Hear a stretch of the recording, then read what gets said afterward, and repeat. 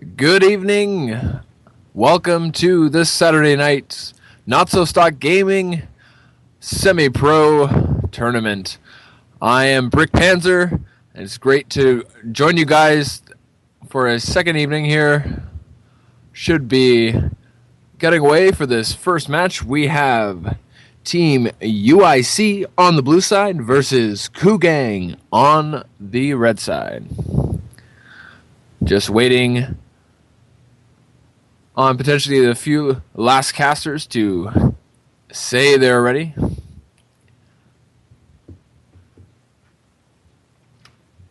After this match, I will be joined by your wonderful host, Dark Orbs. Should be fun, and of course, let us know what is up on the Twitch chat. Always good to hear from you guys. Hoping to get underway soon.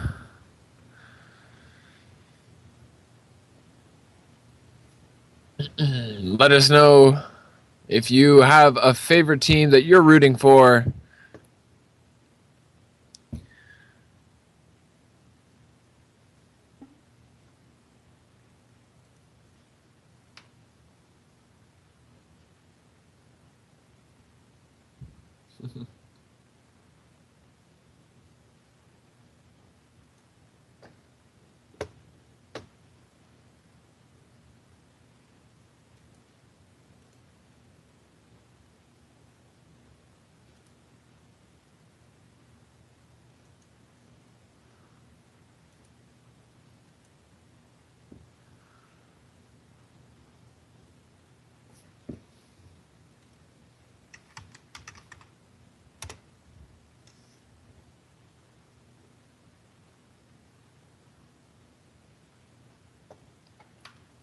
All right, guys. Sorry for the silence. Just waiting to get into this champion select.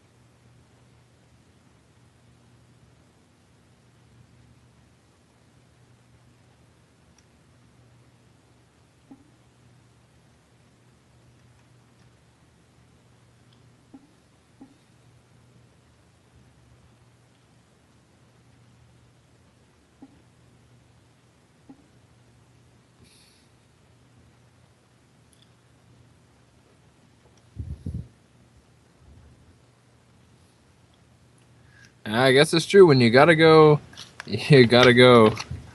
I definitely wouldn't want to try to play a match having to go to the washroom.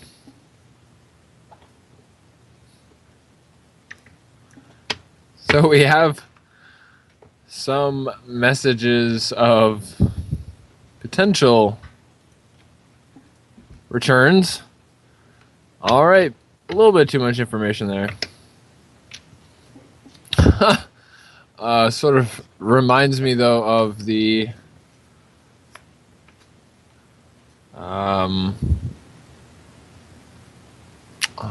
what were those comics by Dan Hertzfeld?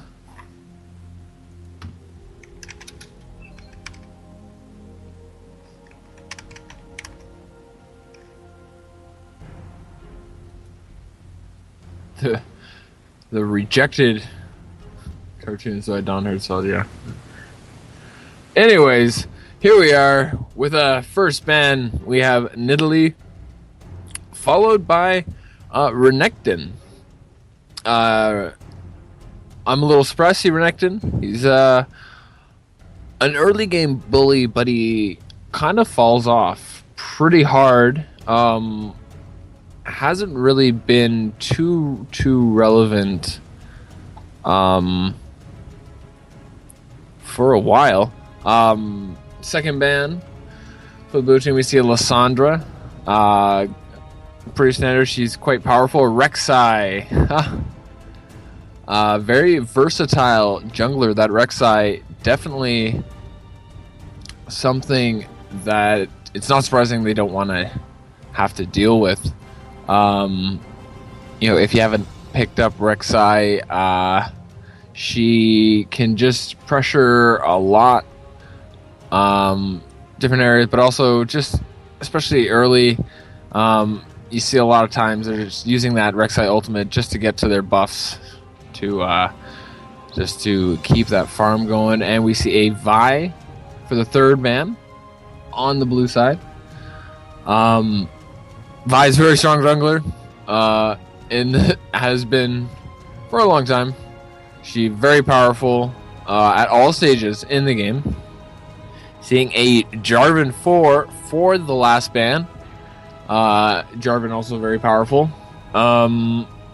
Kalista Instalock, very powerful ADC. Amazing kiting potential. We see a Viger also Instalocked. That will be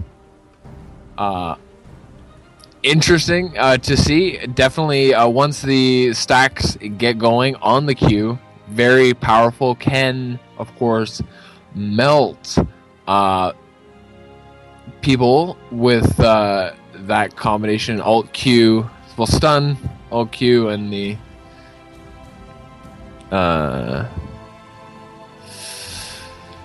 anyways, all of them, the rigmarole, the whole shebang. And Mumu hovered. Mumu, a very high potential jungler there. Switch to the Lee Sin. Lee Sin, very strong early game. Counter jungling and ganking potential. See the Fizz Master Flex. And the Braum will be locked in. Braum Kalista, very powerful synergy with both their ultimates. Seeing Poppy potential. Syndra, they're just flicking through the champions. Let's talk more about this Kalista and Braum for a second. Just really good synergy, especially with Braum's passive.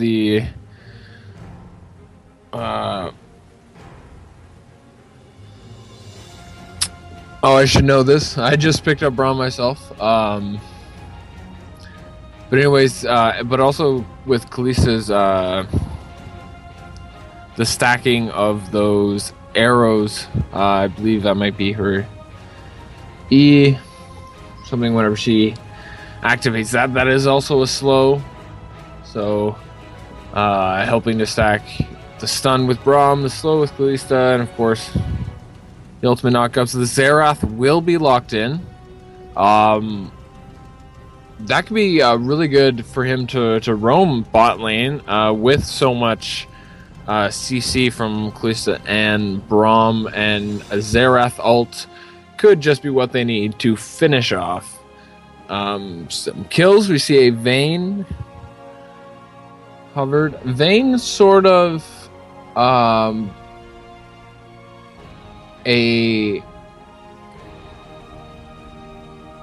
well, people say that Kalista is really, really OP right now. It just depends on who you're playing against. If people know how to counter her. I have not had to play against Kalista in a while.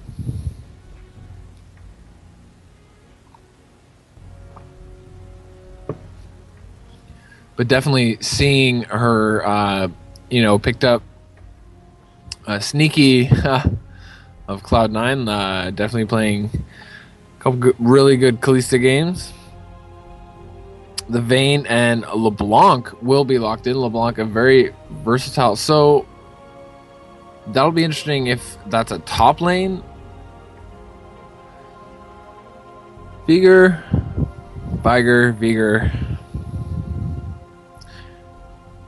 In the mid lane. But the Pantheon and a Sion will be selected for this blue team. Sion, very good bullier with his Q and his shield. The roar and his roar and his shield. Be interesting to see a Pantheon. Haven't seen him in a while. I see a Fizz hovered for this last pick on the purple team. And we'll see if that is changed to a Tryndamere. Tryndamere, very powerful mid-late game. Once he gets his, Static Shiv, i.e. Blade of the Ruin King. Oh. Switch to a Maokai for that team. Ooh. But the Shen will be locked in. So we have Team UIC on the blue side versus Kugang on the purple side. Here at our first round of the Not So Sox Saturday Night Semi-Pro Tournament. I'm your host, Brick Panzer. Great to be here tonight with you guys. Let us know who you think will win this first round, whether you are cheering for Team UIC or Team Kugang. You can give them some love in the Twitch chat. As we get into the delay here, we're going to see. So it looks to be a Veigar support. So that's going to be quite interesting. Definitely going to be interesting to see if he can secure some 2-champion stuns with that. Going to be great for Vayne to just dart in there, get off her. I believe her E is her W is the silver bolts. Q is the dash, and the E is it pins them to the.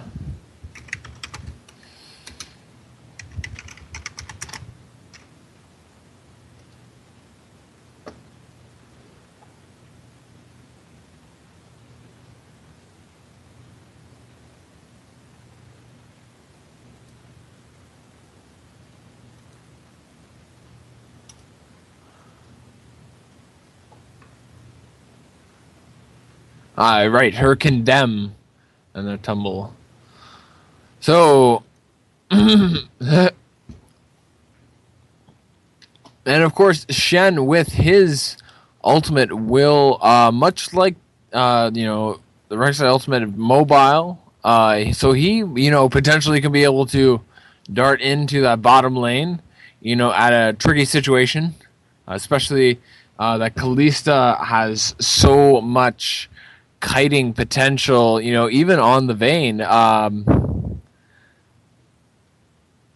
And that Braum with the slows and the ability to keep up to Kalista with the stand by me and his ability to, block that condemn with his shield. a good matchup there in the bottom lane. We see the Lee Sin and the Pantheon. Pantheon definitely not as effective as Lee Sin pre-6, but definitely, if Lee Sin tries to counter jungle, definitely a potential for Pantheon here to, maybe turn around with a stun and hit the spear, and who knows? Who knows? Going to be an interesting matchup. Mid lane LeBlanc versus Xerath. LeBlanc highly mobile. Xerath not so much. Missing that stun will probably prove pretty much fatal. Should LeBlanc get any sort of lead on him. A final boss Veigar skin we see coming out here. A wonderful skin. I do not myself have it. I only have Veigar Greybeard, but definitely a must, in my opinion, of the Veigar skins. Just that Gandalf shout out.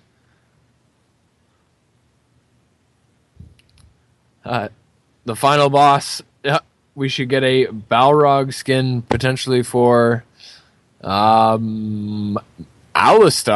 Maybe an Alistar Balrog skin. That would be cool.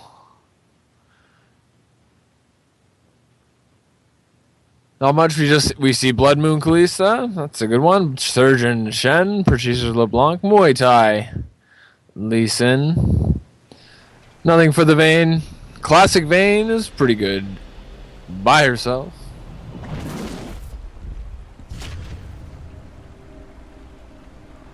And here we are. I hear the sounds.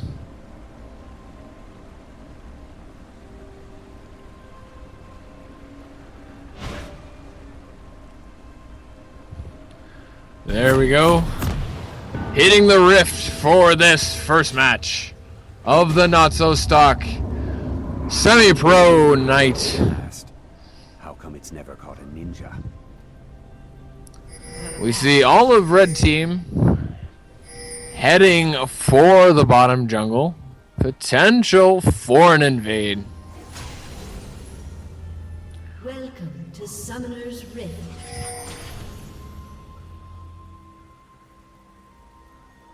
See pings as they come up to the river here. We might see. It will take only a spark of my magic. We might see some near misses. Blue team will be spotted out by that red ward. 30 seconds until minions spawn. Red team is all above. Lee Sin throws out the Q. It connects onto the Kalista, but nothing followed up. Veigar picking his stun first. The Shen wrapping around the back here, but he will be seen by Xerath.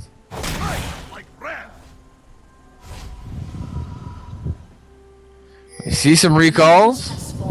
Things might just cool down here. He pull back off, starting the buffs. Looks like Pantheon going for... Could be going Gromp or blue buff. Straight first. It will be going to the Gromp. Kalista and Braum looking to pick up these Krugs here. Lee Sin at the Gromp as well. So, going for the Gromp level 2 to the blue buff for that cooldown reduction on the Lee Sin and the mana regen cooldown reduction on the Pantheon. I myself normally start blue.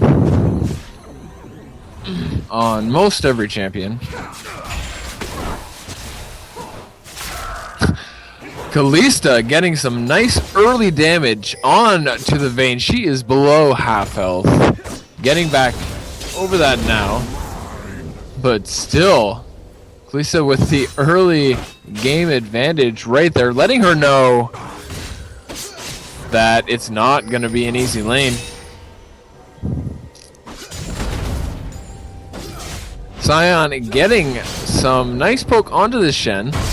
He will get him very low there. Shen having to back off. Braum laughing, getting some taunts out there.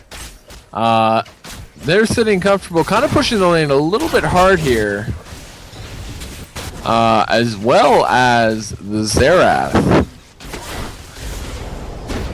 Shen having to dash out, very low health compared to the Sion, who is still over half compared to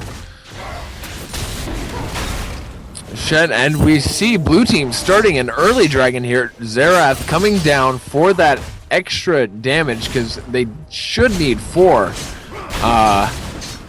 Very low, but this is a really good strategy on the blue team sprite, just getting that pre 5-minute dragon and not seeing any retribution. That was a free dragon and a great call. Shen is completely pushed back. The middle lane is fine. The minions were LeBlanc going on to the Xerath. He backs off. But she, with that ward there, will be re-initiated on and actually takes her flash. So a win there. Oh, Pantheon's flash is down.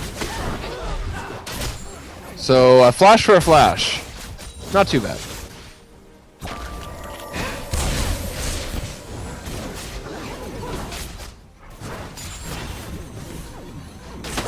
See that Vayne has actually managed to push Kalista and Braum back to their turrets. Braum getting the poke on to the Vigor. He will be stunned up. The flash from the Kalista. And Vigor will get away with a little bit. Oh, the stun from the Xerath connecting.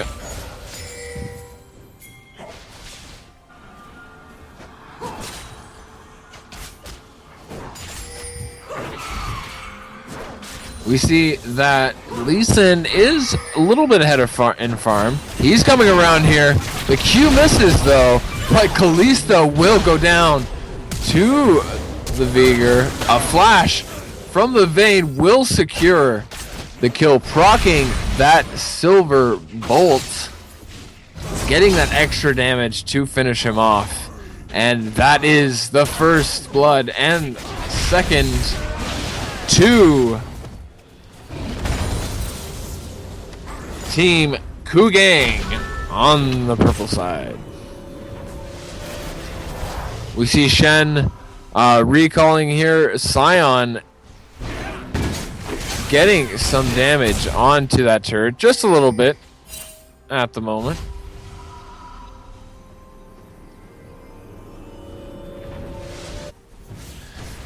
Recalls, Vayne picking up that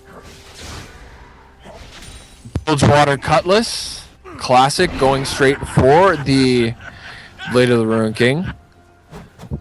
Kalista going for, she already has Berserker's Greaves, so just wanting that attack speed, mobility, which is so crucial for Kalista. You see a lot of builds going straight Runins, then Blade of the Ruin King. Just super attack speed there. But with that first kill, it'll be interesting to see if they turn around. Sion getting some poke onto the Shen, who is doing a great job of cutting this guy down. Not getting bullied nearly so much. Sion actually missing some farm there for his troubles.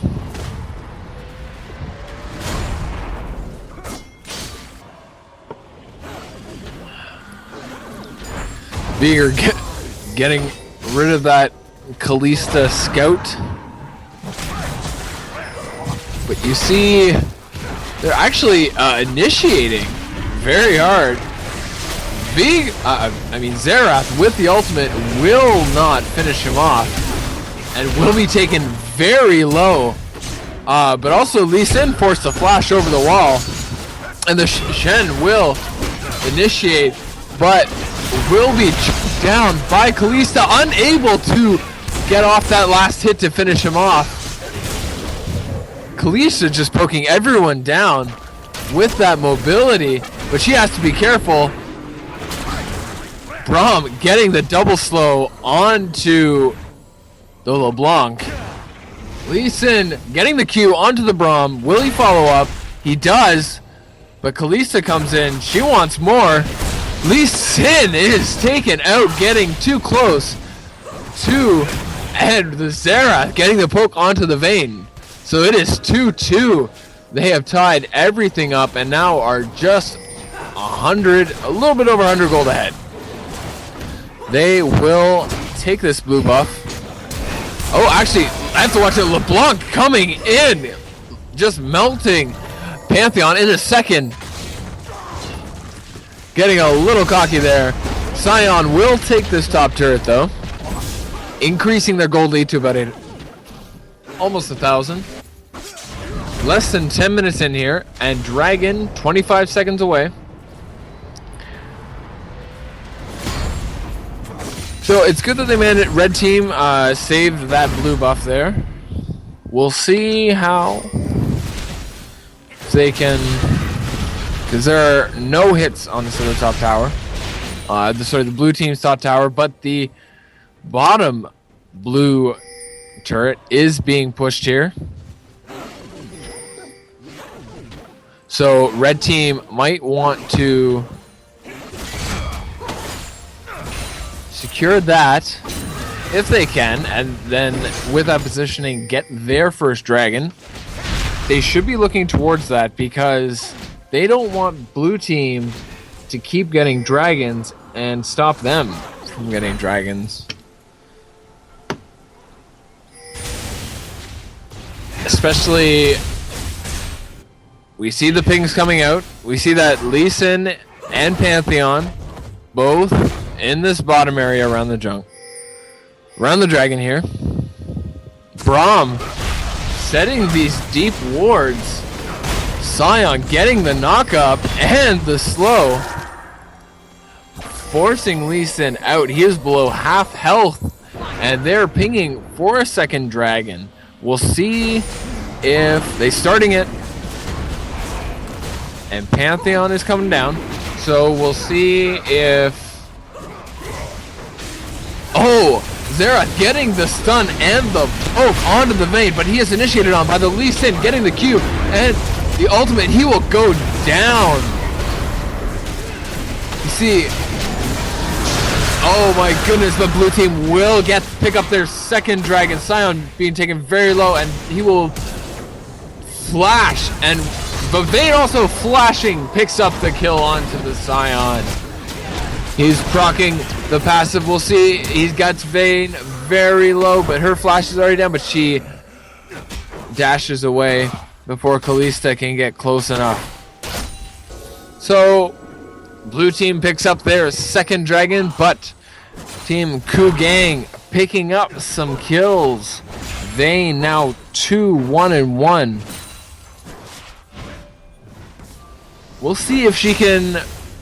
She's actually down 30 farm on, to the Kalista though. Kalista with a Cutlass and Berserker's Greaves.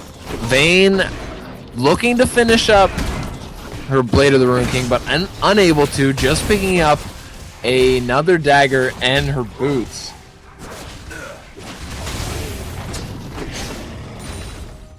this blue buff going over to the Xerath. And he's just going to waltz over and pick up the farm that's accumulated in front of his turret. Thank you very much.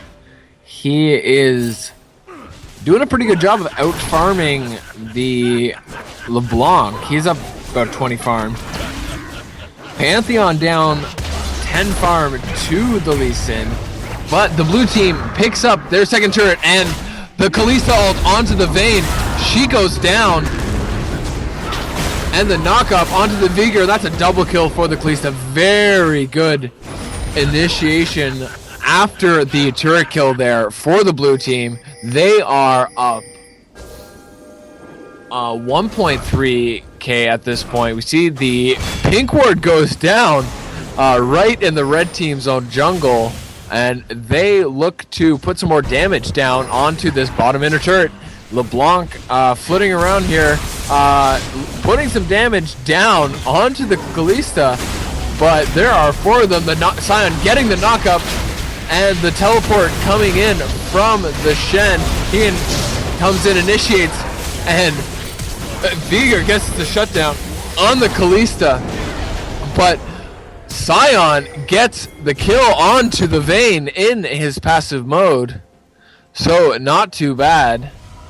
But we see now that the red team has taken the gold lead. They are now up about 200 gold in about the span of 30 seconds. Kalista actually the first champion to hit 100 CS. However, well, 3, 2, and 1 doing a good job. But the Xerath ult coming out. Why? Interesting. Xerath ulted, but the camera did not see fit to see what he was doing. Missing the stun, but the Vigor stun also missing there. Not too bad. We see that Sion will go back to the top lane. The ultimate coming out just to be there right when Shen gets to his turret. Pick up that farm, initiating hard. Shen will take actually a couple turret hits there, and stunned again. Forced off, taken very low. Sion and Shen. Shen actually does not have his first item. Instead of picking up that Sunfire Cape, also picking up a Spectre's Cowl for that Xerath damage. Xerath already with a Morellonomicon and Sorcerer's Shoes for the penetration, able to put out some major damage.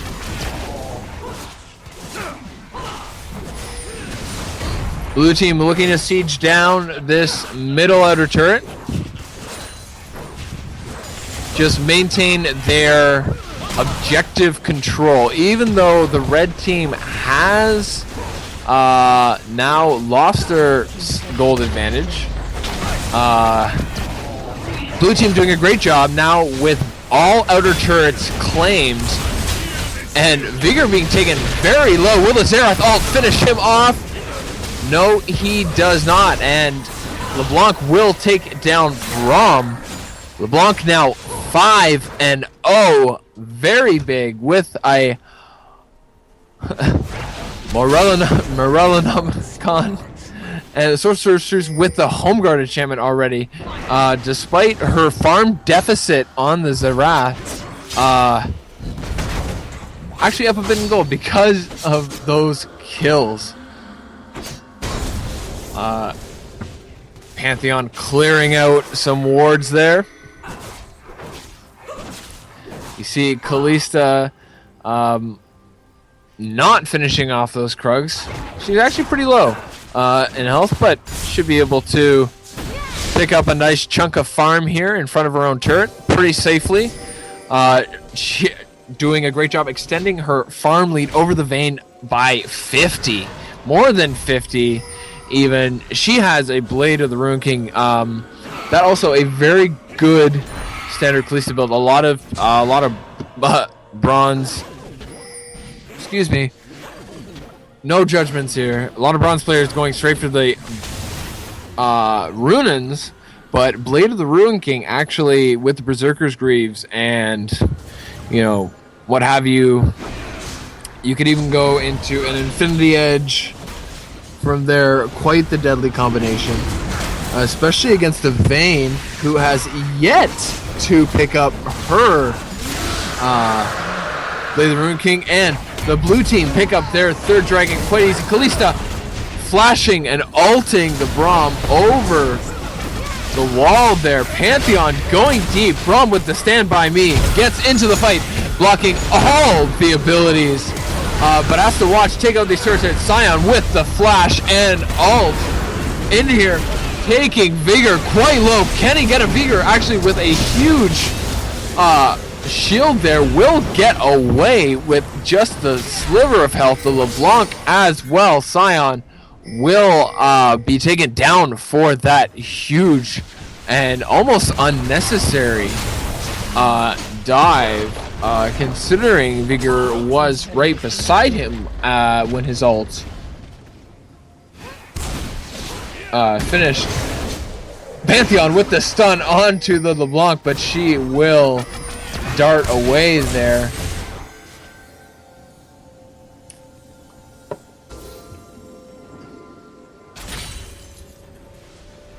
We see lots of farm for this Xerath right here. Just increasing the gold lead. Blue team not as far ahead as we have seen them earlier in this match. Only 800 gold ahead, but with three dragons under their belts. And we see the Sion ult catching the Vigor. The Xerath ult will help to finish him off. Easy peasy. We see blue team actually pinging to start a 20-minute Baron here. It is up in just two right now. Interesting. Actually, now that Kalista has picked up a BF sword, they do have a lot of potential with the Pantheon Giants belt and Sion. We see the Shen caught out here. He should go down to the Kalista. And he does. So if they wanted to, with Shen taken out here, they could do this Baron. We do see them moving towards it, but also the Vigor, who is stunned out by the Xerath, and he will be melted down. The red team are now 2 members down. Blue team goes straight for this Baron. Their objective control here has been phenomenal. Lee Sin out the back here is within sight of the ward that blue team has. He is stunned by the Xerath and poked down. He might even be taken out, but nope. So we see Vayne rotating around, but the Baron will go down to the blue team. We see Braum with the flash over the edge of the Baron pit and the ultimate for the Xerath stun Q combination. Very good. Taking out the Vayne there. And Pantheon and the Sion for the double knockup. Forces the flash, but Shen is still taken down by Pantheon. Very good. Blue team is now up about 3,700 gold on the red team, and they are looking to start on this middle inner turret. Kalista going ham will be taking out the Xerath as well, taking too many turret shots there. LeBlanc looking for more blood on this Braum here. Will she have the mobility to catch up to him? Looks like he might have gotten a Winter's Bite down. He has been hitting them. Sion not coming out here to save his companion, and LeBlanc does take the Braum. LeBlanc now 7-0-4. Looking to perhaps save up for a Rabadon's. The Xerath already with a needlessly large rod. Himself as well, potentially, or he might be going for these Zonias. Playing it safe. This LeBlanc looking to keep snowballing, doing lots of damage. Scion ult coming in onto the Shen. Kalista getting lots of damage onto him. She will take him down. Lee Sin will also be flashed for and killed. The Vayne needs to watch out. Kalista 6-3-3, doing a great job of using her champ's extreme mobility to the fullest. The flash ult from the Vigor will not be enough to take down the Kalista. And LeBlanc will be stunned up by Scion and chunked down very low. Kalista will get the shutdown on LeBlanc and vice versa. LeBlanc onto Kalista. Wow, that was intense. The Xerath stun onto the Vigor. The Scion ultimate under the turret. He is super tanky now with a frozen heart and a spirit visage. Xerath getting super poke onto this Vigor, and he'll be taken down by the Pantheon. The Braum ult coming in onto the Shen. Scion super low. He is getting out there. Pantheon flashes. Vayne will flash back over and get the shutdown, proccing those silver darts. Braum getting the Winter's Bite will slow the LeBlanc. She backs off. Going over for this farm.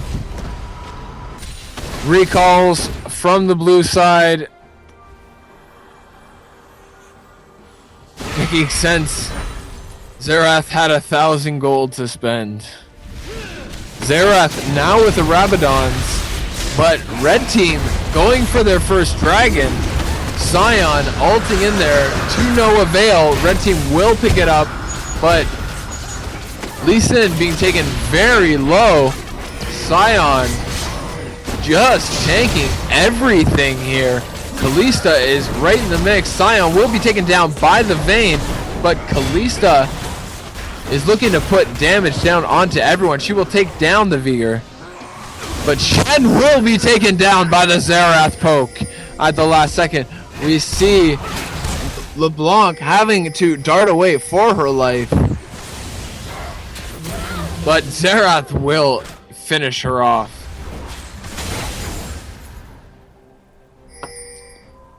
So despite red team picking up their first dragon, blue team has taken a 4-4-1 and are going in on this bottom inhibitor turret. Xerath is caught out behind the wall. He will be taken down by the Lee Sin. See the Scion ulting to this top lane to collect this farm and put some pressure on, pressure going all three lanes. The Lee Sin Q landing onto the Kalista. She will be taken down by the Vayne as well as the Braum. Actually, no. Pantheon coming in strong here, but he has to back away, and Vigor will take down the Braum. Pantheon in trouble here. Will go down to Shen. Not able to get that last bit of damage onto Lee Sin. Lee Sin actually doing pretty well out of his team. 3-3-14 with a, I believe, Warriors enchantment and a Randuin's. Looking to maybe pick up a Banshee's Veil. You see Scion trying to finish off this bottom inner turret, but it will be forced off by Lee Sin and Shen. Vayne coming up from behind will be getting off these silver blades. Silver darts. Sion will not be able to ult out, trying to get damage onto this Lee Sin to no avail. Xerath poking him down, but having to back away. You see that Baron is up in 20 seconds. Blue team Sion, they'll definitely need Sion for it, but wow, the Xerath ult coming out will miss all 3 shots. Also the stun, the flash from Lee Sin, the Q onto the Braum, the re-engage, and Vayne picks up another. Vayne now 8, 6, and 6, doing a good job, even with the most deaths, but also the second most kills on her team. We see now the Sion ult will not connect. Veigar flashing out.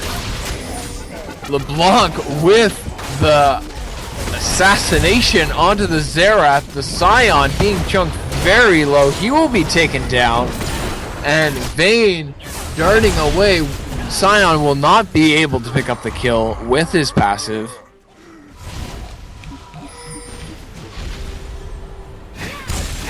Too bad, even though Sion is super tanky, even with a Thornmail at this point, just not able to get enough damage onto the Vayne to make it a 1-for-1. See, Pantheon going for a Warmogs after his Warriors enchantment, and now going for a Maw of Malmortius, just for that extra damage. Potentially building some armor or magic resist after this. We shall see. Or I have not played a lot of Pantheon. I'm not familiar as I potentially should be, despite his high elo versatility. We see the Xerath ult chunking the LeBlanc, almost getting the kill. Lee Sin having to ward hop away. The Pantheon ult coming out, getting the stun onto the Veigar. He'll be chunked very low and taken out by Xerath. We see Lee Sin running around the Baron pit. He will be spotted out by those wards. We see if they just go straight for the Baron here, they will start their second Baron. Blue team just having amazing objective control in this game. At this point, 30 minutes in, 6 turrets to 3, and but only 2,000 gold up. We see LeBlanc going in, Lee Sin as well, and Shen into the pit here. There's a fight. Shen is taken out, and Kalista picks up a double kill and the Baron. Xerath getting that last kill onto LeBlanc. And a fully Baroned up Sion and Kalista will head for this middle inhibitor turret. Kalista getting chunked kind of low by the turret. They go in on this inhibitor, forcing the Vayne off. It looks like this should be the beginning of the end for this game, as they take the bottom inhibitor as well. We see Braum and pings for the blue buff. It's not there though. They might rotate down for this farm and a fourth dragon. Third dragon. Yeah, a fourth. Will be their fourth dragon. Ooh, but catching out Lee Sin. Vayne actually getting the kill onto Kalista, but she will be taken out by the Pantheon. Shen being chunked super low. Pantheon with the spear and the double kill. As this blue buff pops up, they'll probably just hand this over to Xerath. There you go. And pick up a fourth dragon while we're at it. Why not?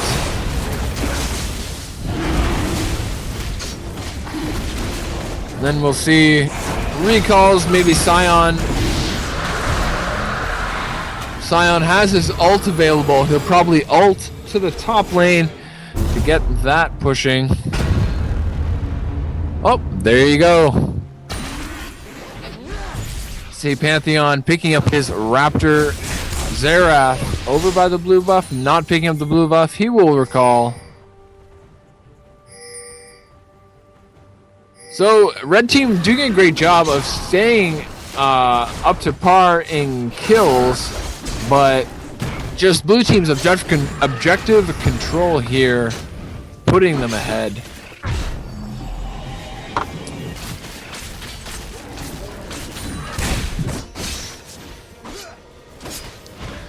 So we see Sion has pushed this top lane up to this inner turret. It will go down here. Not much they can do. See more taunts from Braum.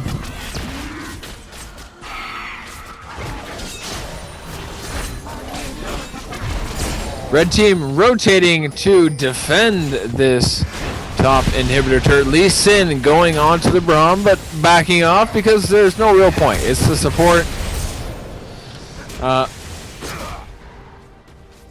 Braum's pretty tanky at this point. Picked up a Giant's belt. He's got his face of the mountain. Oh, but the Vigor Sun catching out both Pantheon and Sion, but Shen will be taken down there. Getting too greedy. Forcing the flash from LeBlanc. Braum, sort of a wild, askew ult, but they've taken down this third inhibitor turret. They're going in on the Nexus turrets here. This should be good game. Braum will be locked down, taking some turret damage, but they're not really worried. We see super minions have already made it to the Nexus turrets. The first one will go down here. We see a Sion ultimate. Just his own. And this will be the first round game going to Team UIC. Defeating... Oh, there we go. Defeating Team Kugang.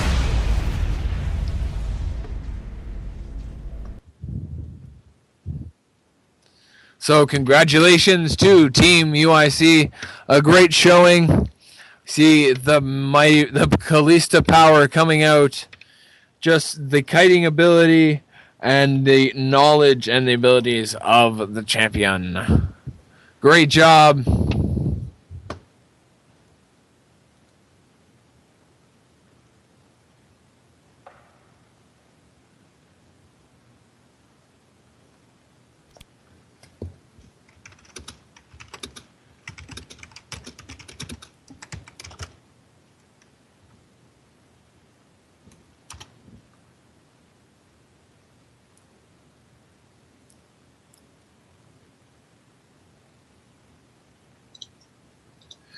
Alright guys, we're just getting ready for round 2 of play here. Looks like Brick Prancer just needs a quick break, but he will be taking back over here as we get ourselves into round 2, and I will be joining him again at some point this evening. Was hoping to get in as we got this round started, but have a few more things that I unfortunately do need to get done here. Hopefully everybody can hear me. I'm not blasting anybody's ears off. We had our sound adjusted really, really loud for last night as me and Brick were passing. Actually, from my place here, sitting a few feet away from the microphone, which is now, an inch or so from my mouth, and hopefully not blasting anybody's ears off right now. We are getting set up for round 2 of play here. Going to be C8 Nom Saiyan. They should be on the blue side, but it looks like we actually have UIC set up on the blue side here with C8 Nom Saiyan on the purple side. Not a huge issue there. I will alert the teams to their side arrangements, but if they want to play on the other sides, I'm really not going to stop them. There's no real side advantage, at least not for my opinion. I don't think at this level we're really playing locked camera or really stuck on one side or the other.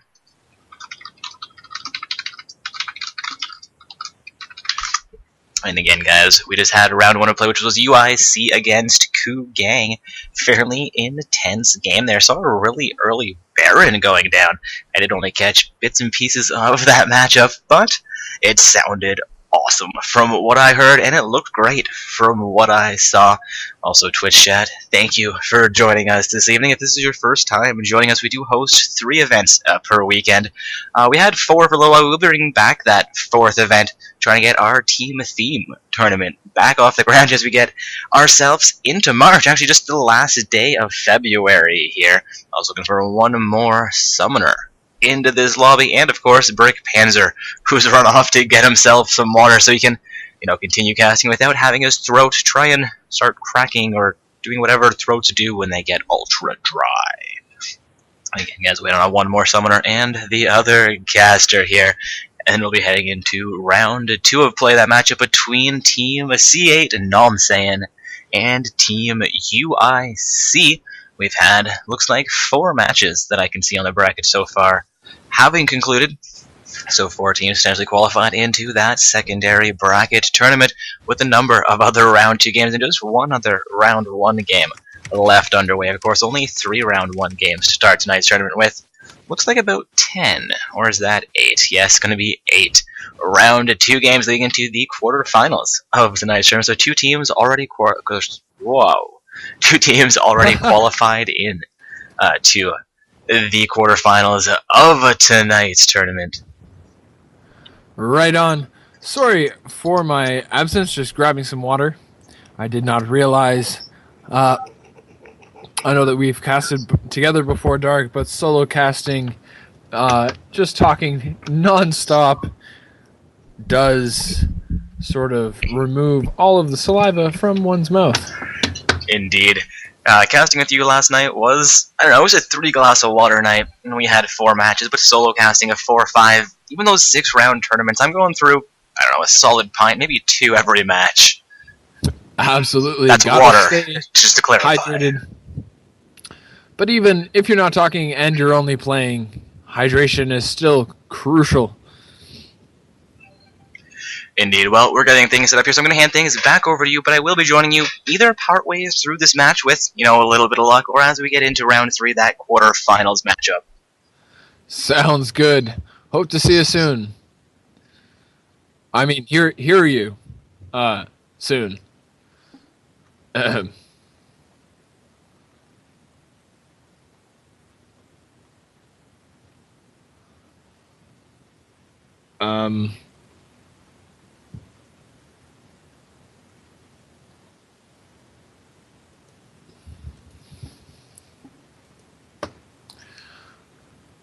So,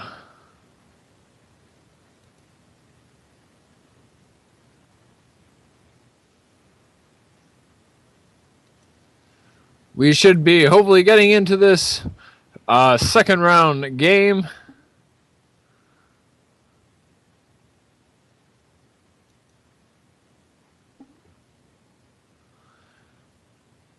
Hopefully everyone will just chill out.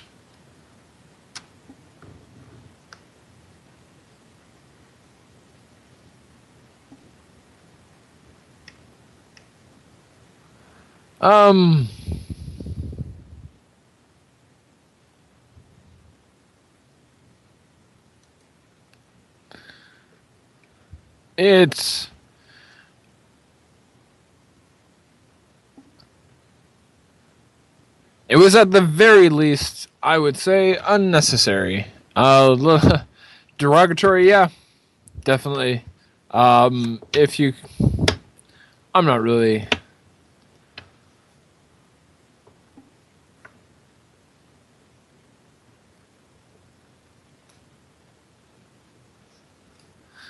Hopefully be getting into this game soon.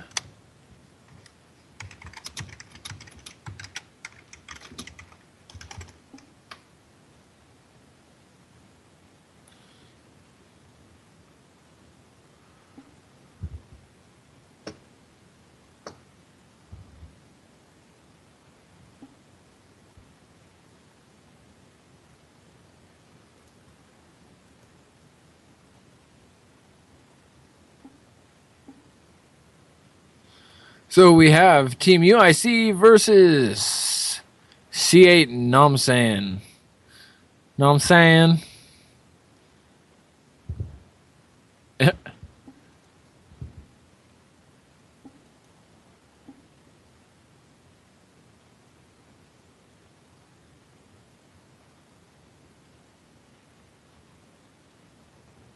Anyways.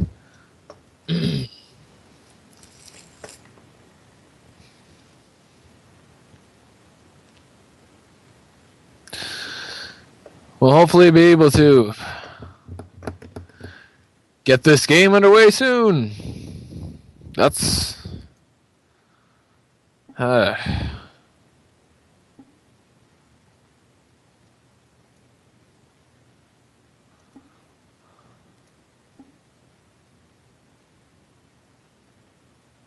Uh-oh.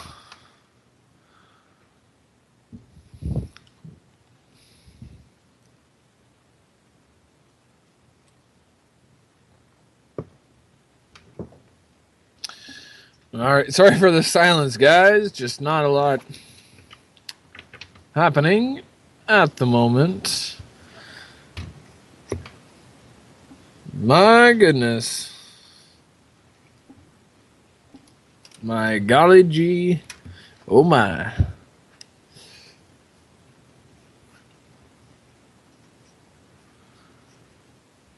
Everyone needs to get along. Because Dark Orbs needs to bathe his dog, his new puppy. Her name is Skunk. She's adorable. Very excitable, lots of energy.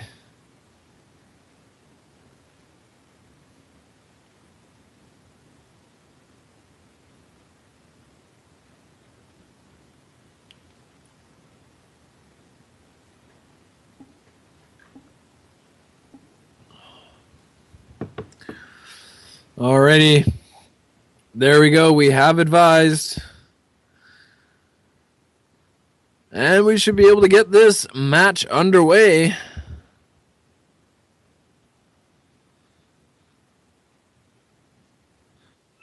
Let's get this match into the champion select. Haha. Whoa.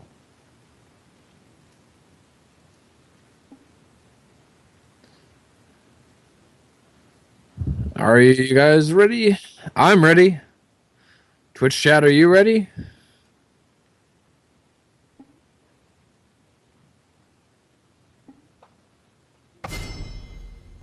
Alrighty, here we go. We are into the champion select. We'll see what the first ban is. Lysandra. Saw her banned last round. Banned this round. Might be banned the whole night. Lysandra, a very strong pick. Top or mid. Seen her a lot of top lately. Something people don't want to have to deal with.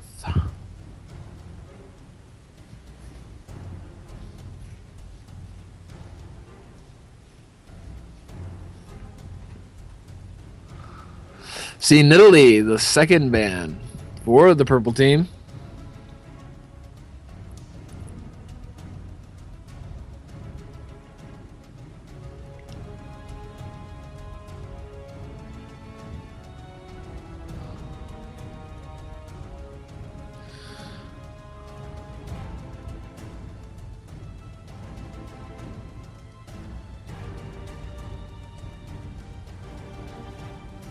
Alrighty, so we have a Jarvan 4 and a Zed for the next bans. Jarvan 4, very strong jungler, saw him banned last round as well. The Zed, a very strong mid laner, and also a strong split pusher. Definitely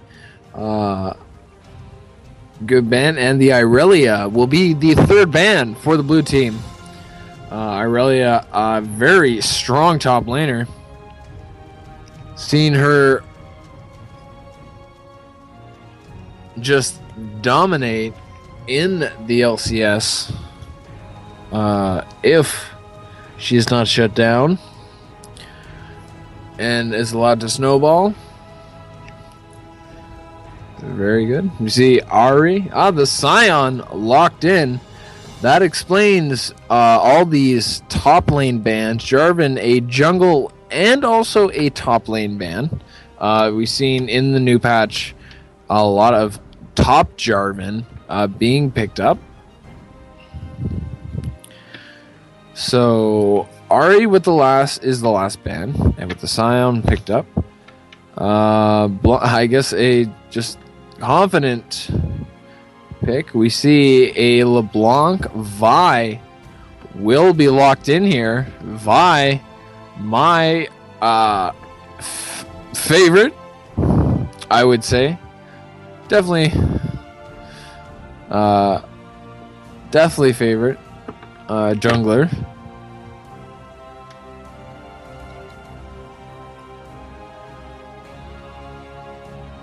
And we have the Lee Sin locked in. See if the Ezreal is followed up with. Surprising that they don't try to pick their supports. Because if the Ezreal's locked in, they could take it mid. But more likely, gonna be the ADC. Change to a Graves. Graves very strong. Graves, a great ADC.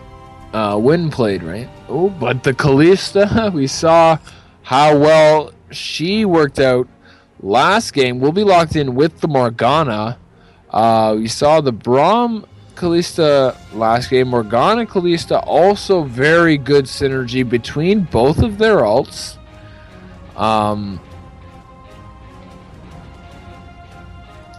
The Dark Binding also from Morgana having incredible range.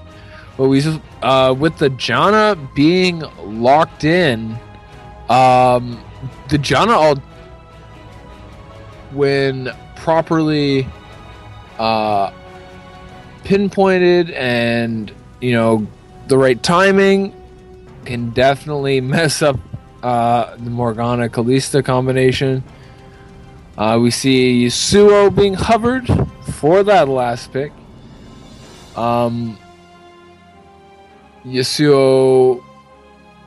Oh, but the Katarina will be that final lock-in. Interesting pick there. And we see Malphite might be this last.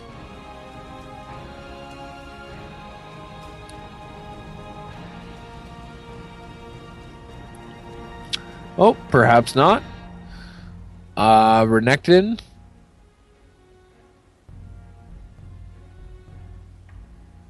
Could be picked. Depending. Again, Renekton, one of those classic champions. Just, when played right and snowballed and don't let the game get too far. It will be locked in. Yeah. Renekton will be locked in. So, definitely going to be relying on Kalista here. Renekton just should go tank.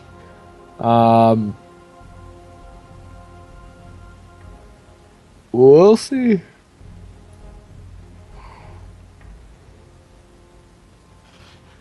Oh, excuse me.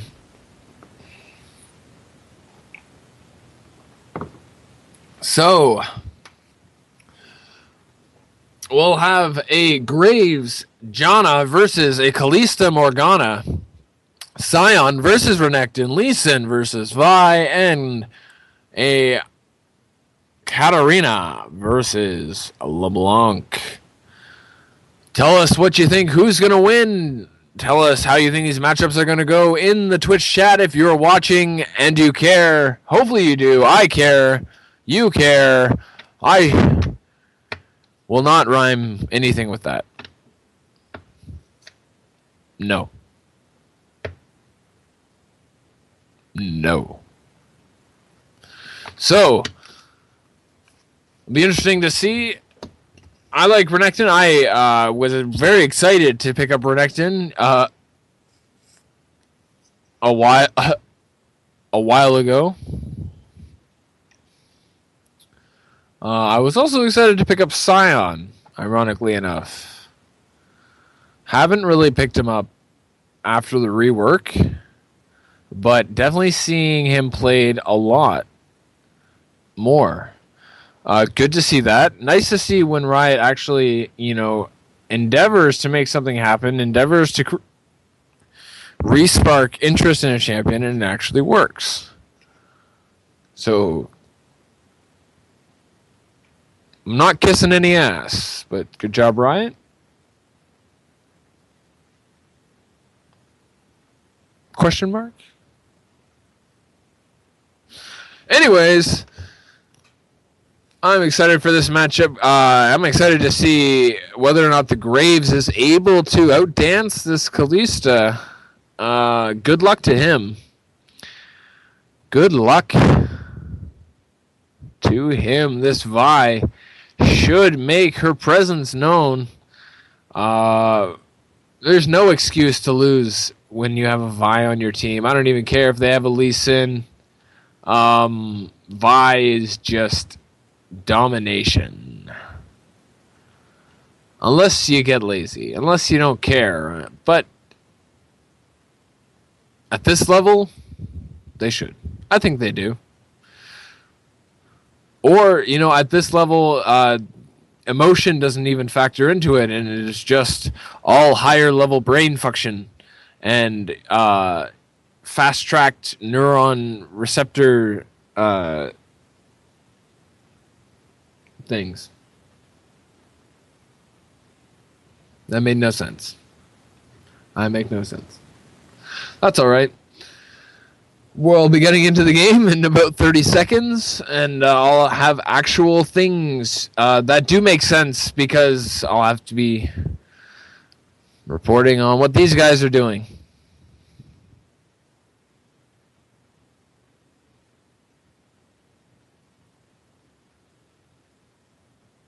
It's just a little bit of stretching. Apologies, guys, for the rambling. It'll be interesting how this Katarina LeBlanc matchup goes. Both, pretty mobile. Mid lane assassin champions. Is there nothing in the Twitch chat? No one cares in the Twitch chat. Come on, Twitch chat, you should be discussing between yourselves, create community, create debate, create thought and intrigue and interest within your lives. That's a pretty cool new Katarina. Ooh, we see a victorious Janna. Not a skin you see every day. Along against a victorious Morgana. Neon Strike Vi. That's a pretty cool skin. I don't have it. I only have the Officer and the Debonair, but I really want that Neon Strike to finish up that collection. The Blood Moon Kalista, Jailbreak Graves. I have the Pool Party, which is pretty cool. So it'd be cool to see the Jailbreaks. That's also $9.75, so it should be pretty neato. Scorched Earth Renekton. That's a pretty cool skin. I have Pool Party Renekton. Pool Party Graves, Pool Party Renekton. I like that. I really like the recall animations for the Pool Party skins. Here we are, loading onto the Rift here for the second match of the not-so-stock semi-pro tournament. How is your Saturday night going, Summoners? Good to have you out here. That is a really cool Grave skin. Jailbreak Graves, definitely some sort of cool thing. I just watched Guardians of the Galaxy. I know, it's been out forever. Where have you been, Brick? Why are you living under a rock? That ward will not spot them out, but they will see it placed. So, good job there on the red team. Yeah, that is a super cool Vi skin, especially after the new textures. Minion spawn. Anyways, see pings coming out from the red team, maybe going for this blue team blue buff. We see the recalls coming out from the bottom lane here. They're just warding out. Vi circling towards these Krugs. Interesting to see her start those. I normally start Gromp to the blue on Vi.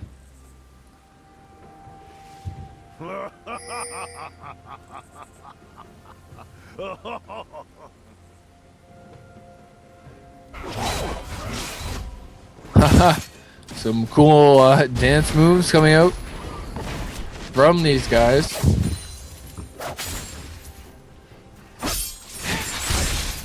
And the first couple creeps start going to each side.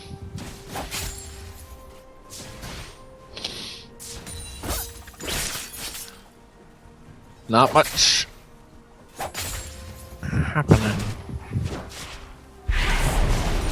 Morgana pulling just in the wrong bush. Janna a little bit ahead of the curve there. Graves missing that little bit of farm though. Janna being poked down. Cat getting some poke with both Katarina and LeBlanc at about half health here as they hit level 2. Katarina a little bit ahead. Healing coming up from both, but LeBlanc coming in a little bit ahead in that exchange. See Vi in the jungle there around Sion and Lee Sin. She will be pinged out there. She rotates around to her Raptor camp, but Lee Sin, Janna being caught by that Jog Binding, Sion being chunked very low by the Renekton, forced back to his turret.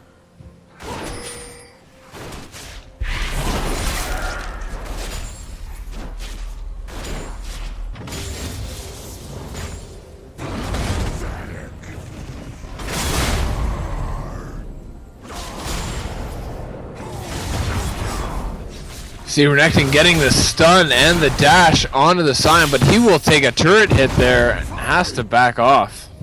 Sion very low now though. LeBlanc heading onto this Katarina. Seems to be a pretty good matchup between these two. Both with equal CS. The Renekton a little bit ahead of this Sion here in farm. No surprise, he's getting some really good bullying down, and the red team will take the first dragon of the game. We saw them have, a flash from both Vi and Janna. Vi will back off.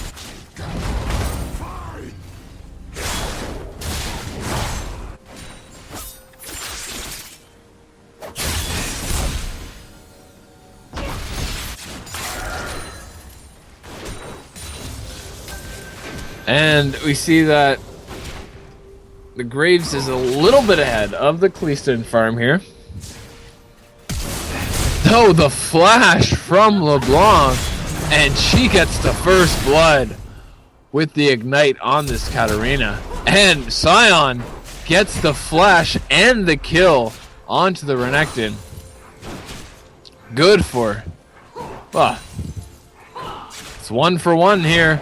Red team is ahead by about 300 gold. The Dark Binding will hit the Janna but miss the Graves. But he keeps going on this Kalista. And both flashes come out. Will she get it? No, she can't. One more auto would have done it. Lee Sin with a bit of an awkward safeguard. Graves heading a bit far out, looking for this Kalista here. If he got a buckshot auto combination, he could have gotten her.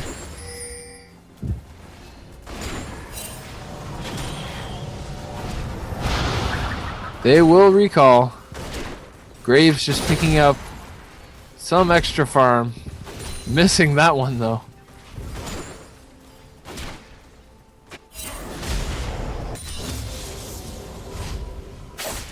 Yeah, maybe they did not realize that there is a ward in that bush. Definitely a good ward to have. Oh, LeBlanc missing her chain. Some pings coming out. Vi swinging around here, maybe looking to make something happen. Cat goes full in, but she is still stunned up, and an easy kill pickup for the LeBlanc. Kill score now 2-1 for the red team. They're almost 1,000 gold up. Less than 10 minutes in. Might see just a continuation of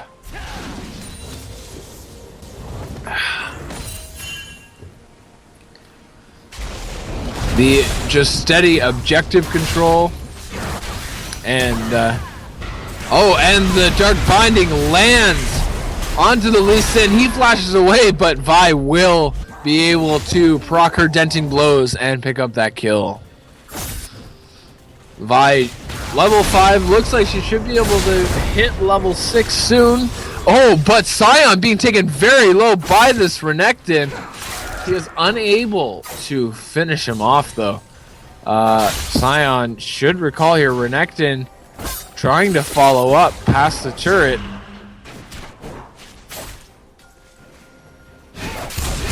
LeBlanc going onto the Katarina. The Cat goes hard and gets the kill, but also is taken down. Just taking too many turret hits there.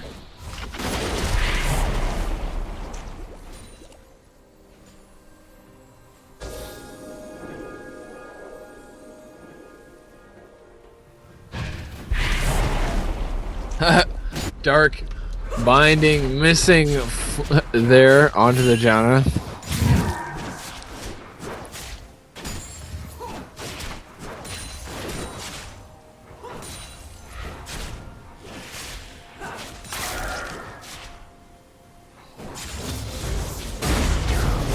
So we have a dragon coming up in a minute 20. Red team should be in a good position to just pick up the second one. They already have a pink ward in the river there for that vision. LeBlanc going in on the Katarina. Katarina going back in on the LeBlanc. Ulting away, but Lee Sin getting the Q, and Cat will pick up the kill. And LeBlanc now 3-2-1. Kalista ulting in with Morgana, and Vi with the ult, but taking lots of tower hits here. Will they be able to? Oh, Kalista does pick up the double kill because Morgana hits the Dark Binding, but Lee Sin comes in with the Q, picks up the kill onto Morgana, and Lee Sin is taken down by the Vi. Great job there, but Katarina is coming in. There might be in trouble. She comes in, she's looking to ult, but Vi interrupts her with a Q, and Kalista goes in, looking for that kill, takes Katarina super low. Oh my goodness, she is almost finished off there. She goes in, Kalista finishes her off. Very good. Cat thinking that she could get the surprise re-engage to no avail.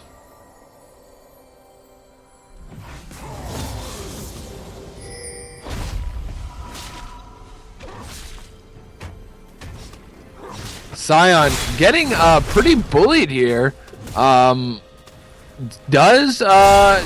started his tanky build, has a Giant's Belt. Renekton, of course, going for the Ravenous Hydra. See it picking up the pickaxe and the rejuvenation beads.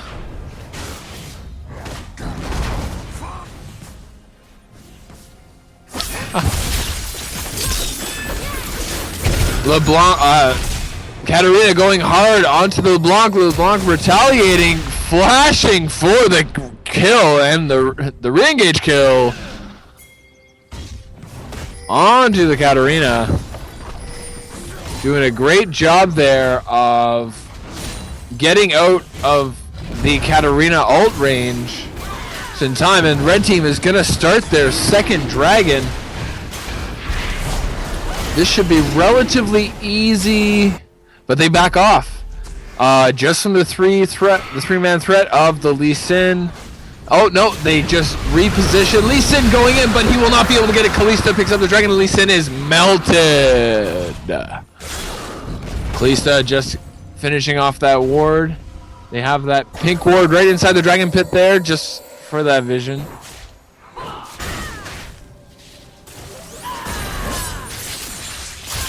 Vi just picking up some farm there in the mid lane. She is now 2-0-5 with a warrior enchantment. That's very good, especially with those denting blows. Vi used to sort of pick up a brutalizer after the lizard elder for that armor penetration to go with that ability.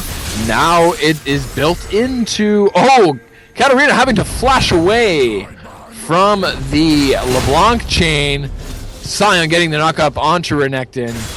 Renekton not too worried. He's got great sustain with his Call to Meek. Vi missing the Q onto Sion. He's just going to hobble away. Starts the recall, but sees the LeBlanc there. He's got a good ward in his jungle side bush there.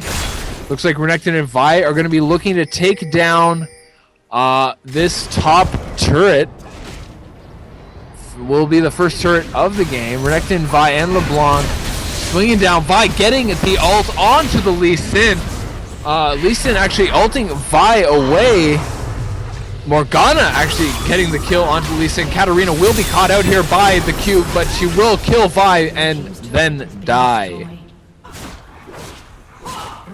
Kalista picking up the first turret of the game for the red team. They are now...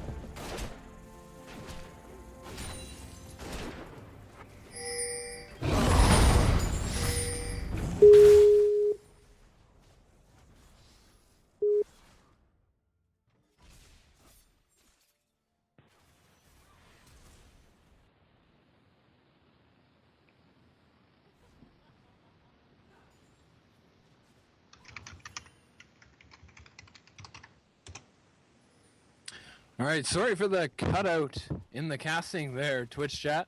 Accidentally knocked my computer plugs out of the outlet. Clumsy hippos. So I should be loading back into the game soon and able to give you those play-by-plays. Just reconnecting now. It's completely my fault, and I apologize.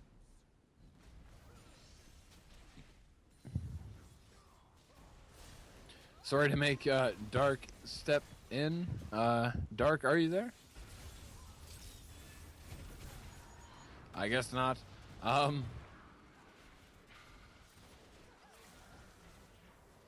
Should be loading back into the game soon. Sorry for the delay in casting.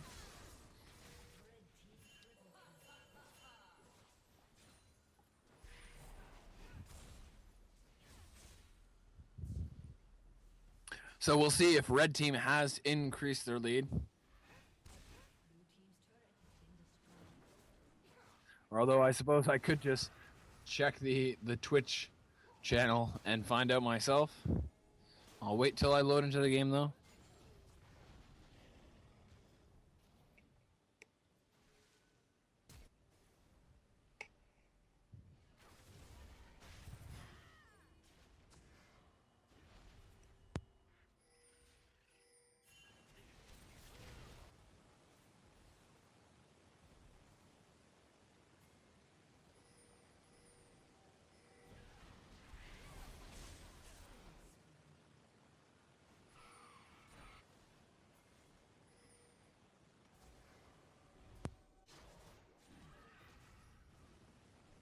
Alright guys, I should be loading back in any second.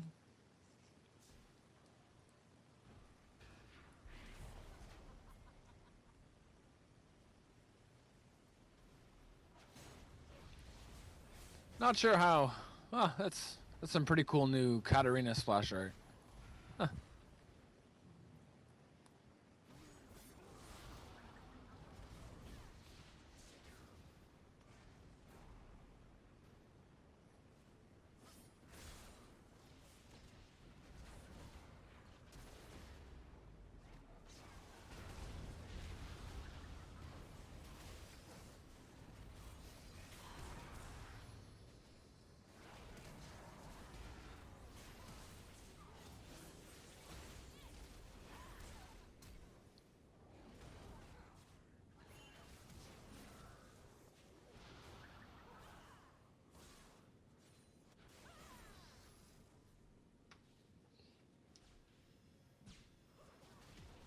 Alrighty, and now that I finally loaded back in, it seems that Red Team has taken down this middle inhibitor turret and are also going on the top inhibitor turret, taking down the middle inhibitor as well. Top inhibitor turret to follow. And the surrender comes out from the blue team. Congratulations to the purple team on this win. Gosh darn it, I just returned only for the end of the game.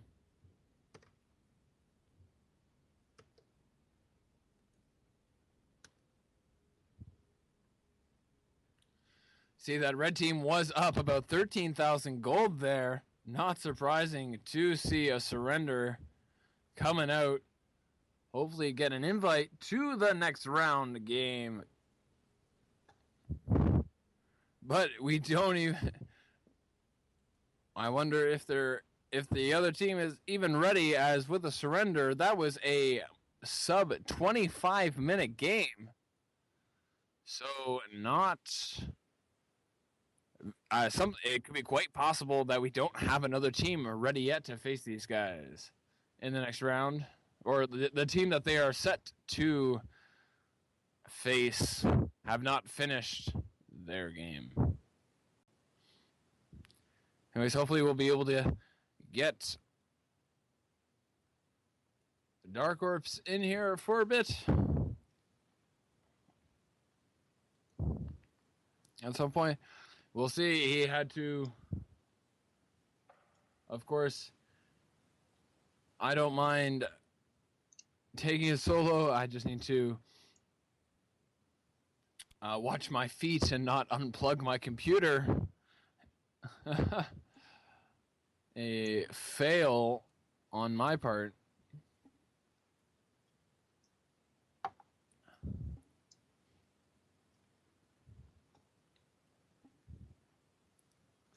So we'll see if I get another invite soon.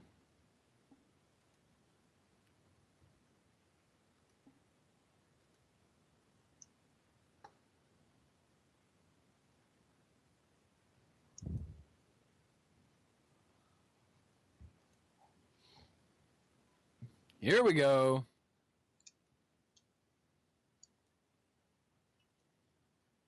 There's an invite. I'm in spectate. Oh, that's right. I spectate. That's right.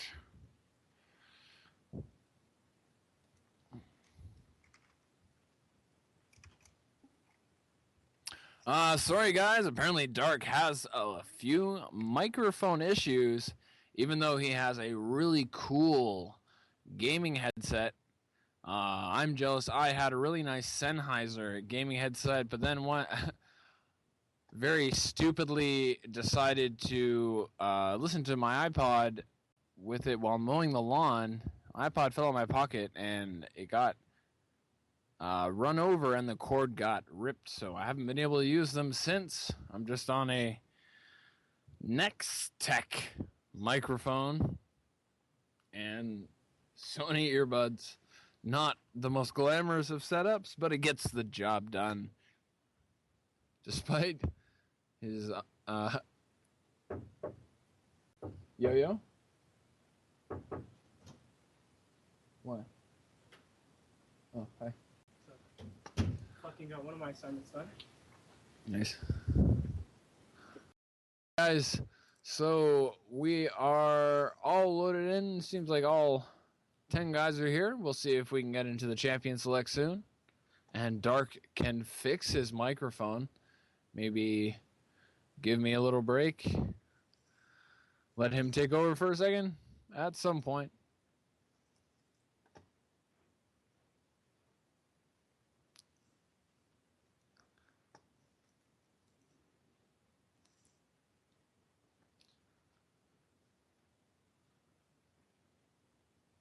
So it looks like we might have Team UIC on the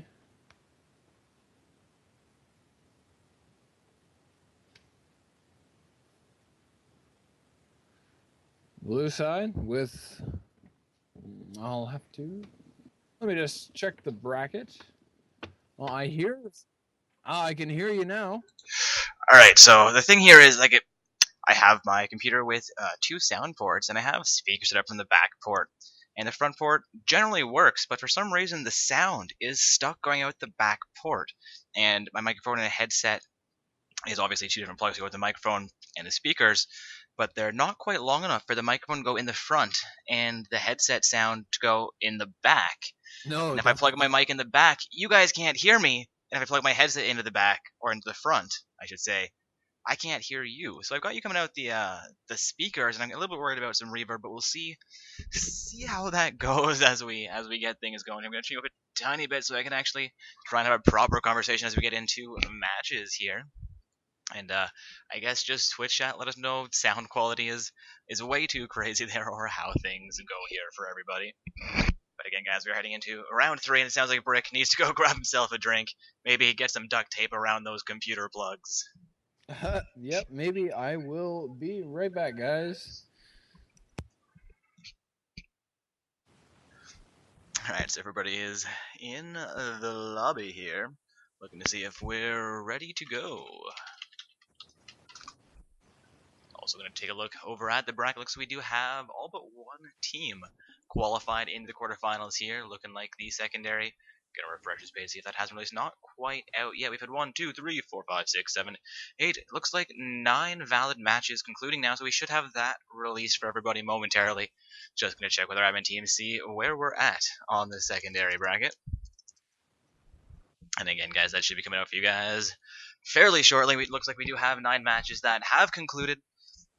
Meaning we have enough teams to make that bracket. Just getting the whole admin in charge of the brackets right now to see how long it'll be until he has all those teams added into the list, gets the bracket released for everybody. But again, where we're at right now, looks like we had UIC emerge victorious against C8 Namsayan in round 2 of play. Meaning our round 3 game, this is our quarterfinals matchup as far as the stream is concerned, at the very least. Going to be UIC versus ND Premier Team. UIC playing from the blue side. Looks like they've got themselves on the correct side this time. And of course, ND Premier Team playing from the purple side. Looks like Chad's asking if I'm ready. I am ready to go. Brook will be back fairly shortly. I can handle things by myself. He can handle things by myself. But when we're together, let's hope we can get this hype train rolling. Also, we are in 2 champion selection here, guys. Looking for those picks and bans to go through. Also getting confirmation that the secondary is getting made up there. Just trying to determine by a match conclusion time which team was the 8th and which team was the 9th to lose their matches. Reports coming in pretty close together. We want to go by the actual conclusion time, not the speed that you reported those by, if at all possible, which of course it is.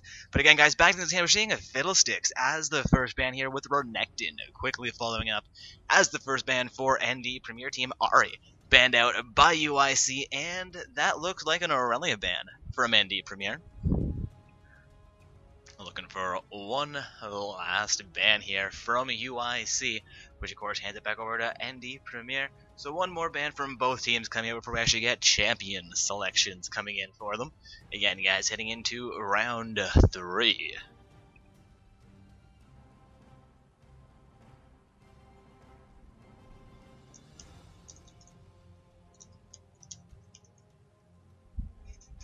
Alright, we have Lissandra banned out by UIC, meaning they have opted to ban Fiddle, Ari, and Lissandra. 3 really heavy AP bans coming out from UIC. I'm not really sure about that. Could be some targeted bans. Could just be some comfort bans, I guess. Fiddlesticks a fairly strong dealer, capable as support depending on who you ask. Ari and Lissandra, of course, very capable mid laners. And the last ban coming out from ND Premier Team here tonight, at least for this match, will be a Kalista ban. We've had Renekton, Aurelia, and Kalista banned out by ND Premier Team. 2 fairly strong top laners and the AD carry Kalista. Believe that's a targeted ban we saw Kalista played in a previous round. Gonna say it was by UIC, at least basing that off the ban here. Unfortunately, wasn't paying quite as much attention as I should have been. Brick was covering things for me. I had to bath my dog. You got it right. Kalista was played by UIC, I think, in the past 2 games. Alright, so a targeted ban there indeed. Also our first champion selection for Ethos from UIC. Gonna end up being this Rek'Sai pick. Do you think that's gonna end up as their top laner or their jungler? Probably gonna be the jungler. It could be taken to the top lane. But they might probably jungler, just because, you know, it's more advantageous to not pick your top laner or your mid laner first, you know, just to try to get maybe, you know, a strength pocket pick counter ban, you know, to your advantage. See, the Graves and the Janna locked in, gonna be pretty powerful. Janna with the Howling Gale, the knockup, combined with Graves' smoke screen, gonna be able to get that good CC down. See the Annie, Singed locked in. Singed, a very good, strong top laner. Yeah, that was Classic. pretty much an insta-lock on the Singed there. Looks Yeah. like Wukong probably going to be their jungler. Singed really not a capable jungler, and Wukong's only real other main lane is the top lane. Leaving Thresh, of course, as for support. So with Annie locked in as well, Annie may actually be playing from the mid lane, so we're still looking for an AD carry from ND Premier Team. Also, Tryndamere hovered here by Navi with Rek'Sai locked in and a Scion hover. I'm not sure what they're going for here. This could be some troll hovering maybe, or Rek'Sai could end up in the jungle with Trinity top, or the other way around there. The Gnar hover, maybe we'll have, I want to say Rek'Sai or Tryndamere mid lane. I mean, we'll see if they actually swap these out. There's a LeBlanc. It's probably going to be a Gnar top lane, LeBlanc mid lane, Rek'Sai jungle. Yeah, no, because what was that before? Tryndamere? It could have been a Tryndamere mid. Yeah, Navi with a little bit of a troll hover here, a super troll hover as the Trundle troll comes out. He's like, yes guys, I'm trolling. Let's show you some Trundle just to confirm it. Is that locked in? I think that Trundle locks in. He locks in the troll, and we have a disconnection from the look of things. Interesting.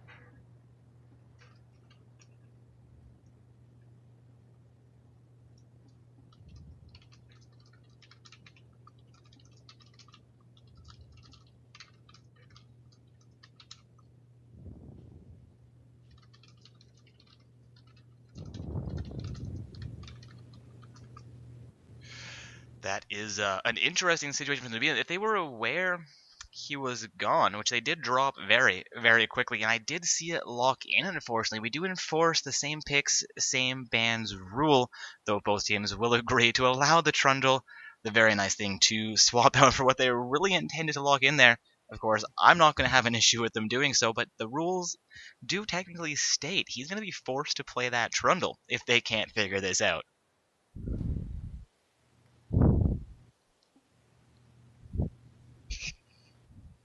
Huh.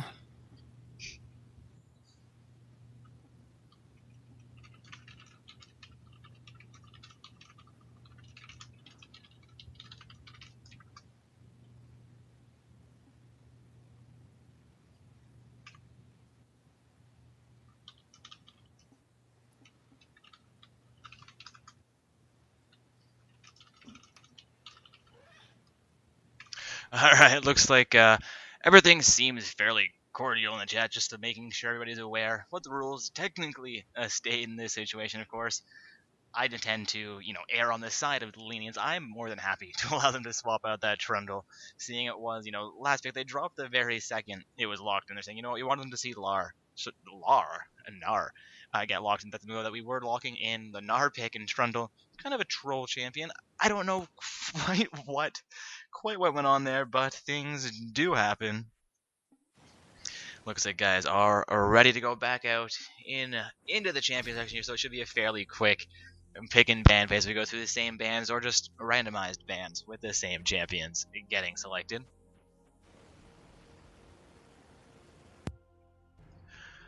Looks like yeah, I guess we're going for the random bans there with the Nocturne and the Zac. Yeah. Just trusting that the same champions will be picked. Indeed, they've not accidentally banned out any of the champions that were picked by Purple Side, so it shouldn't be a huge issue there. We see this happen, generally as we go back in, they just ban out random champions. We've had it happen once where they actually banned out something that needed to be picked and they dropped back out and restarted again, which a little bit more of a delay, but hey, it gets the match going again. Alright, we are seeing that Orianna for the Trundle. I think Orianna being the champion that they wanted instead of the Trundle. And the Graves and the Janna being selected as they were before. You see the Wukong and the Thresh as well, so... Indeed, the Wukong for the jungle Thresh support. Of course, for UIC, we have that Graves Janna pair. Not sure why Janna's not locking this in. Just waiting out that timer, apparently. Come on, Hyagos. Hit your lock in now button. Get this match underway. Yes, please. I mean, we know what you're picking. Not like he's gonna change that one out last second on us.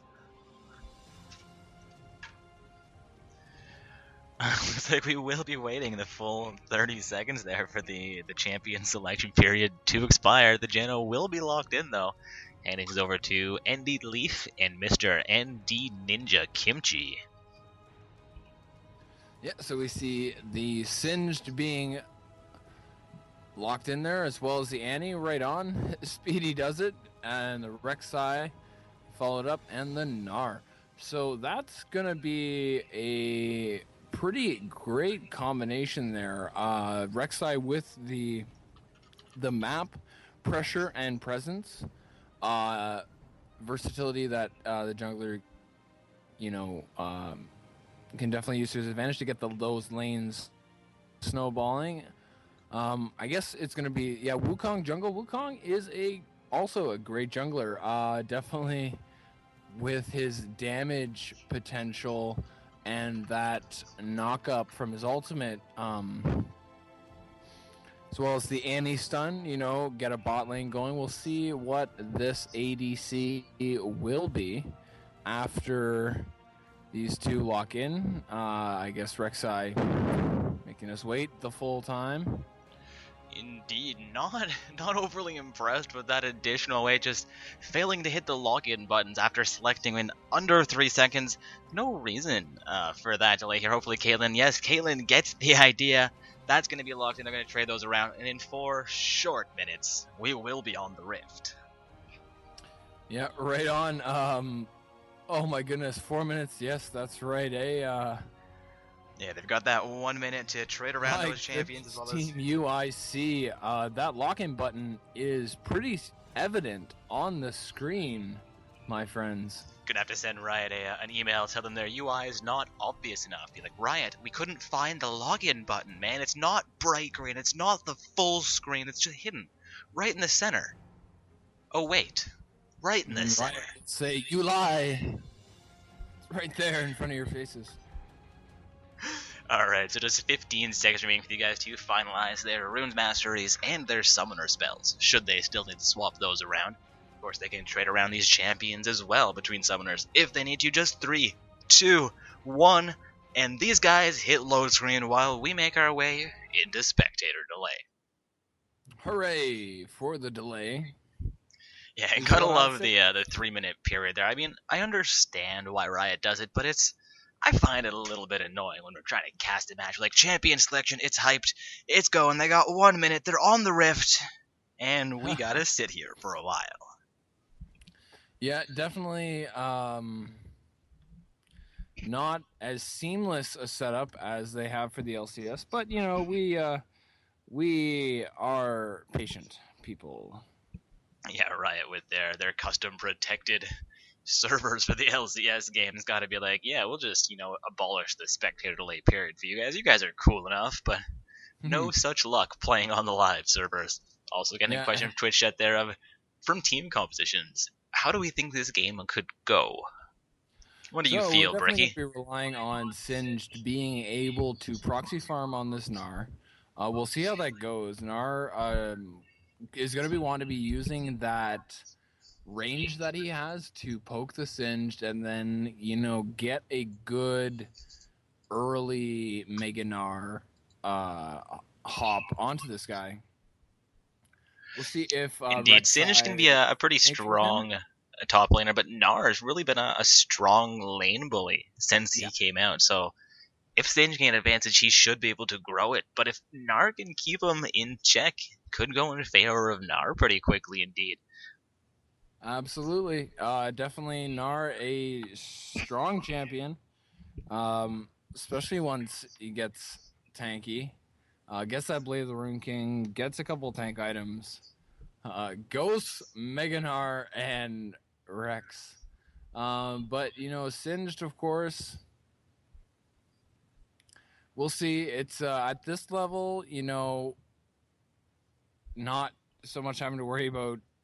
Yeah, and top lane's really not the lane you want to watch when it comes to how the game is going to go overall. We have a really weird mid lane matchup. You don't see Annie selected very often, but she is a fairly capable AP carry. So Annie into Orianna, I feel is actually a skills matchup as well. So that could be a really strong either way. So then that more or less leaves our jungle and our bottom, which again we have Wukong into Rek'Sai, which are two very, very high tier, but of course very different junglers. Meaning, I think the big plays from this game, the game-changing plays at least, are going to be what happens in the bottom lane here tonight, since we have the Graves Janna into the Caitlyn Thresh, which are two fairly different compositions, since Caitlyn's going to want to stay at range, stay poking, Thresh going to be trying to control that lane, while Janna, of course, mimicking the Thresh, trying to control the lane, but Graves going to be going for burst, trying to go all in on Caitlyn as much as possible, I think. Yep, definitely going to be wanting to get that smoke screen off, get for the blind so he can get as many auto attacks off on her, and then be able to just chunk her down with that buckshot collateral damage combination, which is, very effective. Caitlyn, if she gets caught out too much, just won't be able to use her net effectively, especially if he gets to the side of her, because it's nice to shoot that net to get away, but also slow. Indeed, I'm not quite sure on how the ranges match up there. If Grave can slide in and throw out the buckshot while Caitlyn tries to 90 caliber net away, if that's still going to catch her despite maybe being max range for the net. For sure. No, it'll. We'll see. We should be hitting the rift soon. Seeing some really cool skins. The Winter Wonder, Orianna. That's a really neat one. See the Victorious Janna coming out again. Looks like Wukong got a visual update. I was looking at that saying, what skin is Wukong on? But we're looking at just that base skin, apparently. Yep. Mad Scientist, Shins, Panda, Andy, Championship Thresh, Dino, Gnar, and Resistance, Caitlyn. Pretty cool. And, of course, Eternum Rek'Sai. Yeah, the Eternum Rek'Sai. That is pretty sleek looking. Yeah. Yeah, the Eternum Nocturne, of course, a classic. A lot of people really like that skin. The Rek'Sai one, pretty cool. Pretty cool as well.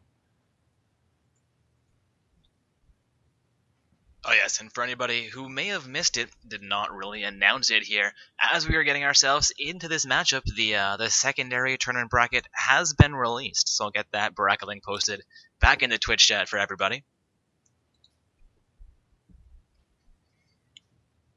Bit of a longer load screen than I was expecting, seeing everybody but the Wukong here, sitting at 100%. We should be into the game, at least on my end, momentarily. Again, guys, round 3, quarterfinals of play. We have Team UIC on the blue side with, just going to double check these team names here, yes, ND Premier Team on the purple side with the ND preceding every summoner name. That kind of should have been, maybe, just a little bit really obvious. Sorry, what? I was like, what's purple team's name here? Look down, all of them have ND. Yeah, it's ND Premier Team, but just with the ND preceding all of their actual summoner names, kind of should have guessed at what their name might have been. Like, it's Team ND. Alright, I've hit the rift here, waiting for summoners to load in. Still gonna get our champions reordered on the scoreboard.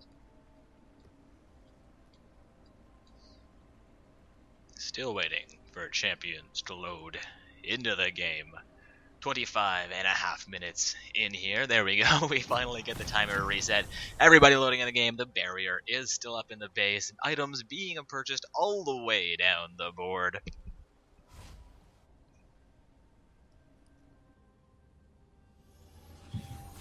And they're off to the races. Rek'Sai taking the lead. Gnar comes in third. He's going to catch up with Starry Sunday, and your grandmother's toast wins the race. Oh, wait a minute. We're casting League, not horse races. Back to the game. Yeah, we see both teams even across the river here. First wards going down. Not too much. Looks like they're going to be just respecting, taking their own buffs. Yeah, Wukong sets up fairly early, showing us he's going to be setting up for that Gromp camp. Not quite sure what the Rek'Sai is going to be starting with here. Probably is Gromp as well, the way they're positioned. Unless they do end up trying for a red buff steal from the red team. Ooh, and Ori takes a little bit of poke, gets a bit more back onto the Annie. The skirmish continues, auto attacks all over the place here at the mid lane. Annie a little bit worse for wear here. She is down below half health already. Yeah, Annie got more damage overall out in that fight, I think. I saw her throw 4 auto attacks in 2 skills in that, but Orianna really made the damage stick to Annie. Orianna able to get a shield up on herself and absorb some of that damage.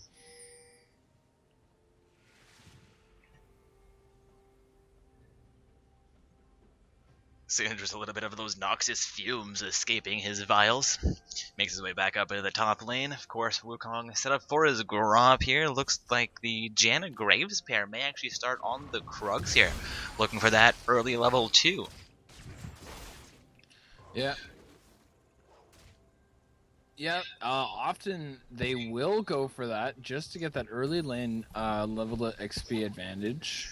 Yeah, with the Janna Graves combo, it's definitely very possible. I find it leaves a lot of ADC support pairs a little bit too low entering the lane, especially at the lower tiers of play. But these guys, I suppose, are gold to masters tonight, so seems like they handled that very well.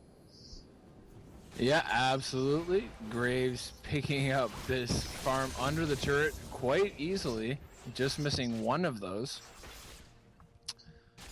Graves, very versatile ADC, dashing forward at level 2 there for the buckshot. Gnar getting some poke onto the Singed, but also being taken quite low by those fumes. Janna picking off that last hit for that minion gold. Ooh, Caitlyn using a range to her advantage there. Poke. 2 auto attacks. Missing that farm though. Taking a look up into the top lane, seems like Singed actually has a slight advantage early on here against the Gnar, reaching level 3 a little bit before him and managing to be almost an entire wave of minions above him right now. Yeah, indeed, 5 farm ahead. We see that 3 members of the red team already have 14 farm. Only 2 members of the blue team, although Orianna Graves have 17, 19, 18, you know, they are in the lead at the moment. Janna. Oh, that's a nice death sentence onto the Graves. Onto the Graves. Janna will respond with the Hurricane, which does catch the Caitlyn. Gnar getting some boomerang up onto the Singed. Looks like Wukong's going to go for his first back here. Looking to see like he buys the, what is that, this Skirmisher Saber he's going for. No, Stalker's Blade. Yep, looks like Rek'Sai opting with the same item. Helps with the knock-up. Or, well, I mean, just a general slow. The Stalker's Blade is always great just to even pick up an assist or help teammates secure a kill. Gnar going into Mega Gnar form here. Singed knows to back off. Looks like Gnar's managed to even things out with the Singed in the top lane, cleaving up the crowd. Sorry, Creep Squirrel. He's going to be actually into the bottom lane, though. That Graves gets pretty low. Being forced to flash away there. Singed will flip Gnar right into those minions. Gnar hopping away.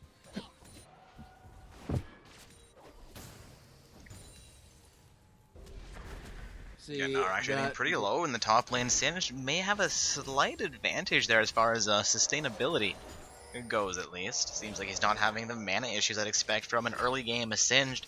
Also going for a little bit of counter jungle there. Drops a ward deep into the blue side jungle, waiting for the next blue to come around. Yeah, that would be a feather in his cap if he could pick that up. Also, definitely make sure that Orianna doesn't get that. She has pushed Annie right underneath her turret.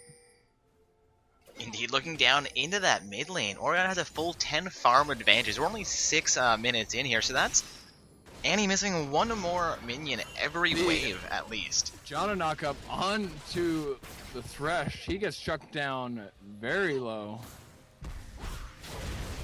Ganks into the mid lane. No junglers connecting here. Unfazed.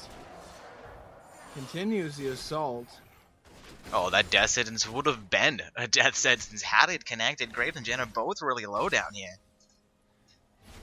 Yeah, but they are going ahead. Rek'Sai into the bottom lane. He will go down. Graves will pick up the first blood here. Can they get Caitlyn? Will that be the double kill? Flashes away. Oh, the heal saves Caitlyn's life. The double kill prevented. Graves thought he had that in the bag. Orianna flashing back into the Annie. Can she get Annie with the Ignite? No, Annie gets away with a sliver of health. Looks like Wukong picks up the assist as a 2v1 with Dibbers as well. Too much for Orianna to handle. Graves and Caitlyn duking it out still in the bottom. There's going to be action in the mid lane a second time here. Janna with the Roman Rek'Sai as well. Onto an invisible Wukong.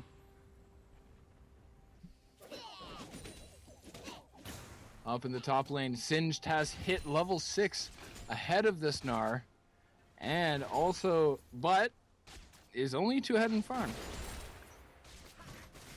Graves throws the Buck down on Caitlyn. She throws the build over Peacemaker back. I don't think either of those actually connected. No, probably not.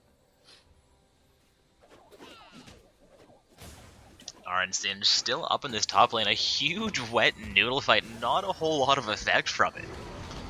Singed seems like he's getting a little bit low on mana. Of course, Gnar not going to have that problem. This is where Gnar could pick up the advantage, though Singed hasn't quite gotten that first item out yet. I'm seeing him with a Ruby Crystal Start. Could be going ROA. I figured he would have started with a tier, as Singed is really, really mana dependent, especially against the Gnar who has no mana to rely on. Yeah, true. Caitlyn and Graves, just recalling now, Graves with the BF sword and boots. Caitlyn just with the BF sword. The difference that First Blood will make. Graves definitely wanting those boots just to be able to get to within, in and out of the Caitlyn range. Getting the BF sword first back, though, for both of them is going to be really big. Yeah, definitely, for sure. Definitely a very awesome, the best first item you can get, short of pretty much completing an item. A little bit of a support duo, or duel. There, Caitlyn throws some poke onto Graves as well. Graves comes in onto the Caitlyn. We might see some action, looking for the Q from Janna, but she's actually not going to throw it out. Okay, we're gonna. Rek'Sai takes down the Scuttle Crab, guaranteeing them some vision around the Baron Pit for now. Janna playing this really aggressively, might get pulled into the turret, but Death Sentence will not connect.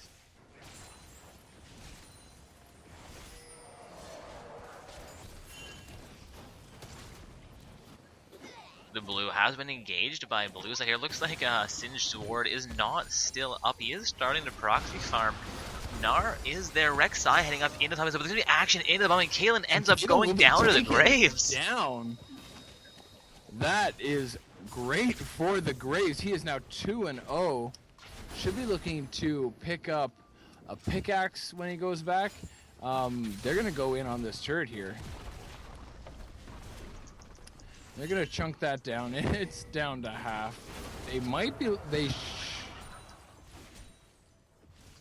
probably will have to back off here. Yeah, they're not going to be able to finish this off. But definitely liking that kill onto the Caitlyn.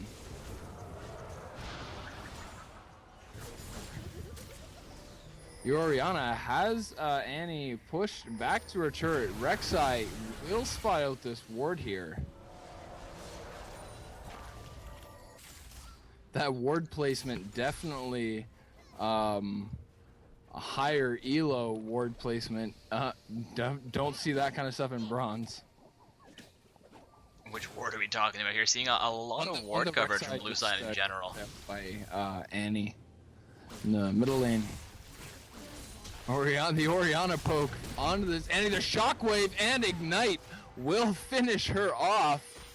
Ooh, we're now seeing a 3-1 kill score in favor of UIC. ND Premier Team trying to respond to this by getting pressure onto the turrets, though Caitlyn doing a great job on the ball. They're chucking the turret down to half health. Wukong into the mid lane, though a teleport coming down from the Gnar. Rek'Sai also in the mid lane. Wukong's going to be in trouble right now. And he is taken down, Singed a little late here. Can he get out? No, that teleport costs him his life. Yeah, Singed with the, that, I don't know, maybe a 10-second late teleport, maybe even 5 seconds, but that time difference between him and Gnar arriving really threw that fight in blue side's favor. Yeah, and the blue team moving for their first dragon. Actually, that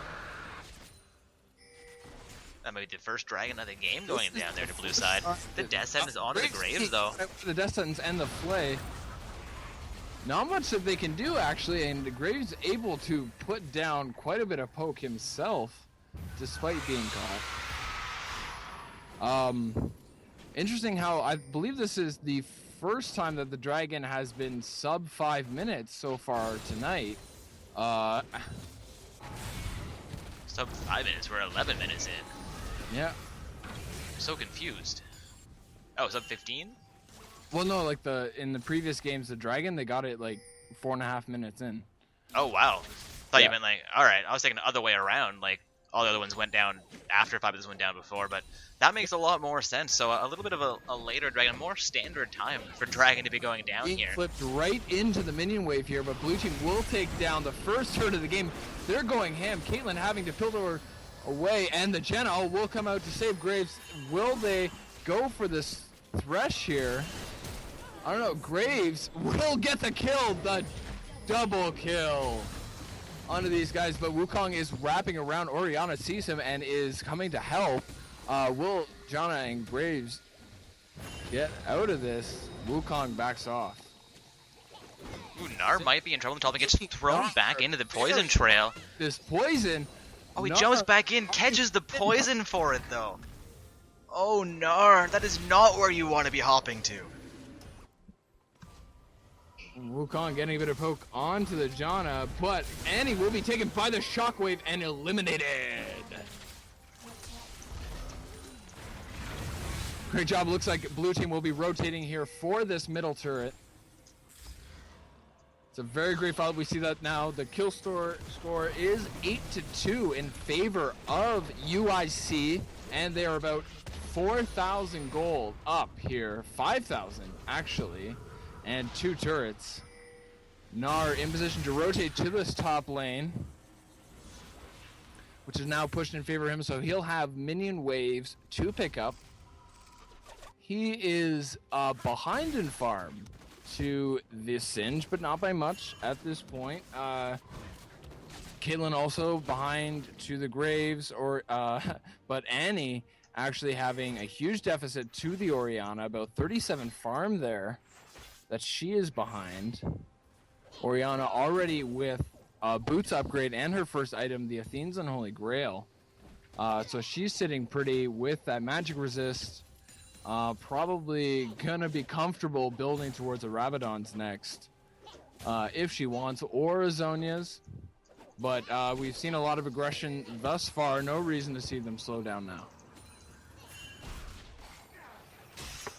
And the death sentence from the Thresh lands onto the Janna, but there's nothing there for them to follow up with. The Graves is wrapped around, looking for the Caitlyn, but the Wukong is there, so he backs out.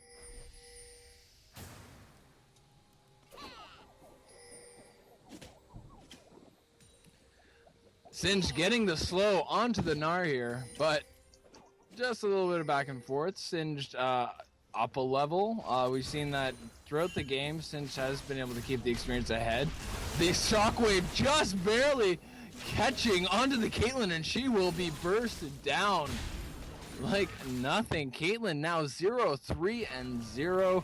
Not what they want to see. Graves already with the Infinity Edge Berserker Grease upgrade going in on this bottom inner turret, and it will go down. Team UIC now over 5,000 gold ahead of the ND Premier.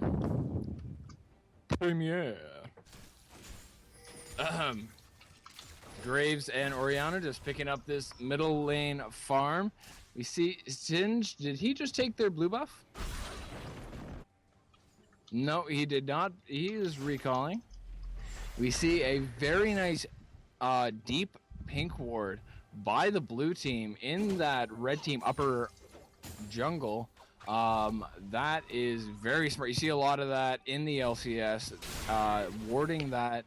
Just, you know, it's a bush that for some reason people don't check. I don't understand why people don't check all the bushes in their jungle periodically during their jungling. Just if you know the pathing, you should be able to. Orianna is caught up by a death sentence here, but nothing to follow.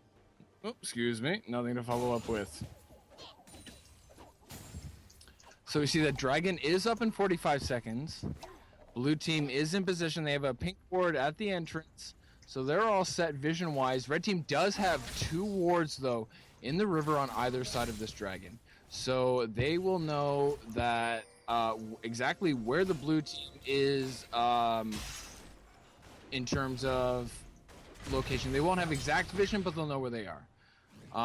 So red team definitely looking to make sure that blue team isn't going to be pushing on this top and middle turret. They're going to want to create pressure there before the dragon, just to give them ease. They're going to be wanting, because I believe this will be their second dragon. We'll see. They're in position. The dragon is up. We see pings coming out. Graves and Janna are there. And they should be able to take this, just the 3 of those guys. See, Annie is recalling. So they're really, red team at this point, even though the dragon's up, with the Annie recall, we see Singed, Thresh, and Wukong all in the top lane. They're gonna give over this dragon, and they should retaliate with trying to get this top turret. We see Singed asking, with the assistance ping, but he's just going to be proxy farming here. Gnar going mega onto this. Singed gets him tossed back. He is in trouble, but he will get the slow, but Gnar gets Islo and will flash. Going for the house. Will he be able to get Singed here? Looks like it's going to be the second dragon going down there for the blue team. Singed also looking to proxy farm here. Gnar is doing a fair amount of damage. Not quite sure what Singed is thinking diving this deep right now. Gnar continuing to pound away onto the Singed. Singed has him in the poison trail, but the house comes out. The flash comes out from our Singed, trying to make his escape down to about 300 health. Their junglers also connecting in the river. Ooh, and Singed actually does manage to make it out of that with his life. I'm a little bit surprised. So the Janna ultimate on the Graves here, allowing him to escape, but he gets the kill onto the Thresh, but Wukong does get the shutdown. The Kate ultimate will get enough damage for Wukong to pick off the kill onto the Janna, but Rek'Sai and Gnar will pick up this top turret here. We see pings from the red team up to this top inner turret. Rek'Sai going for this Krug camp. This little bit of extra farm. They're going to actually stay up there, Gnar and Rek'Sai. Going to be trying to chunk this down. All of the red team, Orianna's heading up there. Huge action into the bottom there. We have one summoner go down. We have Janna go down as well, though, as Wukong picks up a double kill here. Of course, Rek'Sai and Gnar succeed taking down that top lane outer. Going to be the 4th turret of the game, going down in favor of UIC.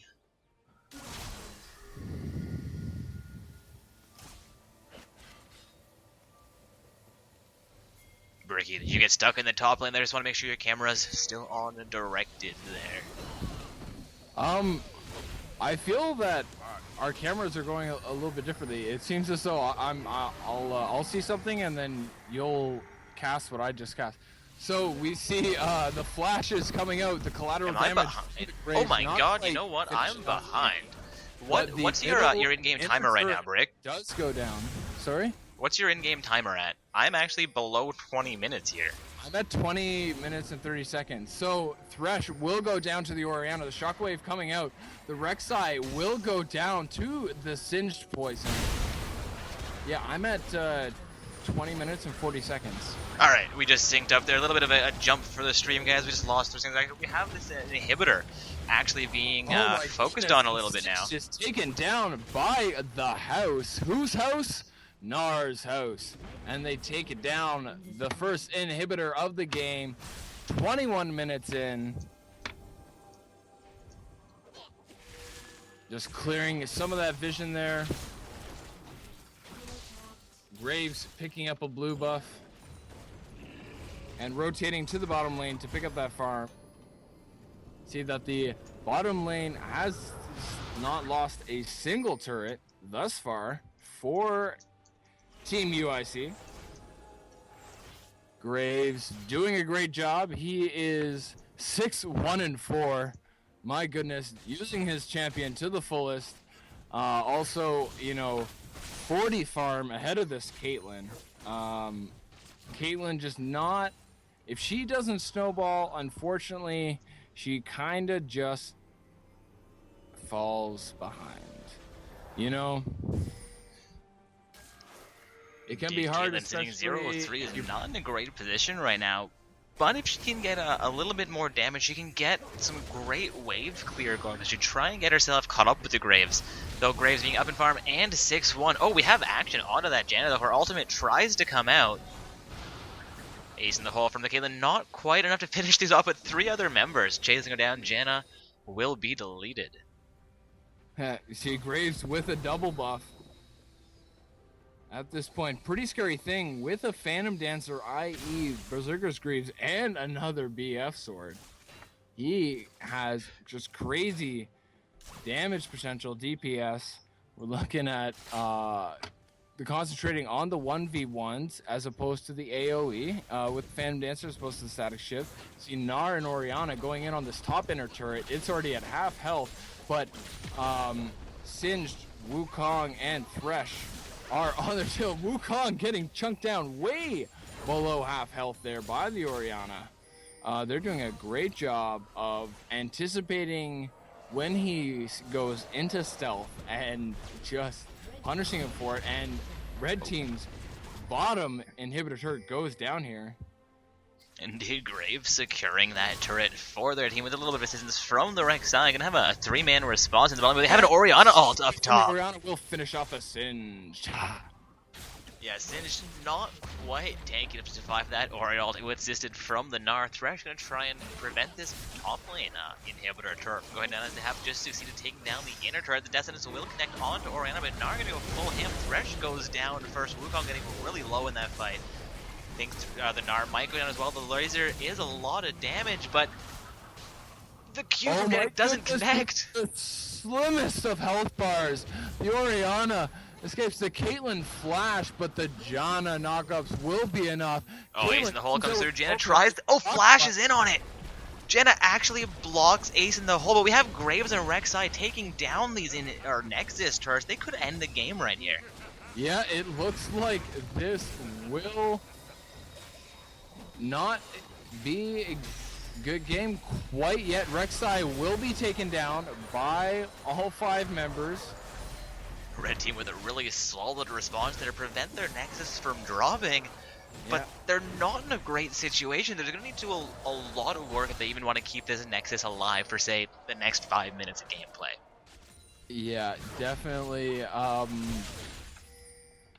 Team UIC going huge here. They will pick up a 3rd dragon, potentially pretty soon. We see Graves going. Graves will probably pick up the red buff first before heading to the dragon. Therefore, dragon will probably. Rek'Sai ult's out there, assisting Graves with the red buff.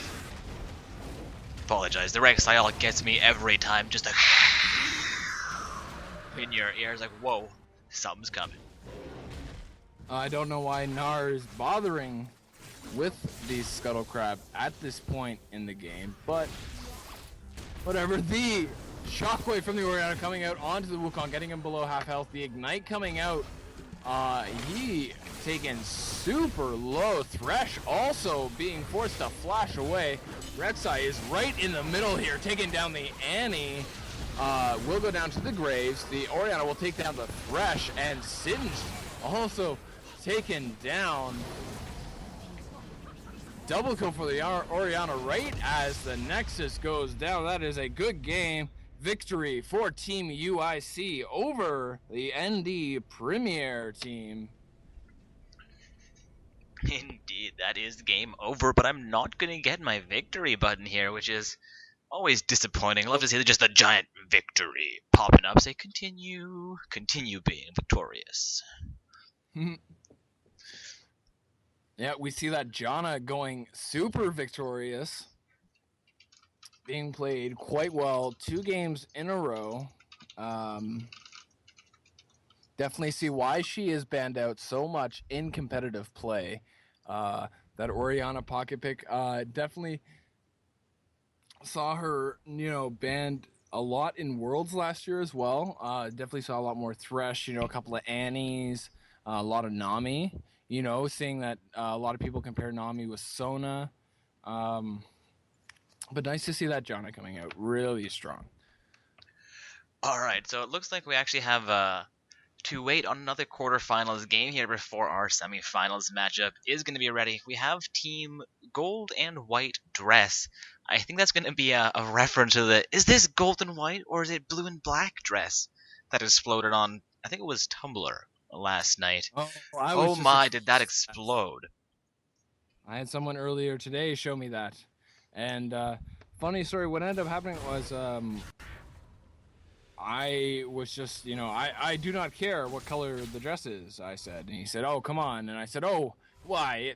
What? It's purple. And he said, what? You see purple and black? And I said, oh, well, yeah, you know, and I saw white and gold, but I just, you know. Yeah, I think Wired and Smash both actually put a bit of an article out on that, explaining that the backdrop color and the lighting prevalence changed the way the human brain perceived colors. I think it was actually a blue and black dress in the end, but I completely forget. Either way though, Brick, if you want to check out your client, you can spectate me.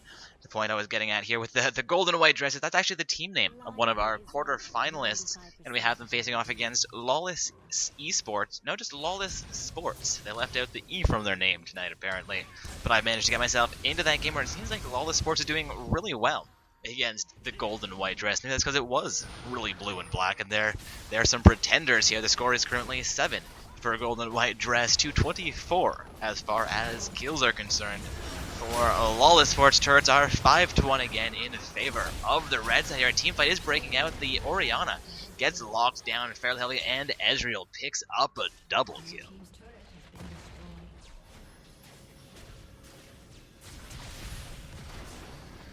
Looks like the purple side here will secure the top lane inhibitor turret, as well as the inhibitor, while Riven tries to split push onto the bottom lane. Inhibitor turret Maokai is there to defend that, but the first inhibitor of the game does go down here to Lawless Sports. Ezreal trying to exit the blue team base through the wall gate, whatever you call the gates. Ride has installed, but red side can't leave the blue side gate. He's forced to actually pulse fire shift over the wall.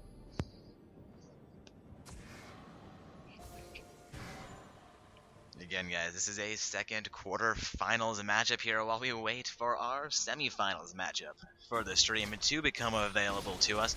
We're going to have Team UIC playing for the blue side against the victors of the match we have just jumped into. Again, guys, gold and white dress playing from the blue side. Ironically, it could be called the blue and black side for this matchup. And of course, Lawless Sports playing on the purple side here. A 53.7 gold score for Lawless Sports to 37.5. Okay, gold for gold and white dress. That's a solid 15,000 gold lead as we approach the 30-minute mark here. Purple team, that is Lawless Sports, setting up for their third dragon of the game right now. So not the most dragon control, taking one for every 10 minutes so far of gameplay, but 3 stacks of dragon, still not too bad.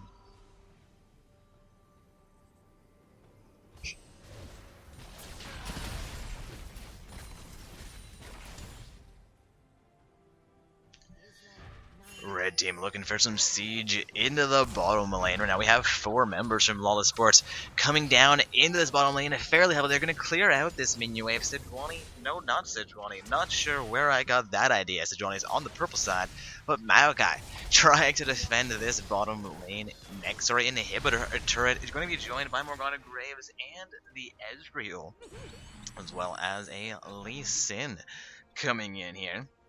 That's going to be the entire team roster from a golden white dress, trying to keep this bottom lane inhib turret alive. Looks like they will be fairly successful. Of course, it is a 4 versus 5 siege Riven from Lawless Sports, trying to split push down into the top lane where they've already succeeded taking down that inhibitor. Riven might be heading in towards his Nexus turret. She will connect onto the next turret. Maokai and Graves come in. She takes a huge amount of damage. That leaves 4 members of Lawless Sports still down on this bottom lane inhibitor, and all the blue team completely ignores them to try and collapse onto him. Riven actually gets out of that with her life as they fall back into the turret. Already gone, though. This fight will go in favor of, I was going to say Lawless Sports. It looks like blue side might have this one under control. Lee Sin does go down, making it a 1-for-1 exchange. No, Riven goes down in the end somehow. Not sure why she was up still. A 2-for-1, no, 2-for-2, 2-for-3 exchange as Lawless Sports picks up a few more kills, but they will continue Maokai. And Ezreal trying to take down the Janna. They do get the Janna. Ezreal ends up going down there. Maokai trying to get this with his life. 3 members of a Lawless Force. No, just 2 members. The LeBlanc cloning herself there, leading to a little bit of confusion. Will continue this siege. Ezreal and LeBlanc able to take down this inhibitor in a few more short moments. They will see them have this bottom and a top lane inhibitor. They're going to make their way towards the mid lane here. Ezreal engages onto the mid lane inhibitor turret. Looks like they will succeed taking down the turret. They get a second wave of minions coming in here. Lee Sin connects a Q.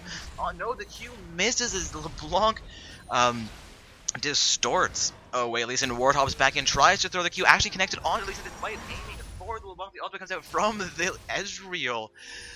LeBlanc and Ezreal still very, very low here. Lee Sin trying to pick up at Lee Sin, getting really low. LeBlanc, I believe that was an ultimate double distorting in, trying to catch Lee Sin. Will not connect Sejuani back into this fight now. Lee Sin gonna be trouble. Morgana coming in, trying to lock down the Sejuani Dark Binding.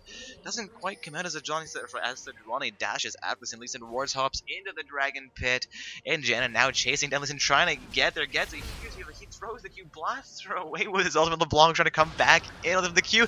Does catch out Lee Sin. LeBlanc comes back, and that's going to be a kill for the LeBlanc. Lee Sin finally going down. Oh, the chase. What? No, LeBlanc actually went down there. Lee Sin is still alive. Lee Sin now on the Janna, but Janna picks up the kill onto Lee Sin.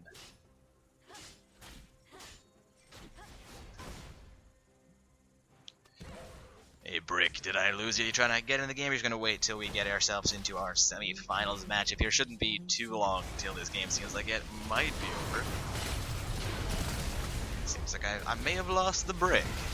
Gonna be some more action here into the mid lane though. Q does come out from the Janna. Sejuani getting a fairly deep here. Maokai dishing out a huge amount of damage, assisted by, of course, the majority of his team. Sejuani will go down. Lee Sin still not back up yet, but Morgana ends up going down, so it will be a 4 versus 4 fight, continuing as Lee Sin respawns onto the map, and of course Sejuani having been taken down moments ago.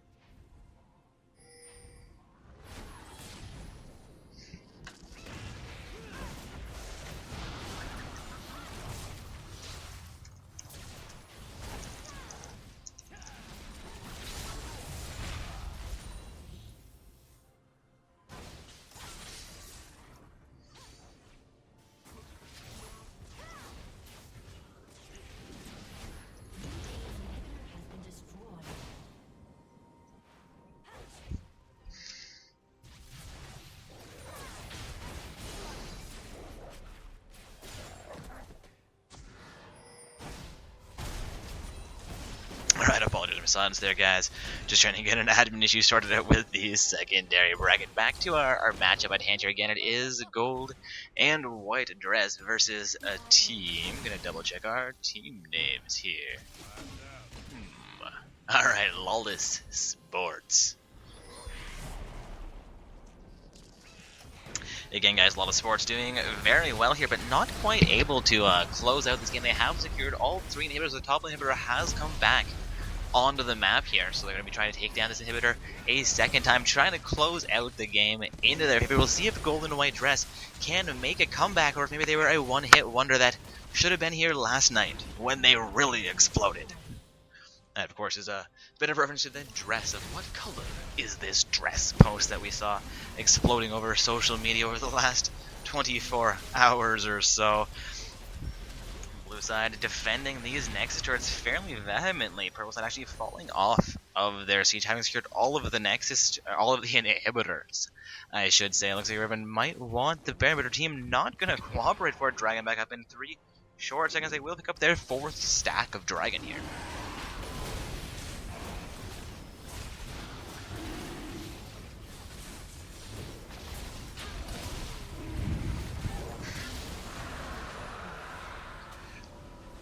Looks like that will be a fourth and uncontested dragon going down for Lawless Sports, of course, with Team White and Gold Dress losing all three of their hitters here. Not all that surprising to see an uncontested dragon going down here. Lawless Sports would be fairly smart to set up for a Baron to try and close out this game a little bit easier. Of course, knowing that they're going to likely try and set for the Baron if they don't immediately begin re-sieging, I would expect White and Gold Dress to begin heading towards this Baron, but it seems like they will be stuck in their base defending against the Super Minions, meaning this should be an uncontested Baron going down to Lawless Sports. Not really long enough for Blue Side to get into range here from their commissions. This will be an uncontested Baron going down. A little bit of gold, a huge buff, a buff to their minions as well. They're going to be able to siege down these last two turrets on the map. Probably finish off the Nexus in this next big siege, but we'll see if White and Gold Dress can make their comeback here, or at least keep some turrets alive through the next siege.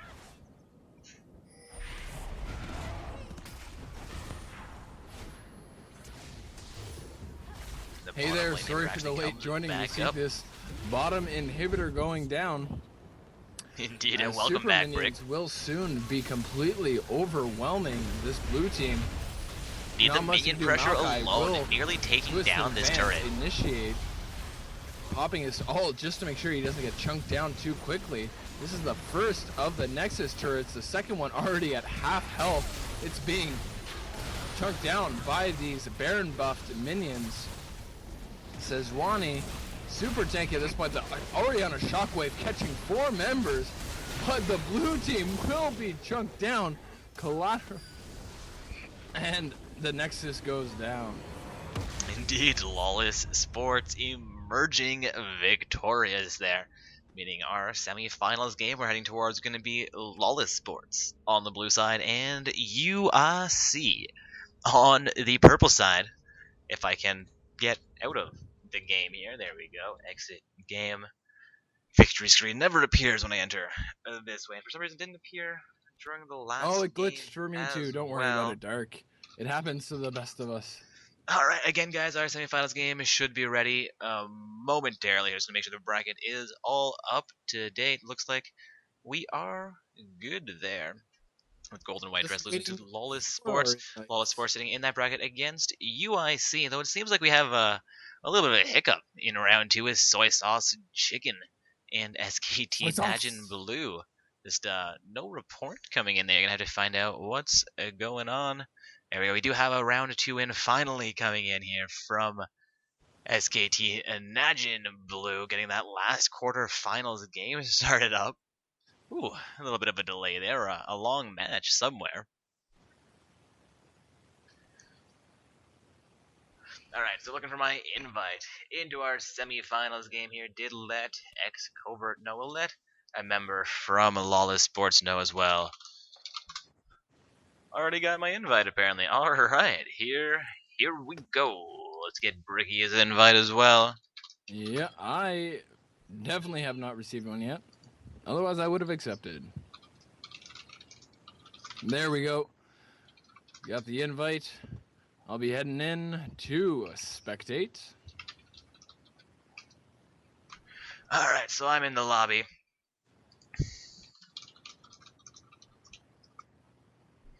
Looks like a little bit of confusion with the purple side actually making the lobby here, but not a huge deal. They moved themselves onto the correct side. We're getting ourselves into the game, and I've left the stream black screen. There we go. Everybody now seeing client again as we end the black screen of doom.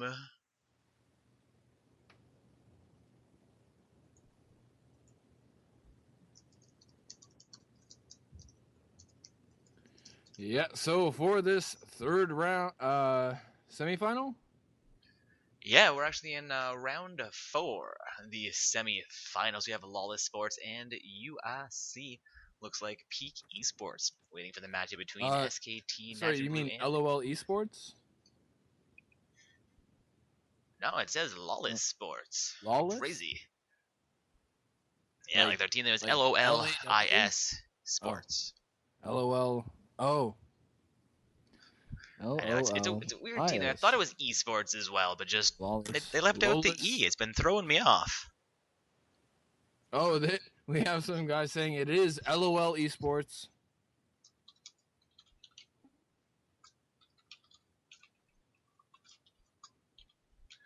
Indeed, I guess the LOL is like LOL esports, so yeah, LOL it kind of works out LOL esports.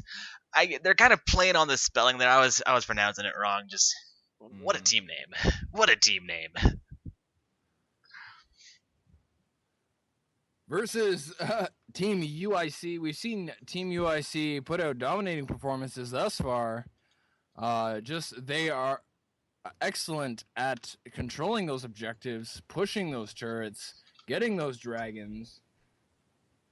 We also saw Team LOL Esports, Lawless Sports,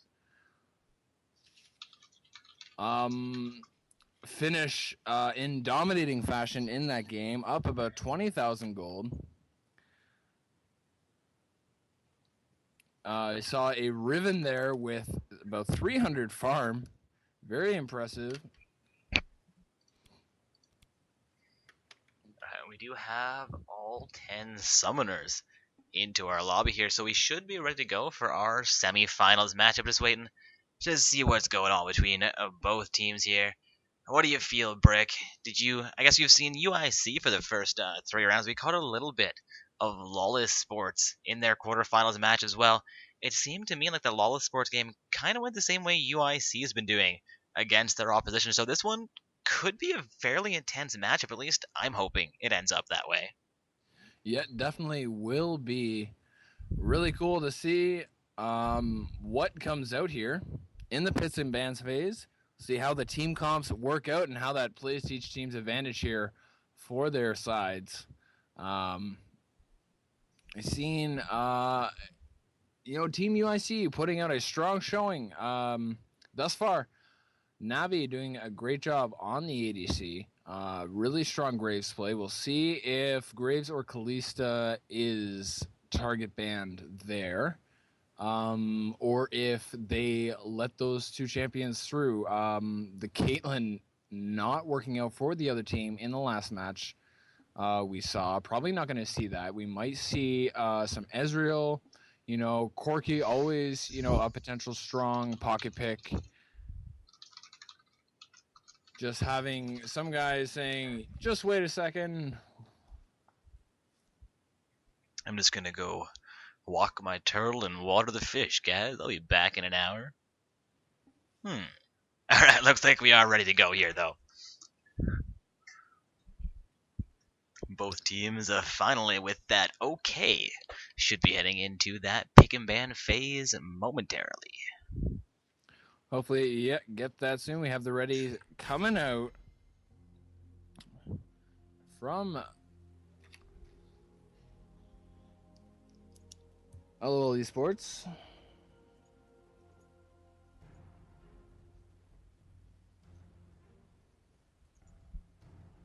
Alright, we have an update. Looks like that other semifinals matchup is actually now ready to go. The bracket was with a little bit of a late update there for the previous matchup. Not sure quite what happened there, but we have had that matchup managed to get itself started and concluded correctly. So that other quarterfinals, no semifinals game is now ready to go. We won't have any kind of huge delays, hopefully, heading into our finals matchup. We are seeing the bans coming out. This Kalista as that targeted ban. As well as the Jarvan 4, we see the Lissandra as well, which has been banned. Lee Sin, also a great ban there, a top tier jungler.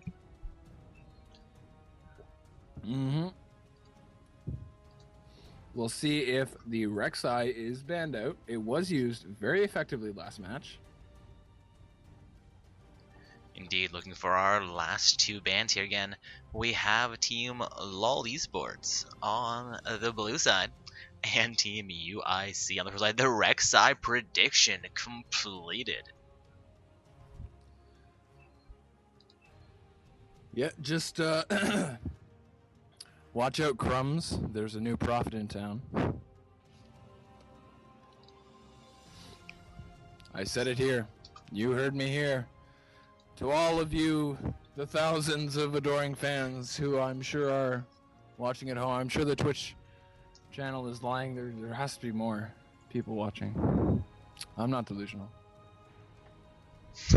Gotta love the lying the viewer Vi account. first pick.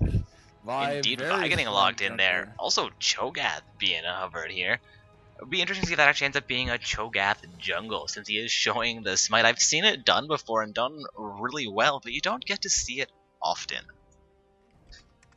True. I have not. I may have. I think I played Cho'Gath jungle one time during Nemesis pick.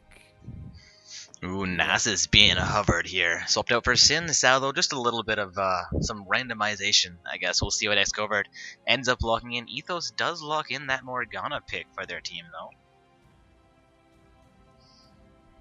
Also, speaking of picks, Brick, would you mind covering the pick and ban phase here so I can refill my water again and run to the washroom? No problem, Dark. Take your time. We see the Pantheon being hovered now. Morgana, of course.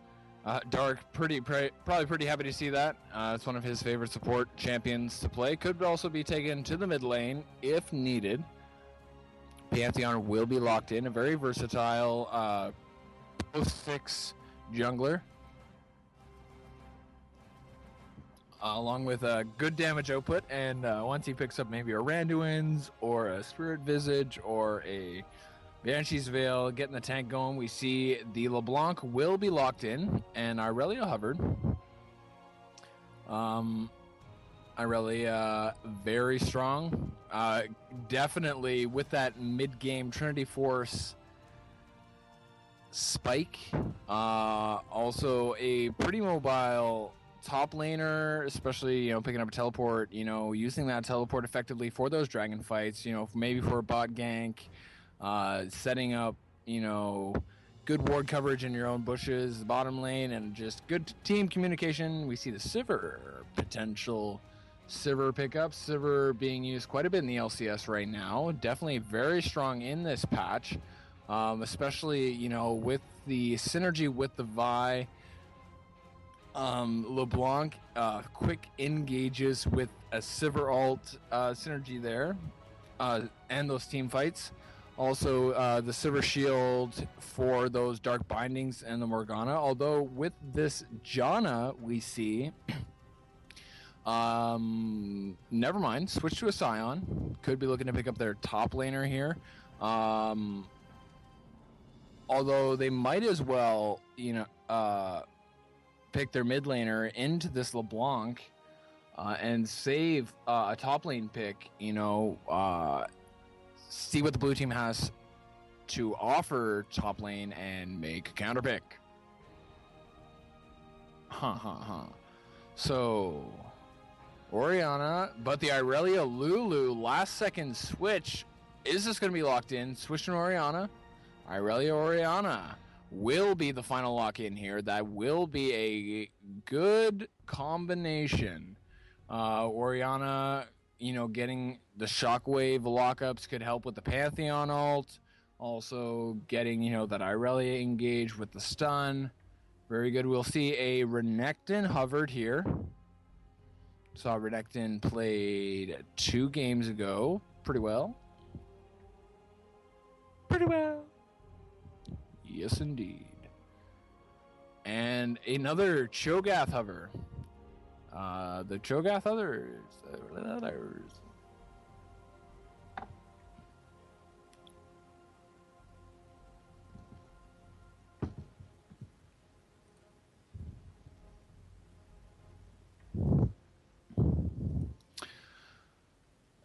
But we see a switch to a Janna, but the Renekton will be locked in. And the Janna, very powerful support. Just going to be taken, make sure we're taking away. And we have the Jinx will be locked in here. Jinx, very strong. ADC, very consistent, especially with those long-range AoE rockets for, that wave clear. Jinx, can always just sit back and farm under the turret if she needs to. Proper use of the slow and snare from her snappers. Very effective zoning, especially a good counter against the Sivir Ultimate. Sivir probably would choose to use her spell shield against the snares, Jinx Snappers. As we get into this spectate delay, Twitch chat, let us know who you think is going to come out on top here. We've seen Team UIC put out dominating performances thus far tonight. They will be facing Team LOL Esports, who, as we saw in the ending of their last game, crushed their opponents. They were up about 20k gold. They picked up the Baron. They picked up Dragons. They just destroyed. So, Twitch chat, let us know if you have any favorite teams here tonight. Give them some love. Let us know. Haha, Champ Select is as hype as I can make it.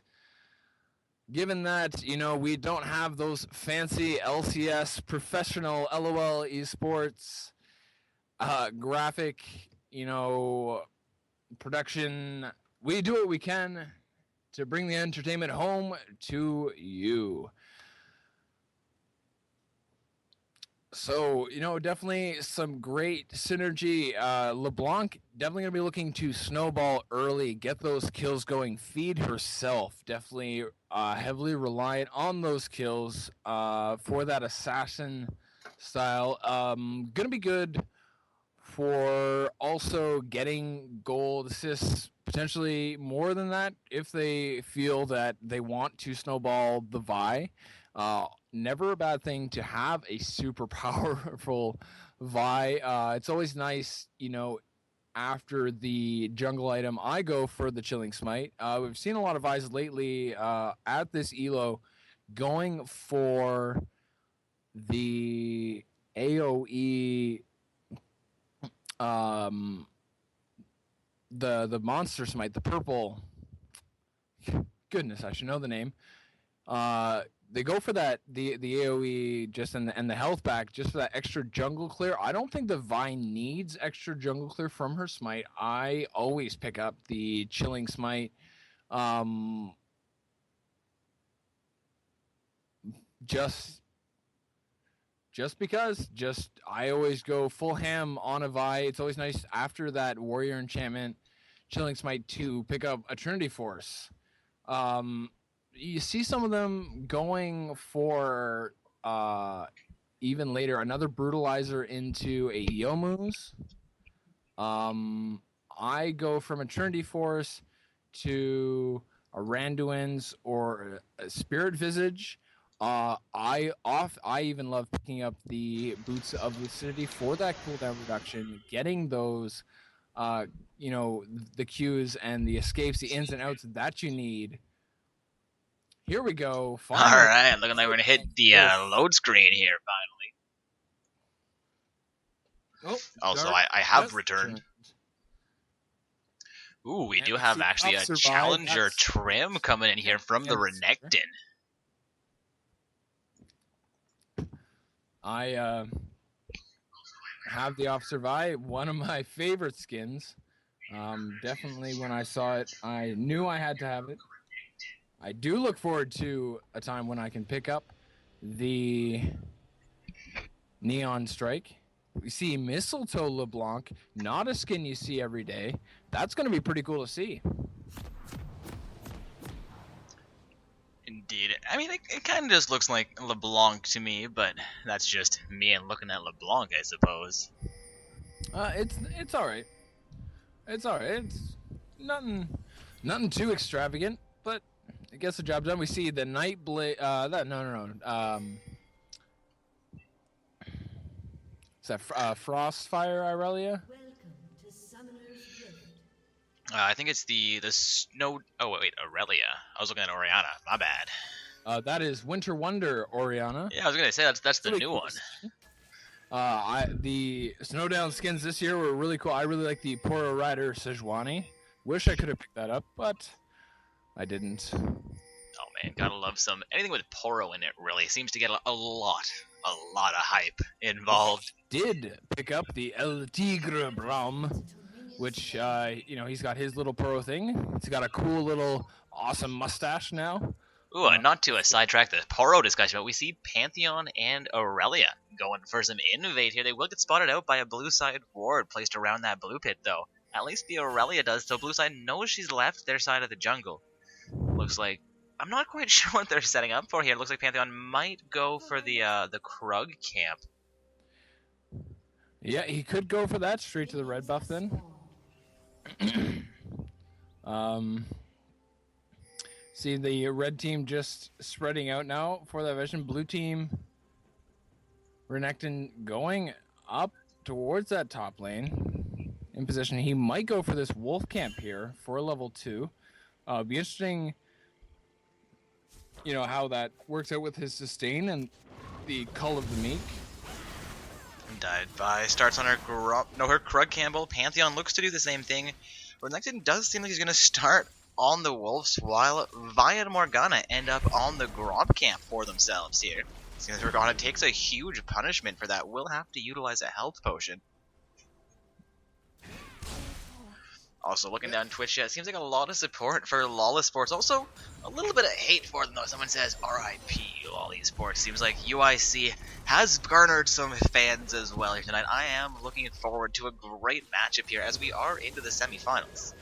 Yeah, and we do see Renekton with that level 2 teleporting to the top lane now to start in on this Irelia. Some engage from the LeBlanc onto the Orianna. Just getting a little bit, but the LeBlanc is down to half health already. Oh, Brick, just to confirm, we are on the same page. You're at the 2-minute 50-second mark right there, eh? 2-minute 53. Perfect. We are actually in sync this time. See Hopefully, that, no more Renekton crazy was stuff. Stunned up by Aurelia there.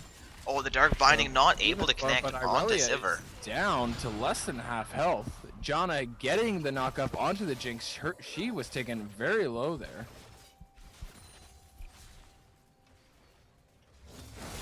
So far, things seem Renekton fairly even, going though the hard onto the Irelia, taking her even lower. Yeah, I was about to say that things seem fairly even aside from the top lane, where this Renekton seems to have control right now. Yeah, definitely putting out a lot of bully onto the Irelia. Sivir also doing a good job.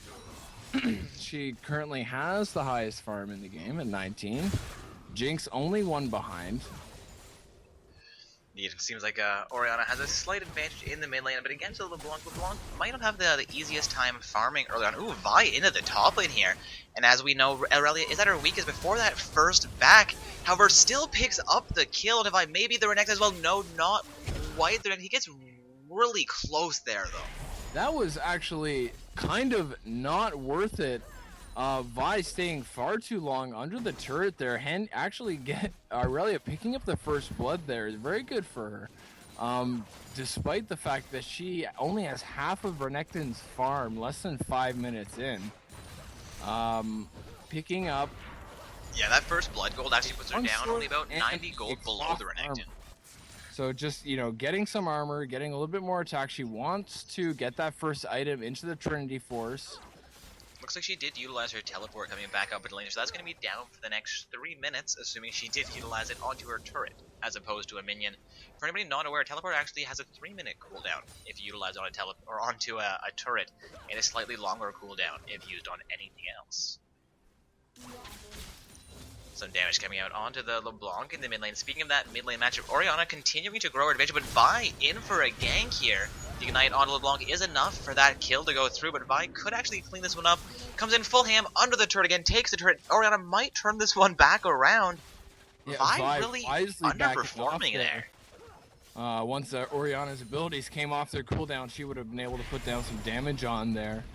That early kill onto the LeBlanc, definitely what Orianna wants. Gonna be looking to snowball her advantage. She is 10 CS, 13 CS above the LeBlanc at this point. LeBlanc only having to buy 2 Doran's rings, but Orianna going straight into the Chalice of Harmony. Oh, Renekton's actually really low in the top lane here. Aurelia comes back and she will pick up that kill. Sorry. Mumble, or Irelia going right in on that Renekton. No regrets, and she has actually managed to catch right up in farm. Even now, and above the Renekton. Renekton going back, picking up the 2 long swords. Looks like he's going to be going for an early brutalizer. Pretty standard Renekton build, or he could be going into the Hydra. That is also possible. But the fact that Irelia has picked up the cloth armor, he might just go for that brutalizer. Ooh, Pantheon waiting in the wing here for this LeBlanc. We could see a decent amount of damage coming out onto her. LeBlanc tries to get away. The flash comes out from both her and the Pantheon. He does reconnect though, gets the stun onto her. I don't think this will be quite enough as Vi does come in. Orianna should go down here. She does. Orianna. And the Chilling Smite onto the Pantheon, doing some major damage. Janna will get the knock up, and LeBlanc comes in for the kill. That is a huge roam from the Janna. Also Renekton down in the middle. We're going to see Dragon going down here around the 7-minute mark of this game. Also blue side managing to even out the kill score with that last play. Yeah, gold also now even at just under 10k for both teams. Well, now that both teams have reached 10k. We see Morgana playing that a little bit ballsy. She could lose her. Like the Black Shield prevents the Q from Janna from getting that crowd control. And she'll actually make it out of that with her life this time. Well played by them. Morgana not quite able to prevent or steal the dragon, but it kept her life through the plays. We see Irelia now with a Phage. Getting some damage onto that top lane turret. Renekton has to come back up to respond to that. Indeed, looks like Irelia is going to be rushing towards her first item, Trinity Force here. Oh yeah, for sure. Trinity Force standard first item on Irelia. Irelia with the stun onto the Renekton, chunking him down, but Ooh, a heavy roam from the LeBlanc. the stun onto the Irelia, she should go down here with the Ignite. Renekton with the Slice and Dice, picking up the kill there. Almost thought that was going to be a trade up in the top lane with Renekton possibly going down, but they played that fairly well. Irelia doesn't get the kill. She does go down for it. Now a 4 for 3 kill score in favor of LOL Esports. Yeah, Pantheon not quite finishing up that red buff, having to backtrack to do that. Thinking that something might be happening in the mid lane there. A teleport from the Irelia onto that ward into the river. She's going to be coming in behind Renekton here, and he's down just below half health. As a second turret comes in, he will go down to the Irelia. That's really well played.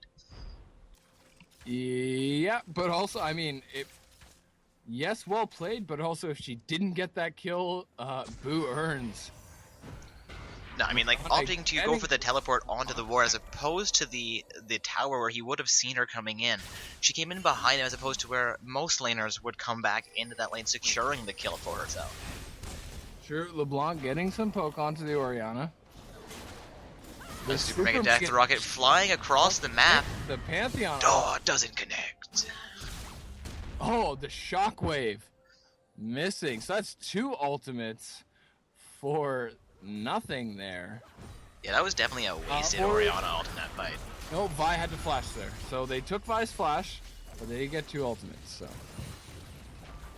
We'll see how that pans out. They are even in kills, even in gold. No turrets yet.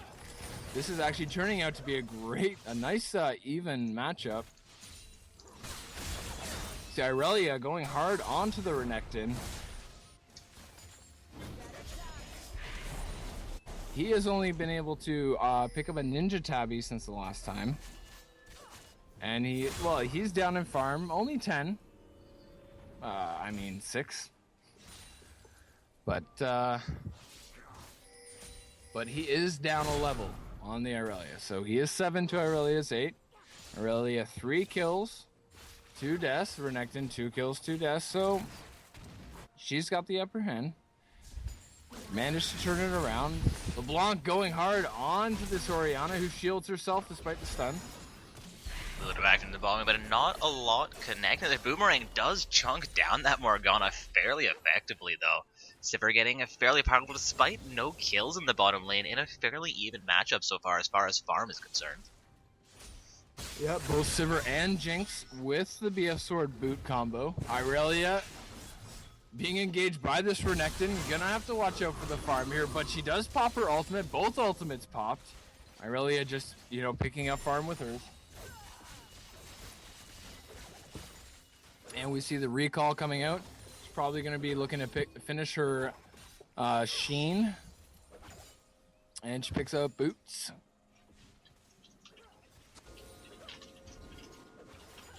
Yeah, we see the blue team has pulled ahead slightly. They're about 400 gold ahead. We can see that's...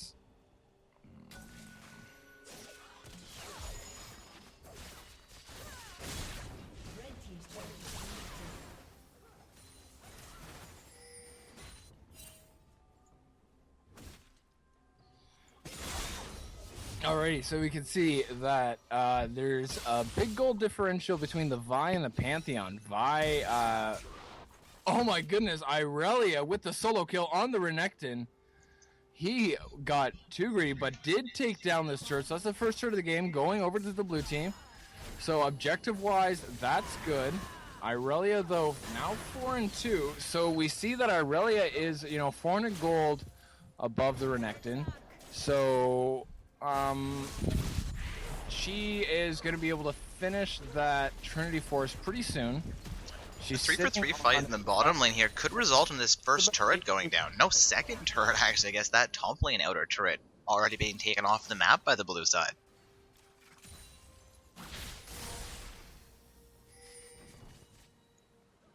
Still with 3 members of red team in the bottom lane here. Vi going for some counter here, could get caught out. I believe she's about it is getting under the dark binding, not connecting his Pantheon, lands the Son of Vi, gets a shield from the Jenna, might lead to the Smith Dark, does connect, but and a tiny Pantheon spear comes through the kill. well. Pantheon could be in trouble with the exhausted on the Zivir. He does not, he gets away. Vi getting a little cocky. Taking a look down this scoreboard here, blue side really could have used that second turret as opposed to Vi, falling off, going for some counter earlier. It did, I guess it didn't cost her life there. No, it did cost her life in the end. They did secure that kill with Pantheon Spear. So, a bit of a misplay, at least in my opinion, from LoL Esports. They're not taking the bottom turret and losing their Vi as they kind of split up, didn't really do what I would have expected there. Yeah, well, I mean... what could you say? All they can do is just, respawn and come back and try to make those better plays. You see Vi taking her red now. They're probably going to look to be setting up for a dragon here. Yeah, definitely they should be looking to take their second dragon and make something here. Red team, Jinx recalling now. Going to be able to pick up a pickaxe and a cloak of agility. So just, she is... less than 500 gold away from picking up an Infinity Edge. Sivir as well. Sivir actually has more gold than the Jinx. We see blue team starting this dragon. LeBlanc going hard onto the Morgana. The Dark Binding misses, but she will back off. Just wanting to deter. They pick up this second dragon. So they have the tower... demolished. Vi will pick up all the farm there, and they pick up their... There we go. They do finally pick up that bottom lane turret. It's going to be securing blue side about a 1,500 gold here, despite being down by 2 kills under UIC. Yeah, but we can see that blue team's LOL Esports middle turret is about to go down. The Team UIC's middle turret barely been touched. So the Orianna has been doing a good job of out-farming this LeBlanc. LeBlanc, though, with the 2 assists on top of the Orianna, still, though, is behind in gold, only by about 50 or so. They are quite even. Indeed, looking at the scoreboard here, bottom lane is a really even matchup, with top lane looking really even as well. Orianna has a little bit of advantage over the LeBlanc, looking like it's only actually about an 80 gold overall advantage, despite all the farm she has. That's going to be the result of the global gold coming in from the 2 turrets their team have taken. Yep. Oh yeah, for sure. And LeBlanc does finish up her Morellonomicon and her Sorcerer Shoes. So she will be very Oh, the mobile. Pantheon all coming through. Sivir's gonna get caught out here. For she will be taken out by the Jinx. Some action into the But middle. Orianna The in Janet trouble Q here, connects gets onto knocked. Orianna. 3 versus 1, but a teleport coming down from the Aurelia. The Vi, who will take a turret hit, but we see the LeBlanc coming in with the stun onto the Orianna. Will she be able to take it out by Oh, the ignite just enough. Oh, Dark Binding not able to connect there for the Morgana. Could put her in a bad situation as Vi goes full ham. Morgana does, but Vi still alive here, does lose life. It's going to be 3 for 2 overall so far here in this fight. Super Mega Death Rocket from downtown connects onto 4. Jinx looking to try to trade a bottom turret for this middle turret. Irelia recalling, really not much she can do here against the 3 of them. Has been destroyed.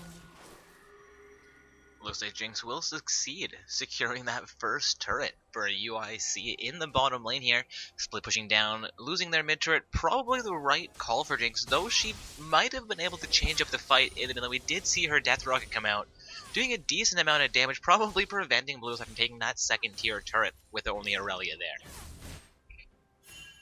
Yeah, we see Irelia, just gonna tank up these, just for that last hit, to finish off that turret. So they're gonna get those 2 turrets. So at this point, oh my goodness, Morgana caught out. That's not what they want there. That's really not what they want there. They do not want to give over any more gold than they have to. Now that, kills are even, blue team is up 1,001.5k. Roughly. I apologize, I was being distracted by an in-game message there. What are we talking about here? Morgana just got caught out in LOL Esports lower jungle. The Orianna putting some poke onto the Sivir. Ooh, LeBlanc managing to dodge that James, but Morgana does spawn back into the map here. Looks like getting caught out. Did cost her her life there while I wasn't paying attention for a moment. Yeah. 4 members of Lawless Sports into the mid lane with all 3 outer turrets down. I guess taking the mid lane inner turret is probably the most logical. It gives you, I feel, the best control of the opponent's jungle. Sorry, what does? Taking down the mid lane turrets first. Like, they've gotten down the 3 outer turrets. If they get down that mid lane inner turret, it gives them a really open section of map, where if you only took down the bottom or the top lane inner turrets, it would give you control of that section of the map as opposed to the entire enemy team jungle. Definitely, you're absolutely right. Taking down the middle turret opens up both sides of the enemy team's jungle. We see lockdowns onto the Orianna. She will be taken down by the ult, but finished off by Sivir. Indeed, Orianna not left in a great situation. They're going to put UIC in a 4 versus 5 for the next 20 seconds. We'll see if Lawless Sports can succeed taking down this mid lane turret, as it seems like that is their objective. They have 2 if not 3 members of the team sieging down here. Ooh, Jinx gets caught out. And taking out Jinx, she will go down. Irelia looking to get those last hits and take down this top turret. So that is 3 for 3 now. That Aurelia is getting really strong. Have been taken out. Irelia trying to get away here. Probably won't be able to. If she can avoid the key here, find a way, she might actually get executed. No, they do connect, and she will be shut down by the next. Still, she distracts 2 members of Lawless Sports, takes down the top lane outer turret. I think that one was worth. Yep. By taking down her red buff here. We see now, first items for all members. LeBlanc actually, on top of the Morellonomicon, she has picked up a needlessly large rod, going for that Rabadons, and with the biggest buy for that, she is sitting pretty at 4-1 and 4.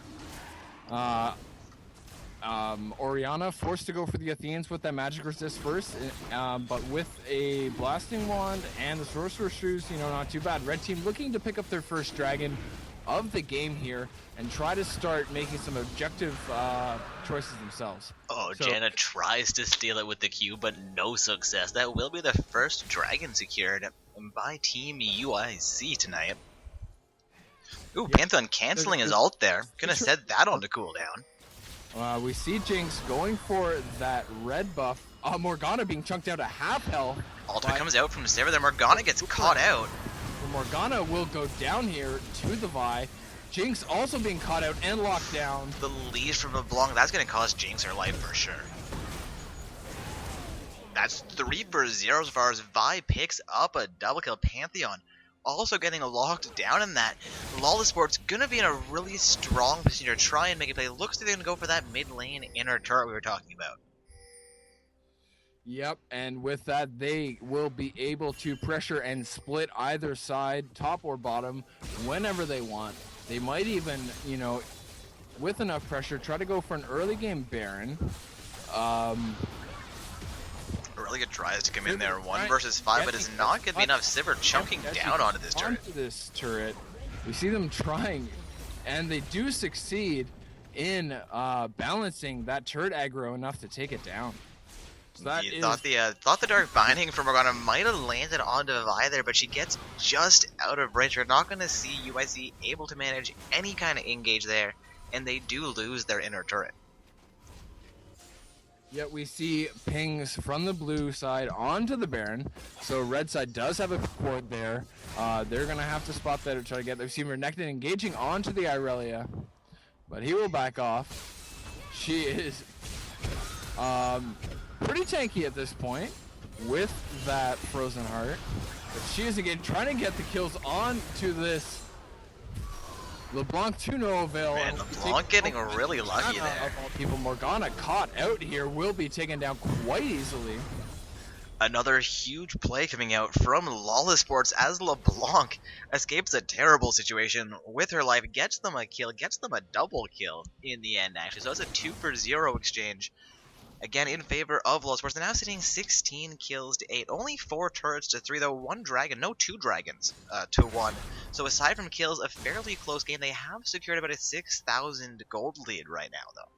Yep, doing very well. Doing a great job of making sure that the Renekton doesn't fall off. You know, he's picked up the Sunfire Cape and the Spectre's Cowl now. So he's got that tankiness with the Brutalizer to get that armor pen and damage with the Vi. But again, Renekton just more relevant as, you know, a guy being able to go in there with the tank, with the stun and sustain. Doing a great job. Even though Orianna was better at zoning and farming, LeBlanc doing a good job of getting kills for herself, like I talked about in the Champion Select. She's now 5-1-5 with a Rabadon's very bursty. You know, definitely going to be looking to go in there, get those picks, and just keep snowballing herself.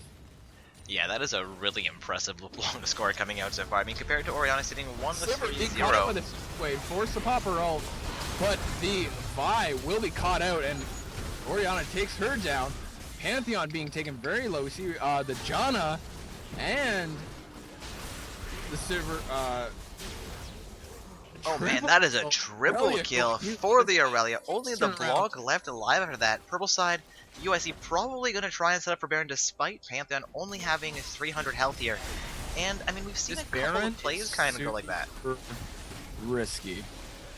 I think they should have no problem. LeBlanc, I mean, might be able to come in, distort, double distort, pick up a double kill or something here, but she's not even aware. Done. And indeed, that is a successful Baron for UIC at 25 minutes into this game. A huge turnaround for them. So we see that the Lawless Sports 8-4-1 with the Trinity Force and the Frozen Heart is huge. The triple kill there just turned the game around. Yeah, Irelia is definitely going to be a big contender for UIC here. Pantheon seems to be doing alright as far as controlling things. Orianna picked up a kill, and that is going to benefit a lot from that. So we'll see if Irelia can continue to snowball out of control. They're making some great plays for me. We've seen her in 1 versus 3s. They're in a team fight, 5 versus 5. She really made a huge difference, despite LeBlanc sitting 5-1-5 right now. I kind of want to say we've seen a few plays come out from Lawless Sports Vi tonight. Their jungler. Not with the greatest engage. We saw her really early onto Irelia, hand her a kill under that turret, and then that last play she engaged a tiny bit early. for her team. She got taken down first, led to a 4-for-0 exchange, despite them being double the opposition's kill score. Only moments ago, that more or less put the game back into odds. UIC really back into this. It's anybody's game again after that last play. Definitely. You can see that they are putting some major lane pressure in now with that Baron buff. I just want to point out, look at all the wards in the bottom side river. The vision from these teams. Definitely. Yeah, neither side really wanted to lose the next Dragon here, and Dragon is coming up in about 10 more seconds. Yeah, so, you know, we see them bandying for the vision. Interesting, red team, you know, using those minions to push this middle turret. Oh my god, Vi caught out. She will be immediately engaged upon the shockwave from the Orianna coming out and finished off by the Jinx. So red team will be able to rotate for this dragon, so that'll be their second, and it's great. What they've done is they're shutting down blue team's access to unlimited dragons. Looked like blue team, you know, had, you know, the first 2 dragons, but now, you know, red team has picked up these 2 dragons and the control with the Baron here. They're gonna, Jinx is gonna rotate and pick up this farm. They're gonna get this bottom lane pushed because the top lane's already pushed. So they can just keep going. Orianna can zone them out, go to the mid lane. Well, she's actually gonna recall, but they're not actually gonna finish up and push the bottom lane all the way. They're just gonna pick up that one. Interesting. Yeah, again, a big turnaround here, and Vi getting caught out there again as UIC picked up a free mid lane and our turret, resulted in a free dragon, more or less, for them as well. We're now seeing them down only about 700 gold, even in turrets, even in dragon score. This game is going to be great to watch for the next 5-10 minutes as these guys really vie to try and get an advantage again. Oh my goodness, you can see Jinx there with the attack speed from the Phantom Dancer and the crit. Ooh, LeBlanc incoming heavy onto Hayakos on the Morgana. The Ignite will be enough to finish that one off, but Aurelia trying to chunk her back down, can't quite reconnect in the 1 versus 3. Sivir utilizing our ultimate to get LeBlanc back to safety. Yeah, LeBlanc doing a great job, you know, just catching Morgana out. Morgana really squishy right now. Even though she has, you know, resists with the Mikhails, she's really squishy. Yeah, Although first line Morgana of Mikhails really isn't so going to give her the utility and the advantage you see from most Morgana play. I mean, she is building the right path, going support utility for her team. That's what you see in 5v5 from Morgana. But Mikhails alone against a 6-1-5 LeBlanc is not going to do it for you. No, definitely not.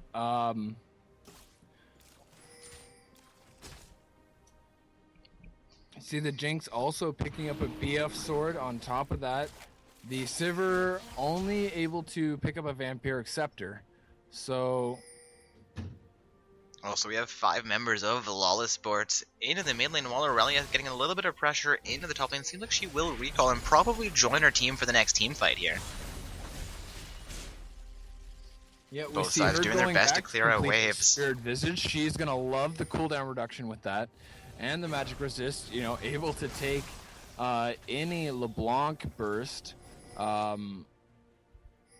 After this, Irelia could even just go for a Blade of the Ruin King if she wants, for the slow and the damage plus sustain. You see Pantheon. Shield out on the Pantheon, but LeBlanc comes in on it. She takes a bit of damage for it, but he gets chunked down. For Vi goes really deep on that. Renekton also in this fight. We'll see how it turns out. Vi seems like she can get chunked down. Might be the first to go down here. My But goodness, Aurelia so many forced people out. Blue side so back in low. control. The Johnny Pantheon re-initiating, and Jinx will pick up the kill there. Irelia super low. Renekton looking for that kill there, but Morgana with the stun. Irelia and the Q for the kill. Renekton probably infuriated that he was not able to get that, as Irelia was super low there. Indeed, both Janna and Renekton going down are going to The put blue side into flash rotation. Oh, and the shockwave Sivir goes from the down as well. A Orianna little will bit late. They pick off should secure this Sivir. turret. And That is just a like very that, quick UIC inventory. have turned this game completely in their favor. This is the first inhibitor of the game, middle inhibitor. They have blown this completely wide open. Indeed, securing that inhibitor should give them more or less free top and bottom inner turrets. If not, the next Baron. Again, they picked up the first Baron. It comes back up in about 40 seconds. If they recall, make their way back over to the pit. Blue side probably still going to be trying to defend their mid lane while purple side tries to take it. Unless, of course, blue team going to respond by sieging down really heavily. And it seems like Jan actually going to go for a ward into the pit, was trying to prevent the obvious Baron play coming out. Vi pretty lucky there that on their way back they did not pick up that red buff. I would have. Pretty generous of them. Renekton going to clear out this pink ward. LeBlanc picking up farm in the mid lane. We see Orianna and Jinx coming up there. Down here, we see Morgana in the middle of all that red vision. See the Baron has just popped back up. Ping is coming out from the red team, and they clear out these two wards here. Yeah, this Reaper comes out and they quickly take down those side with blue team. To get this massive amount of farm that has been pushing the whole time. Looks like UIC is actually going to be forced off of any Baron initiative as Lawless Sports forces themselves down to the mid lane here, looking to respond by taking down the mid lane inhibitor turret and inhibitor for themselves. You're kind of evening back out the mid lane, evening the game out as much as they can. Of course, UIC not going to let that go down for free.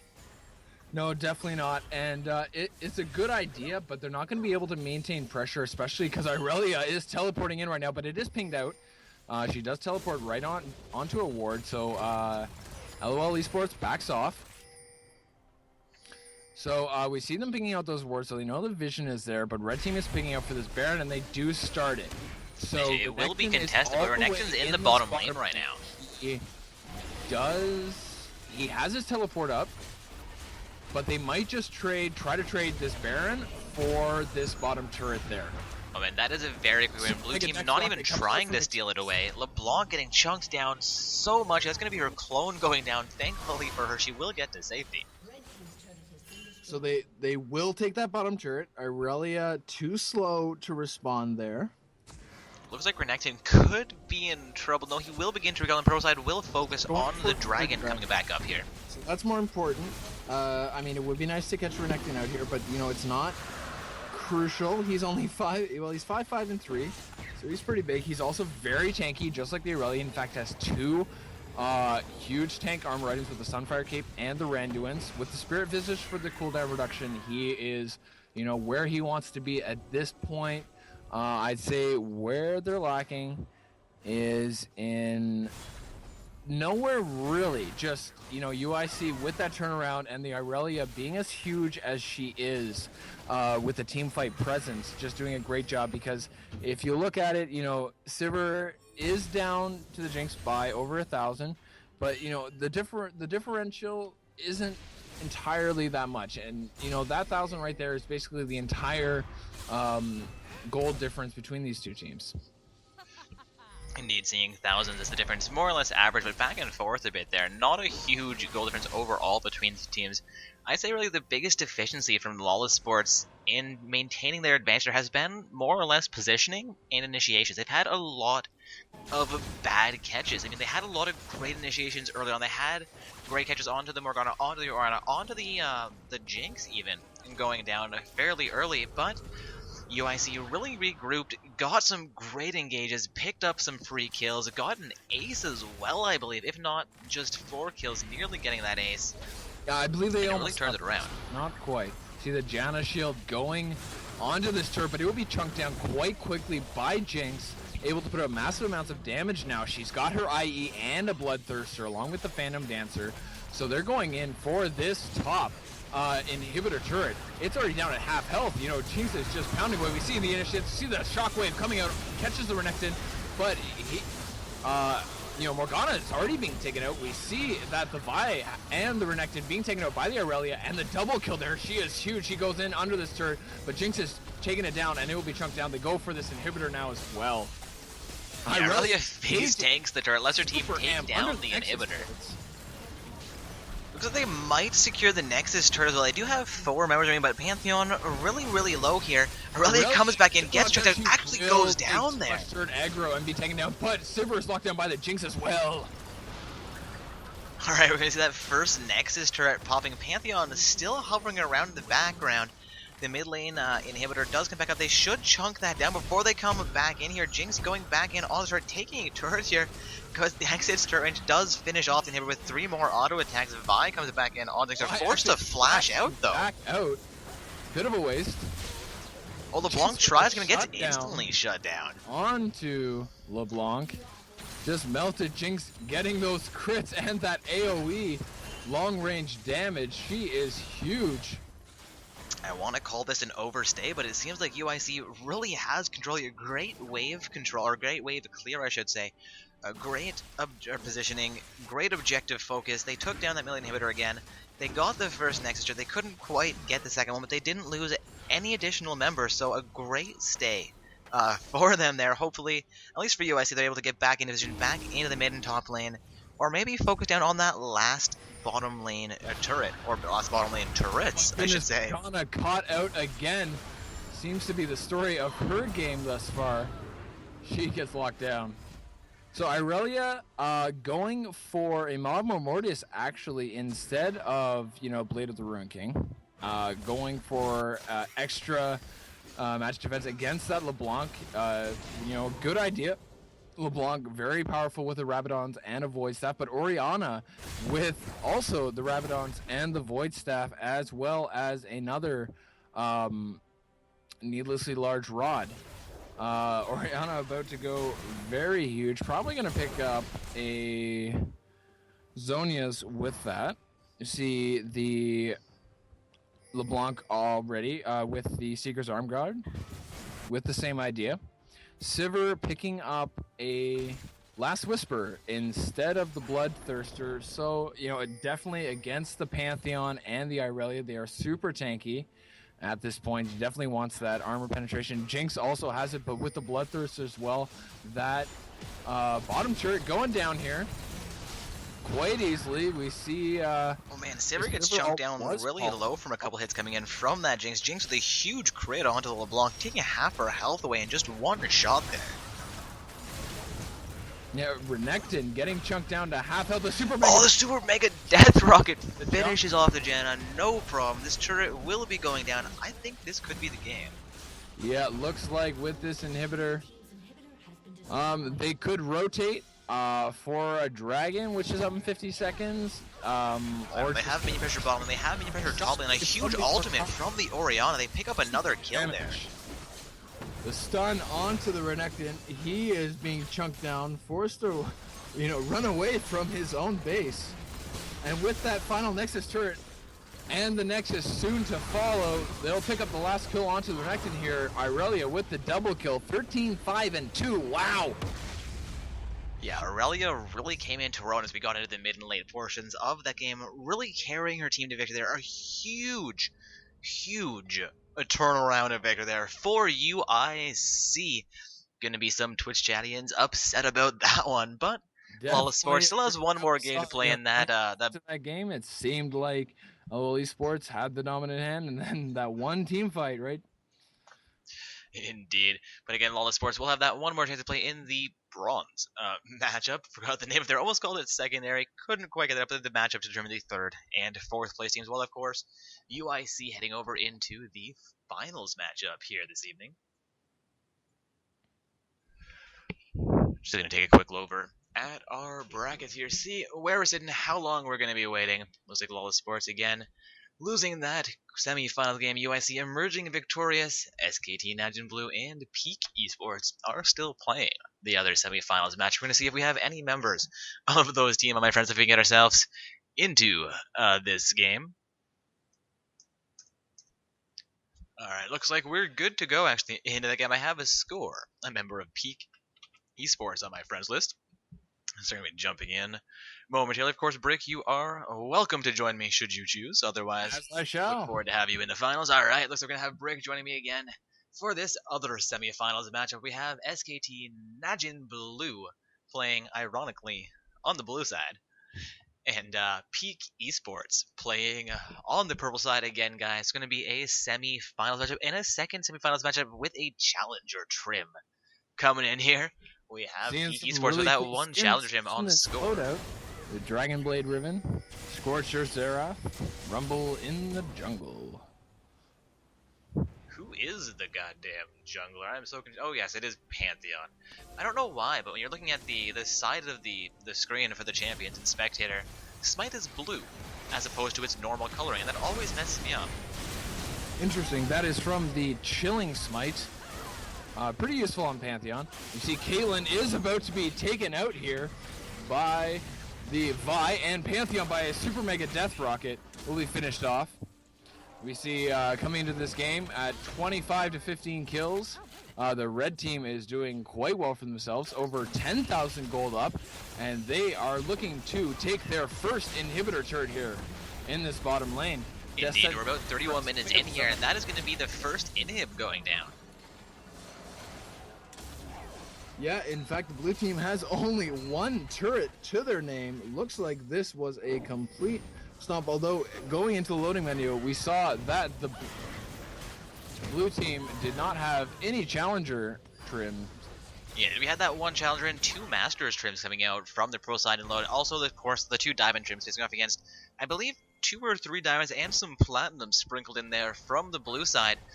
Kill score, not too bad as far as what I would expect to see in a fairly even or mostly even game. We are seeing that 7-to-1 turret score, the objective control from Team Peak Esports. Looks like it's been on point, and speaking of on point, Jinx picks up a kill onto the Riven. Finishing off Riven. Riven 4, 9, and 7. You know, not too bad. Does have a Youmuu's Last Whisper and a Hydra, but just, you know, too close to the Jinx, and Jinx with, you know, an IE in Phantom Dancer, Last Whisper, you know, and well on her way to a Bloodthirster, just putting out crazy amounts of damage. Peak Red Esports team in for a dragon here, gonna be picking up their uncontested. third dragon, completely for free. Vi with a Trinity Force, you know, Hex Drinker, Brutalizer, Warrior Enchantment, putting out major damages, especially with that Denting Blows passive. Moving up here, Gragas, if he's not careful, will be caught out, but fortunately, due to the red team's pathing, he will get away. Red team starting this Baron. I don't know if this is a first or a second Baron of the game. Probably first. That's a Although very good question. to- I'm not sure there's a way to even It tell might as we be enter the second, game lane. just due to the red team's domination thus far. That's very true. Though I don't think we saw the cooldown or the not the cooldown, but the come to live timer back on it. Though we've only been in game for about 4 minutes. Vi Here. If they took it, it would have initiating been really with her early. ultimate, forces the flash from the Riven. Xerath burning his ultimate, a flash death sentence from the Thresh will lock down the Soraka. She goes down, and Pantheon is caught out here. He will go down to the Jinx as well. It's going to be a 2-for-0 exchange again in favor of a Peak Esports here. SKT Najin Blue Gragas with the underperforming shutdown. a Jinx tiny bit. taking too much turret aggro there. Thresh taking a lot of turret aggro himself just so they can take down this middle inhibitor turret. Gragas with the stun in the Vi Q, he will be taken down. Peak Esports securing their second inhibitor here, looking to try and close out the game potentially. All members aside from Caitlyn from SKT Najin Blue are down. They are focusing onto the first Nexus. They get that first Nexus turret. Oh, Caitlyn Caitlyn gets belted. deleted. Second turret is down to half health. They might have the game here. This could be it. We could see Peak Esports moving into the finals, and that will be the game, guys. Our finals matchup will be Peak Esports on the blue side with UIC as their opponents. Right on. Should be a great game. Definitely seen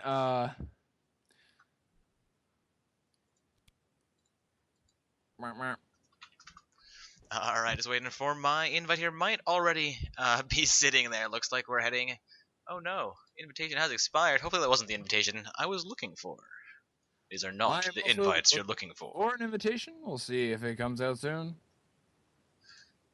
Believe that was a Scores team winning. It's gonna double check I'm not telling the wrong person to invite me here. Score, you are a member of Peak Esports, correct? Yes, we're good there. So I've got a member from... For this final matchup in the finals of the Not So Stock Semi-Pro Tournament, we have Team Peak Sports versus Team UIC. We've been fortunate enough to see Team UIC throughout the night put on some pretty dominating performances, but also been able to pull those from behind wins when they're up against the wall.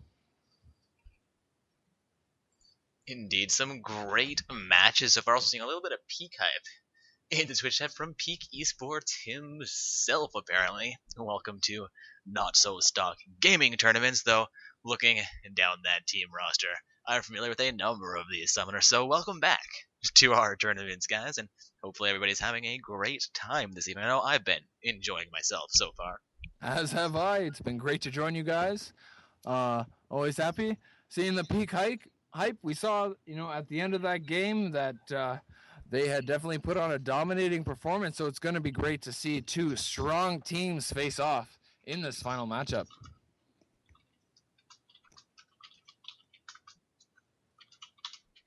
Hey Link, hey Link, listen, hey Link, hey listen. Yeah, there we go, they get it. Alright, sorry guys, someone said Navi's AFK, and I was like, well, someone's got to replace Navi. Everybody missing the Zelda reference there, potentially. Hopefully I'm not, it was just a short bathroom break. Oh, you'll be back. I think you need the best sloth to get. Oh man, that name, it's gotta be like best name N-A. Oh, there we go. Gotta love Abby sloths. was on the wrong Most side. lazy, slow, awesome creatures ever. To be a sloth. Oh, to be a sloth. Maybe that's just my fantasy though, guys. About Sid the Sloth. Ah yes, good old Sid. I'm Sid the Sloth. Guy? Come on, guys. Deborah. Anywho, hopefully be able to get into this finals matchup. Champion select soon. Indeed, looks like Navi has returned here, so we should be able to get ourselves underway momentarily. Also looks like our secondary tournament bracket is into the semifinals there as well. Nobody making their way into the finals here quite yet for that one, but for our main event, again, we are set up for our finals matchup here. Our lobby is with Peak Esports on the blue side and UIC on the purple side here. Just waiting for both teams to confirm they are ready to go. And then we will be into champion selection, which of course, should Brook allow, I shall abandon him for once again. Yep, sounds good to me. We're probably going to see another Jarvan ban. If either team has been paying attention, I'm sorry, if Team Peak Esports has been paying attention, they'll probably put out a Vi ban there. We see, even for both teams actually, using Vi very effectively. Yeah, Vi is really a good pick in the current meta. I mean, we see Jarvan 4, we see Lee Sin, probably the most common junglers there. Then we see a lot of Vi. We've seen a lot of Nidalee actually coming out.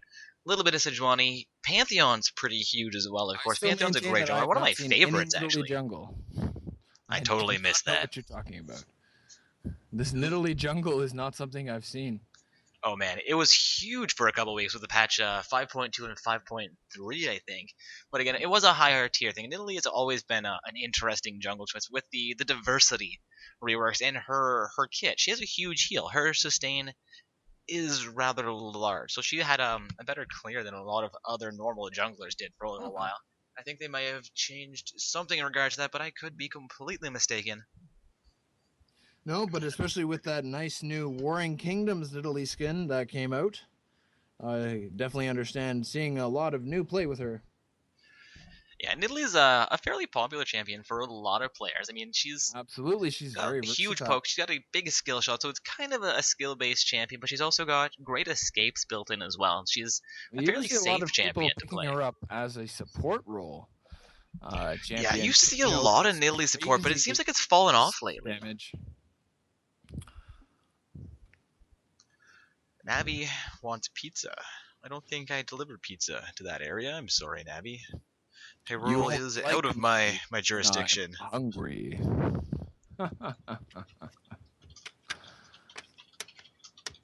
Did somebody say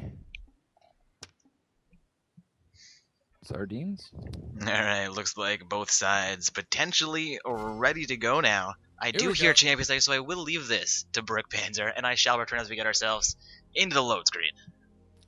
Right on. I'll catch you in a few.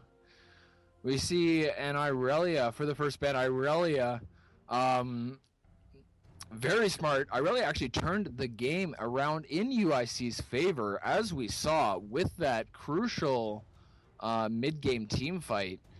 Just the fact that Irelia was able to not get completely shut down and bullied out by Renekton, able to pick up that Trinity Force and make those plays, turn that game around. We see Lissandra and Rumble also banned out.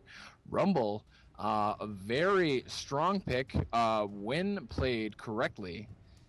Definitely, you know, something to see. Definitely great for the team fights. Definitely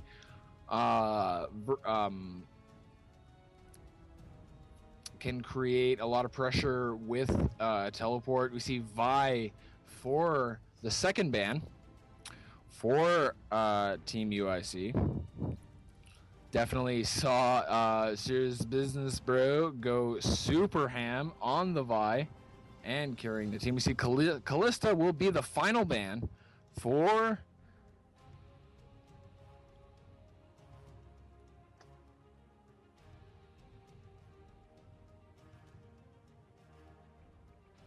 Team Peak Esports. And we shall soon see what the final ban is for Team UIC here in the Champion Select of the finals of the Not So Stack Semi-Pro Tournament. Nidalee will be the final ban. We've seen Nidalee banned quite a bit tonight. Like Dark said, very versatile. Can be taken mid, top, or jungle. More support. Or heck, ADC if you want, if you fancy, if you're crazy enough. See, Sion will be the first pick. Lock in that top lane Sion. Super powerful. Definitely great, especially because he has that ult to get back into lane. See a Rengar. Hovered Rengar. Haven't seen Rengar a lot. Definitely saw him a lot in the Worlds last year. Rengar, very powerful. Be interesting to see if they decide to pick Kha'Zix into the Rengar. I myself was very excited to pick up Kha'Zix, but very disappointed to find out how easily he is countered unless you know what to do against the Rengar. But we'll see a Rek'Sai locked in here. Rek'Sai very powerful, she has the map presence that you want, you know, from a Shen, from a Pantheon, from a Lee Sin. Even though Lee Sin doesn't have that sort of semi-global ult of the other ones.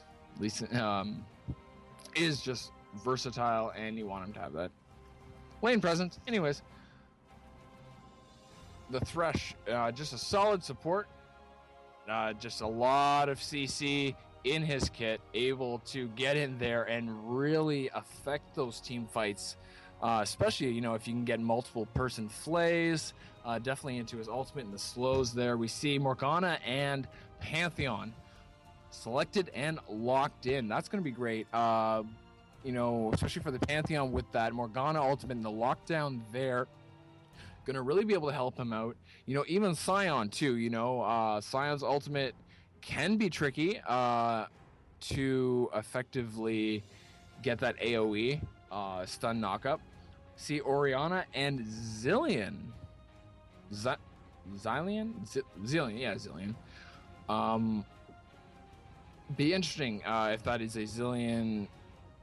All right, we see Rammus there, we see Poppy, so we don't know what we're going to see, but the Orianna been a huge pick tonight. Lots of presence, you know, that Shockwave, just great AoE, CC, damage. We might see the Singe locked in here. We saw Singe placed, but it will be the Renekton for that final pick.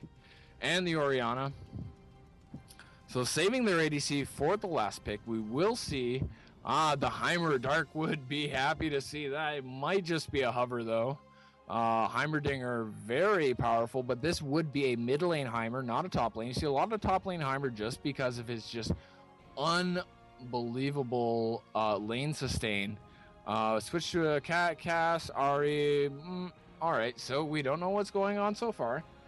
They're just, fooling around, talking amongst themselves, making the strategy.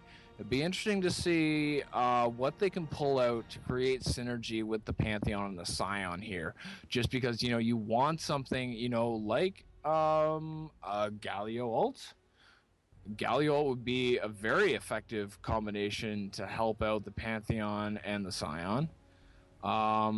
We see this Ari, he keeps coming back to the Ari. Graves, say chance that's gonna be locked in. Graves is a great ADC, but we see the Xerath is the final pick here. So over to Team UIC. We'll see what their ADC ends up being.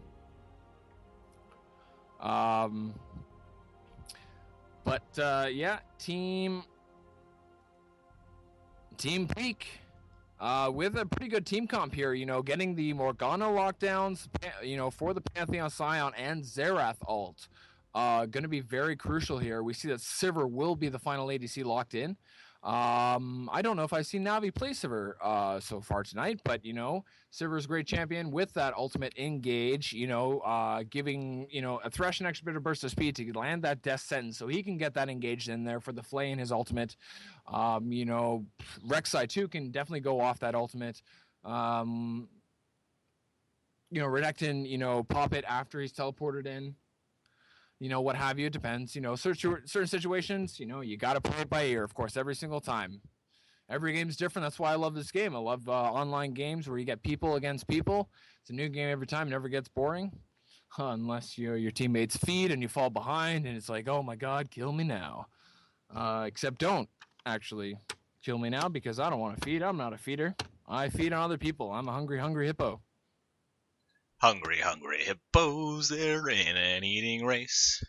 God, it came back at the perfect time. So troll dark. Haha, right on. So we are into the delay. Got some good team comps. See if Orianna can land those shockwaves as we've seen her doing so far tonight. Definitely going to be great synergy with the Thresh and the Rek'Sai. Renekton's just going to be in there bullying his thing, doing his thing, getting those stuns, with that sustain, culling the meek, slice and dice. And of course, if he gets too low, he can just pop that ult for even more sustain, and then Sivir's just going to be in the background trying to hammer away there, getting that DPS out.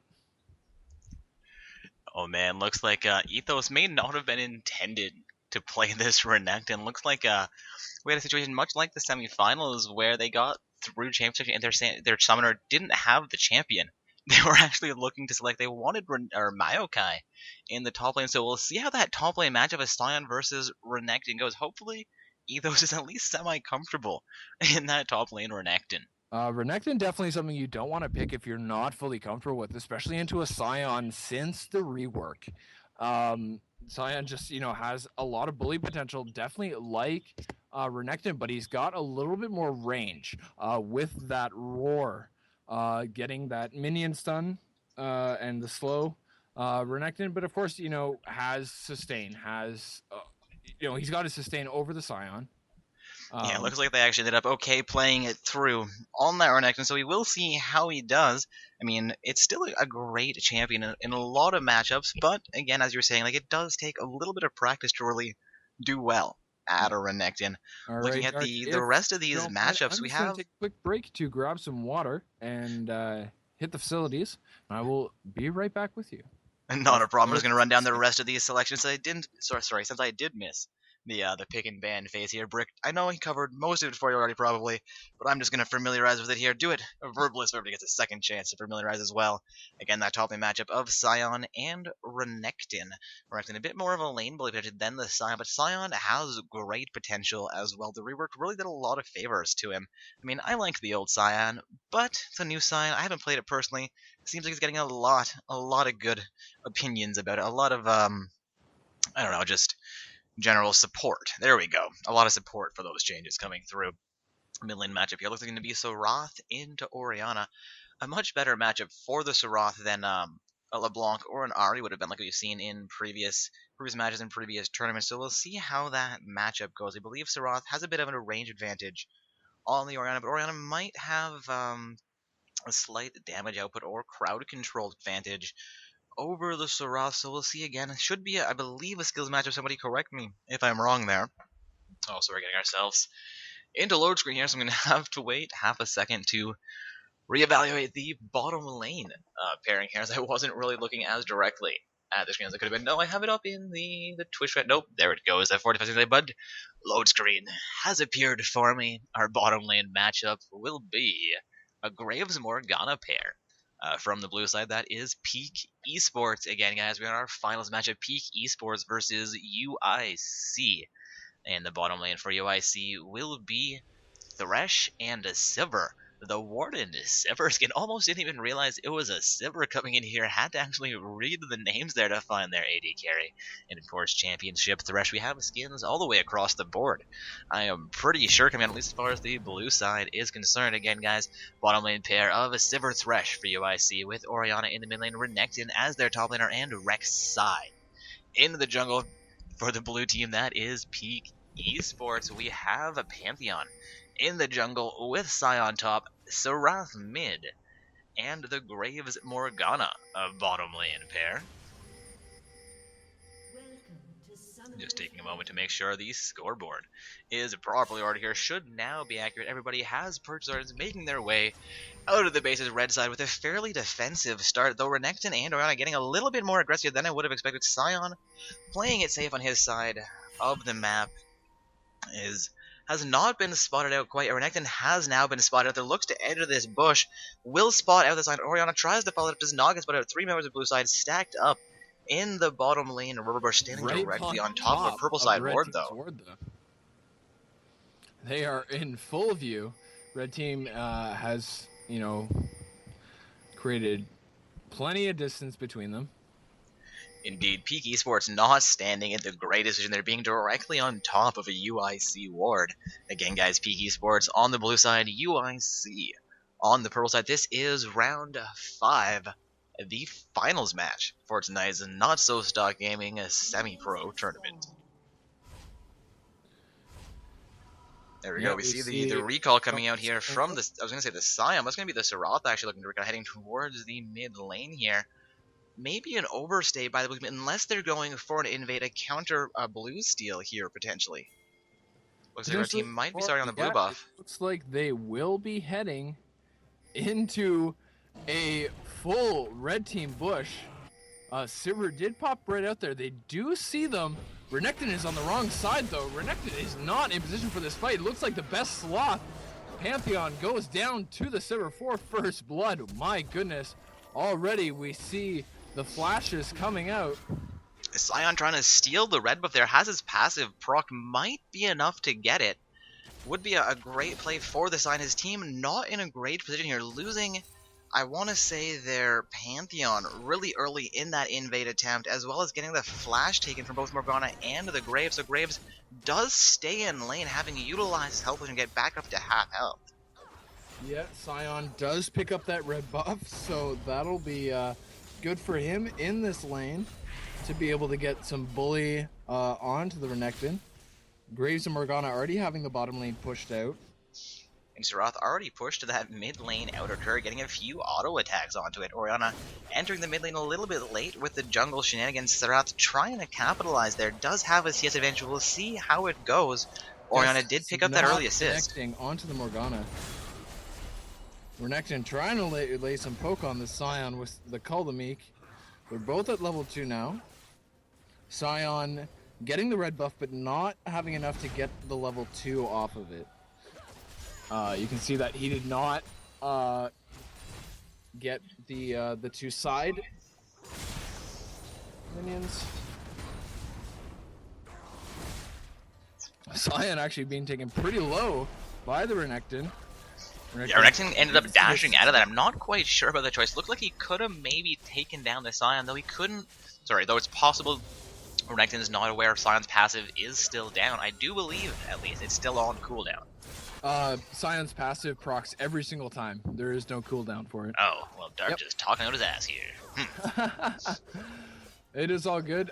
It is easy to forget, you know, just because it is a passive much. Yeah, again, because I've not actually played Zion yet, just seen him play it a fair amount. I did think he had a bit of a Orianna being passive on chunked that down for cooldown. by the Xerath, who was already quite low himself. Once he gets the stun, he is able to just Q, W, and Indeed, looks like Orianna's actually caught up as far as farm's concerned in the mid lane, and Renekton and Sion going to go full ham in the top lane. A really big trade up there. Looks like Sion ends up a little bit behind that trade as well.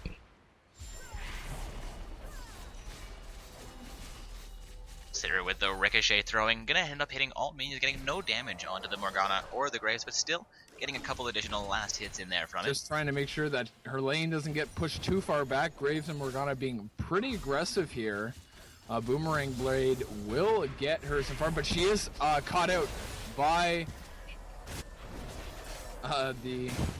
The Dark Vine connected onto the Sivir. I'm kind of surprised she didn't flex the spell shield on any of that damage. I mean, it's gonna be active in the top lane though. With the Force Flash, he'll be taken quite low, and Pantheon will be taken down, but will Renekton...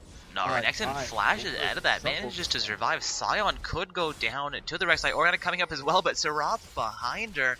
Looks like Orianna will begin to recall as opposed to following Serath back towards the mid lane here. And Sion left about 100 health in the top lane. Rek'Sai and Renekton trying to reconnect here. Turret, he will be taken down, but Rek'Sai will finish off. Sion, he will not be able to follow up there, though. Yeah, it seems like a little bit of a misplay or some Rek'Sai, miscommunication there potentially in the top lane. Sticking around, Xerath is looking to pick up a kill here.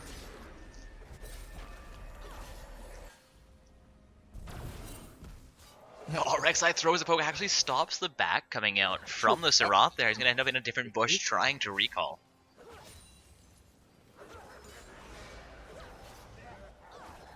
Of course, Thresh and Sivir left alone in the bottom here, going to do their best to get as much farm as they can. Sivir a tiny bit behind the Graves and managing to get caught up here. But of course, Graves and Morgana not in the lane right now. Sivir and Thresh going to be forced back as soon as the Graves and Morgana return. If not, as they clear this wave, trying to get back into lane, you know, as close to the same time as the Morgana and Graves do. I think that Sivir is just trying to get enough gold to try to pick up a BF sword. You know, we do see a lot of people being able to pick up BF sword around the 50 CS mark. Yeah, she is backing on 1,800 gold there. Make that 1,900 gold. She stops the back She's and cleared looking the for second minion boots- wave there. Boots and the BF sword is what she's looking for. Xerath being locked down by the shockwave will be taken down by the ignite. Ooh, Renekton really low in the top super lane low. though. Sion taking him underneath the turret will be able to take him down. Taking a lot of turret hits there though. Renekton did not want that. Going back for a pickaxe. Looks like he's going to be trying to build into a Hydra. At this point, I don't know if that's wise, although Sion is going straight tank to start. Picking up the chain vest there.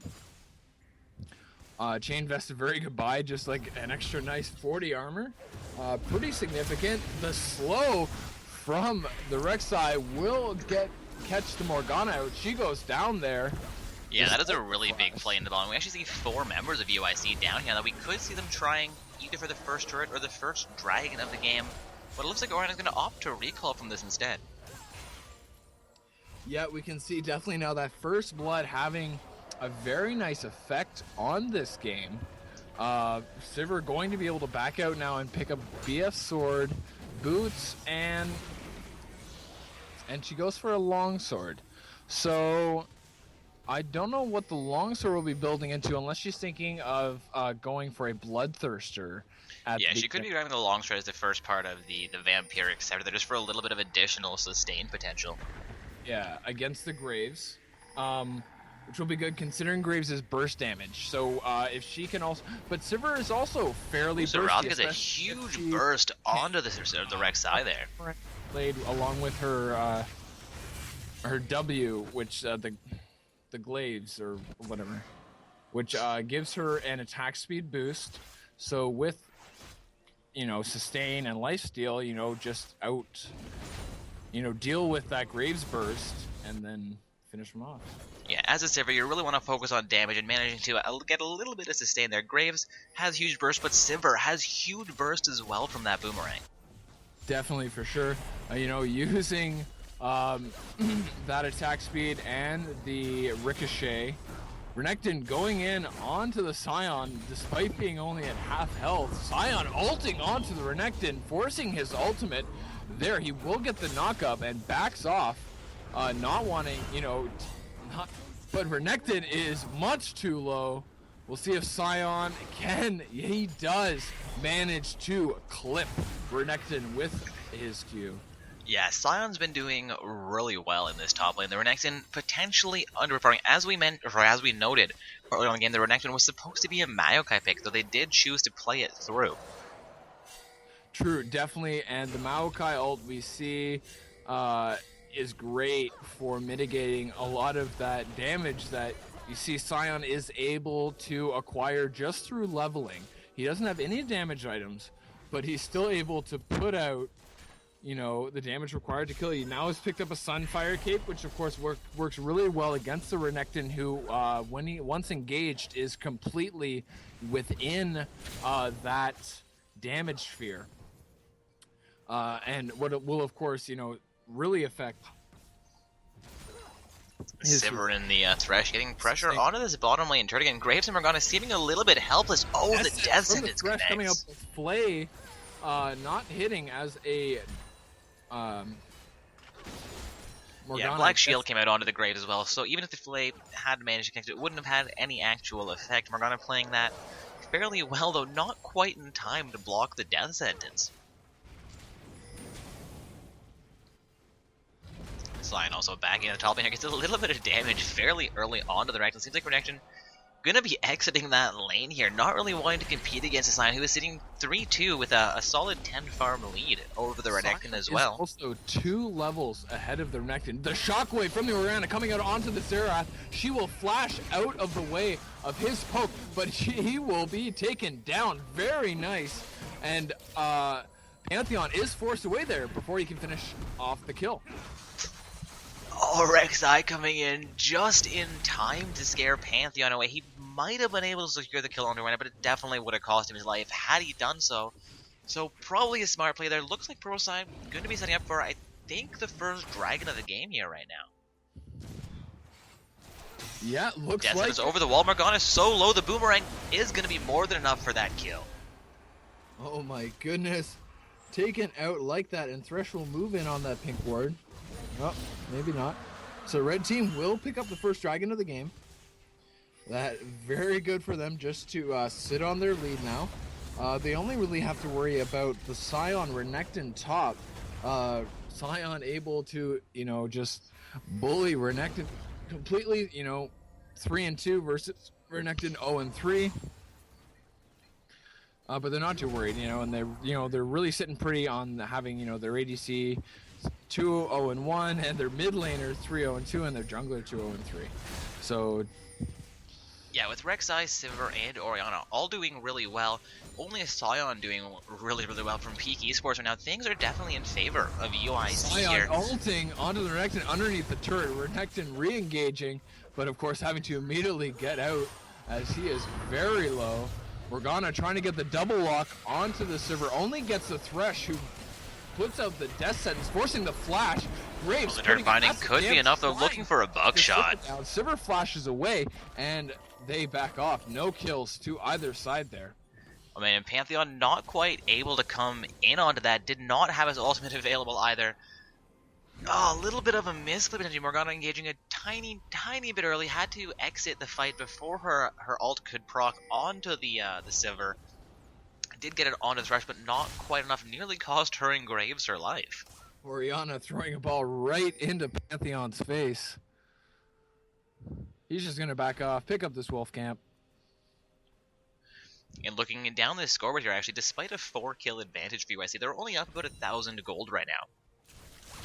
So, and Peak Esports is doing fairly well as far as their farm is concerned and other objective control. Seeing them not really down significantly in any lanes, and Pantheon with actually a 20 farm lead over the Rek'Sai here. But Rek'Sai has 300 gold over the Pantheon.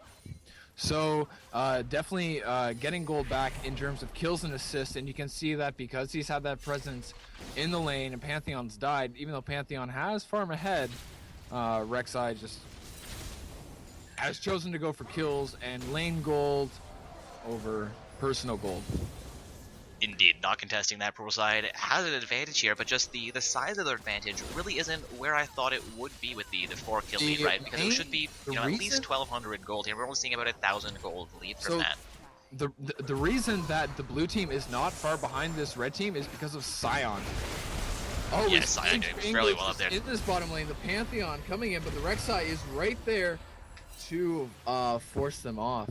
So you see the Sion is over 1,000 gold ahead of the Renekton. So that's where the gold differential is coming into play there. Yeah, Sion picking up those 3 kills does a lot for them. He also has a 20 farm lead. Shockwave from the Orianna, she will be able to secure the kill onto the Xerath with the Ignite. And a couple of last auto attacks. The Death Sentence from the Thresh lands onto the Graves, but he'll be able to dash out from underneath the turret. Yeah, despite Pantheon being down there, not quite enough pressure to try and take down that turret and get the objective they were looking for. He's going to end up ultimating in onto this Orianna. Does get the damage out, but not going to be quite what he's looking for there.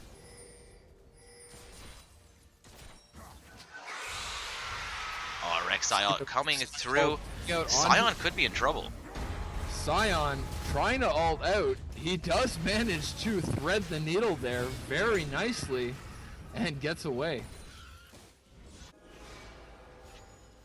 Indeed, Sion makes his way back up into the top of here, looking to relieve pressure that Renekton's exerted against the turret. He will be getting there as the first minion wave expires against the turret. There's another minion wave coming in fairly heavily, though. Third one, not too far behind. Looking to take down this bottom turret. This will be the first turret of the game over to UIC. Ooh, Rek'Sai popping the ultimate, interrupted by Death Sentence, though. Thresh very nicely flashing right out of the way of the Xerath poke there. Xerath is chasing, but will be caught out by the Rek'Sai and the Sivir here. No, actually he loops around. No, he backs off very wisely, but Sion will be able to immediately answer that bottom lane turret with the top lane turret. See that he's been able to maintain that pressure on the Renekton. He's now almost 1,500 gold up over Renekton. He's up 2 levels, already has his 2nd level ultimate available. He's level 12 now, 3 levels ahead. You know, he's 20 farm up, doing a great job. We see Thresh actually looping around here, looking to maybe help out Renekton. Yeah, seeing Renekton opting to start with the Tiamat, especially being behind, I'm going to question that choice. Seeing him not go full tank here, where his team doesn't really have the damage mitigation, aside potentially from Rek'Sai, who I think Rek'Sai looks like he's going to be building damage as well here. That could be a bit of a shortcoming for their team. However, they do have a fairly large advantage right now. I mean, we're 20 minutes in, they've got about a 2,000 gold lead here. Pick up their 2nd turret there as Orianna takes down the mid lane outer. So we'll see if they can secure a victory fast enough. To the Pantheon, forces the flash away. Oh, that's a nice Death Sentence. Morgana is locked down, and she will go down. Yeah, as I was saying there before, the action broke back out. Morgana ending up getting deleted. We'll see if Renekton, being the only tank and not really starting with his tank item, is going to be a huge problem for UIC, or if they can close out the game before needing the real heavy tank becomes necessary for them at the 30-40 minute mark here. So see that the dragon is up now. It looks like they're going for damage over tank just to try to make it a quick game. This dragon will be pretty much uncontested. Pantheon ulting in right in the middle of 3 people. He will go down. The Xerath ult will be interrupted. The Dark Passage from Thresh comes out. Renekton will join in this fight. Xerath should go down here, and the chase onto Graves. He will do some collateral damage, but Thresh will escape there. One more auto, and he would have gone down. Too bad. Nice try, Graves. That is a huge misplay there coming out from PK Sports. A really unfortunate situation for them to be in. Pantheon trying to ult in, steal the dragon away from the pro side, but coming in about 5-10 seconds too late. Dragon already down, a free kill, plus the Serath going down. 1 poke. This Orianna with the shockwave. Looks like Morgana will survive that, but just barely. Yeah, Orianna pretty big now with an Athene's and a needlessly large rod. She's going straight for the Rabadons, getting that attack. So when she goes back here, she's got 1,300. So she... yeah, she picked up the Sorcerer's Shoes instead of selling the Doran's rings and picking up a Blasting Wand. She picked up the Sorcerer's Shoes just to get back into the match faster. She's sitting on 300 gold, so still a ways away from the Rabadons. Rek'Sai see, and Thresh the throwing out this Scuttle Crab. They're Thresh looking for some and more Rek'Sai vision can control in this game. Find this pink ward, clear it out. Oh, no, they're going to back away.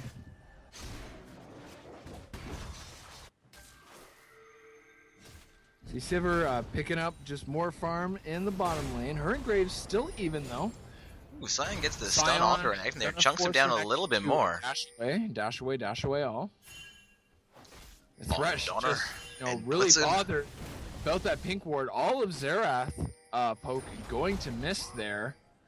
Nice poking up from the Sion onto Renekton again. This Sion has been doing really well this game. We'll see if he can manage to find a way to bring his teams, or carry his team to victory, I should say. Get his Serath a little bit of feed, get his Pantheon back in the game, maybe even affect that bottom lane a little bit. But again, he's winning that top lane, mid lane. He's gonna have a problem here though as 4 members of UIC start sieging down the inner turret. And this will go down very easily. Morgana being caught out here. The Sivir will be taken out though from the Pantheon ult, but he will go down for his troubles. Xerath ult also helping out there. Morgana not enough to be taken down, but Sion is still up in this top lane pressuring this Renekton the entire time. So that is a 1-4-1, but they did get the Sivir. Not too bad, she's already died. So no shutdown gold there. Would have been better to have gotten the Orianna or Rek'Sai. But at this point, Rek'Sai with, starting not really to build tanky, but getting some defense with the Hex Drinker and the Magic Resist there. Should be trying to get some armor soon, just because, the Graves does have his Infinity Edge. The Sivir is up with Infinity Edge plus Zeal. So that's going to definitely give her a nice edge. Graves having to dodge away from that death sentence. Indeed, it does seem like UIC focusing pretty heavily on early game damage here. We are seeing the Renekton start to build a tank. He has the Giant's Belt, has the Warden's Mail. So that's going to be an advantage to them as they come into the mid and late game ports. So I guess we're through the game's 21 and a half minutes in. As we get to that 25-30 minute arc, having at least one tank is going to be a big focus. 4 members of Team UIC, the Flay and the Death Sentence coming out. The Orianna throwing in a little poke there just to pick up that assist. And Sivir focusing down the Sion Clone. This top turret, they're just going to tank it up. Well, Pantheon could be in trouble here, does get caught out. On the Xerath ult coming out will not be enough. And Pantheon is taken down. Rek'Sai gets away. Orianna is going to be picking up this blue buff for herself. And Team UIC picks up this top turret. So it is now 4 turrets to 1 in favor of Team UIC on the red side. They are... Indeed, we're seeing Great 14 job. You kills can to see 5, 4 turrets to 2. when It's been a Rek'Sai really strong team's showing from winning. UIC. He's got his tunnels all over the map. You can see he's got his tunnels around the Baron Pit, around the Dragon Pit, around, the bottom lane of those turrets, and he is well set up. You can see when they're losing, the enemy team's jungler has, and support has time to go into that jungle and clear those out. Definitely limits your mobility and vision. Indeed, Rek'Sai with a decent placement of those ones, able to get to just about any place on his side of the map very quickly with his ultimate. Yeah, definitely. And of course, when he is in tunnel mode, though, that sensing sweep, very useful.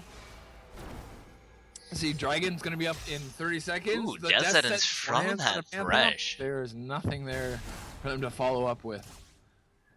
Looks like Dragon coming up, though, is going to be the next objective focused here by Team UIC. Again, guys, Peak Esports on the blue side, UIC on the purple side here, UIC's been doing really well in this matchup. 23 minutes in, they have about a 6,000 gold lead, 4 turrets to 2, 14 kills to 5.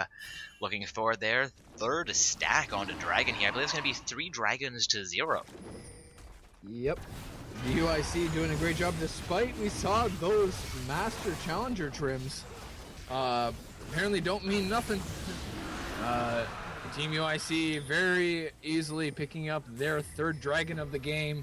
Morgana throws the Dark Binding, managed to land onto Thresh. Not the ideal target, but at least landing it onto somebody kind of stopped her from getting caught out really badly there. Yet the Xerath stun does land, but the Sivir ult is popped, and they engage the Thresh ult. Comes out, Sion trying to get the knockups. He is being taken very low and will be taking out the Xerath ult. You know, trying to get that AoE onto the Sivir. She will take out the Pantheon as well. We see just the Sion and the Pantheon taken out. Yeah, overall But a 2 for 0 exchange there. Still a great play for UIC. Very much in control of this match. Sivir doing a great job of putting a lot of damage, and despite almost being taken out by Xerath.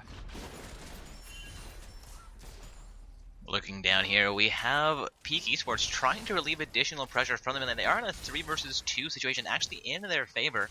Sivir trying to wrap back right here. No, might be going for the blue buffer just to relieve pressure from the bottom. They have a rather large blue side minion wave coming in here. She's going to pick up an easy 10-20 farm right now. That huge minion wave that's about to siege that bottom inner turret. You can see She shouldn't have any kind of problem clinging out between the Boomerang and the Ricochet, because the minion wave is already gone. On Peak Esports, that has yet to die. So Graves actually kudos to their ADC for not getting bogged down. We see the Pantheon ult stops the Sivir recall. She could actually be in trouble here. Gets a decent amount of damage out.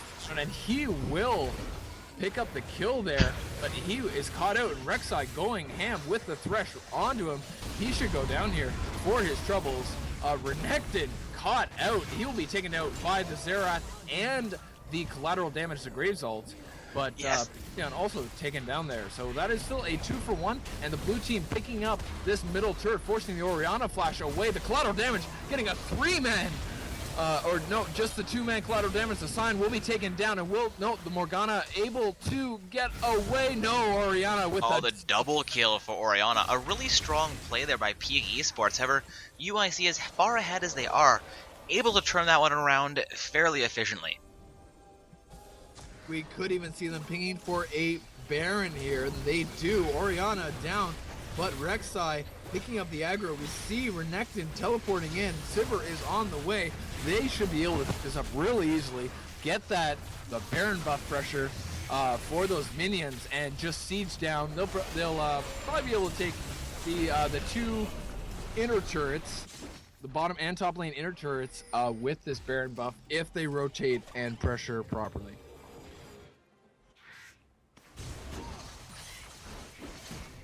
So we see Renekton very wisely second going for the Randuin's. He's completed that now. Pretty good with the Tiamat. Might want to finish that up into the Hydra just to have that 1 slot filled to the max, if you know what I mean. But he'll be looking to pick up some magic resist there as Xerath.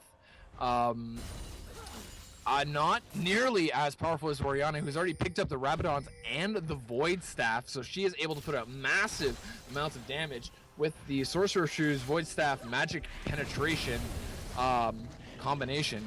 Indeed, the Orianna right now sitting 806 with a solid 70 farm lead over the Sroth is going to be a huge powerhouse. Also, seeing the Rek'Sai start to build damage, he is now starting to build a little bit of tank result, but again, looking at his score, he's 807, only about 5 farm up in the Pantheon, but has 5 kills and 7 assists to his name. Again, going to be a really big powerhouse here.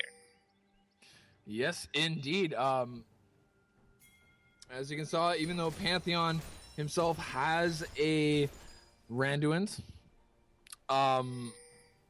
Thresh and Rek'Sai, killed him fairly quickly. Wasn't really, you knew that he was going to die. He went in too deep for that Sivir kill. Could have been worth it. I mean, Sivir is 3-3-8, but she has an Infinity Edge Bloodthirster and a Phantom Dancer, so she is huge. Definitely seeing that the gold that she is ahead of the Graves by 3,000 gold, so you know that full item ahead. They are chunking down this bottom turret like no one's business. Renekton going in. Sivir will pick up the kill onto the Morgana. We see the Zerathal coming out, but it looks like it might have been interrupted. We see Sivir picking up a double kill. The Orianna being chunked very low. Sion will be killed for the triple kill, and it looks like they'll pick up this turret here for the Sivir picks up the Quadra there. Sivir going huge there, and they pick up an ace. This will be the bottom inhibitor turret as well, and inhibitor. We see the GG's coming out. This looks like it probably will be a good game. They might be able to pick up a Nexus turret while they're at it. Yeah, Morgana comes back if you're going to try and defend it, and I'm a little bit disappointed almost seeing that ace without Sivir picking up the Penta there. However, first Nexus turret goes down, second Nexus turret goes down. I think this could actually be the game. Will be. Yeah, that's the game, folks. Congratulations to Team UIC for winning this not-so-stock semi-pro tournament. Indeed, guys, that was UIC as our first place victors here, and I believe a 5-game win streak. Not an unimpressive showing in the least. Indeed, a 1, 2, 3, 4, 5-game win streak for their first place finish here. Peak Esports, unfortunately for them, were defeated in the finals, but they don't go home completely unhappy. They do get that second place prize package.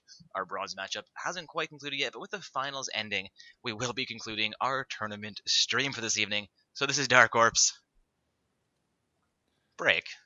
You're ruining me. Alright, this is Dark Corpse. Hey, and Brick Panzer. And we're signing off for the evening.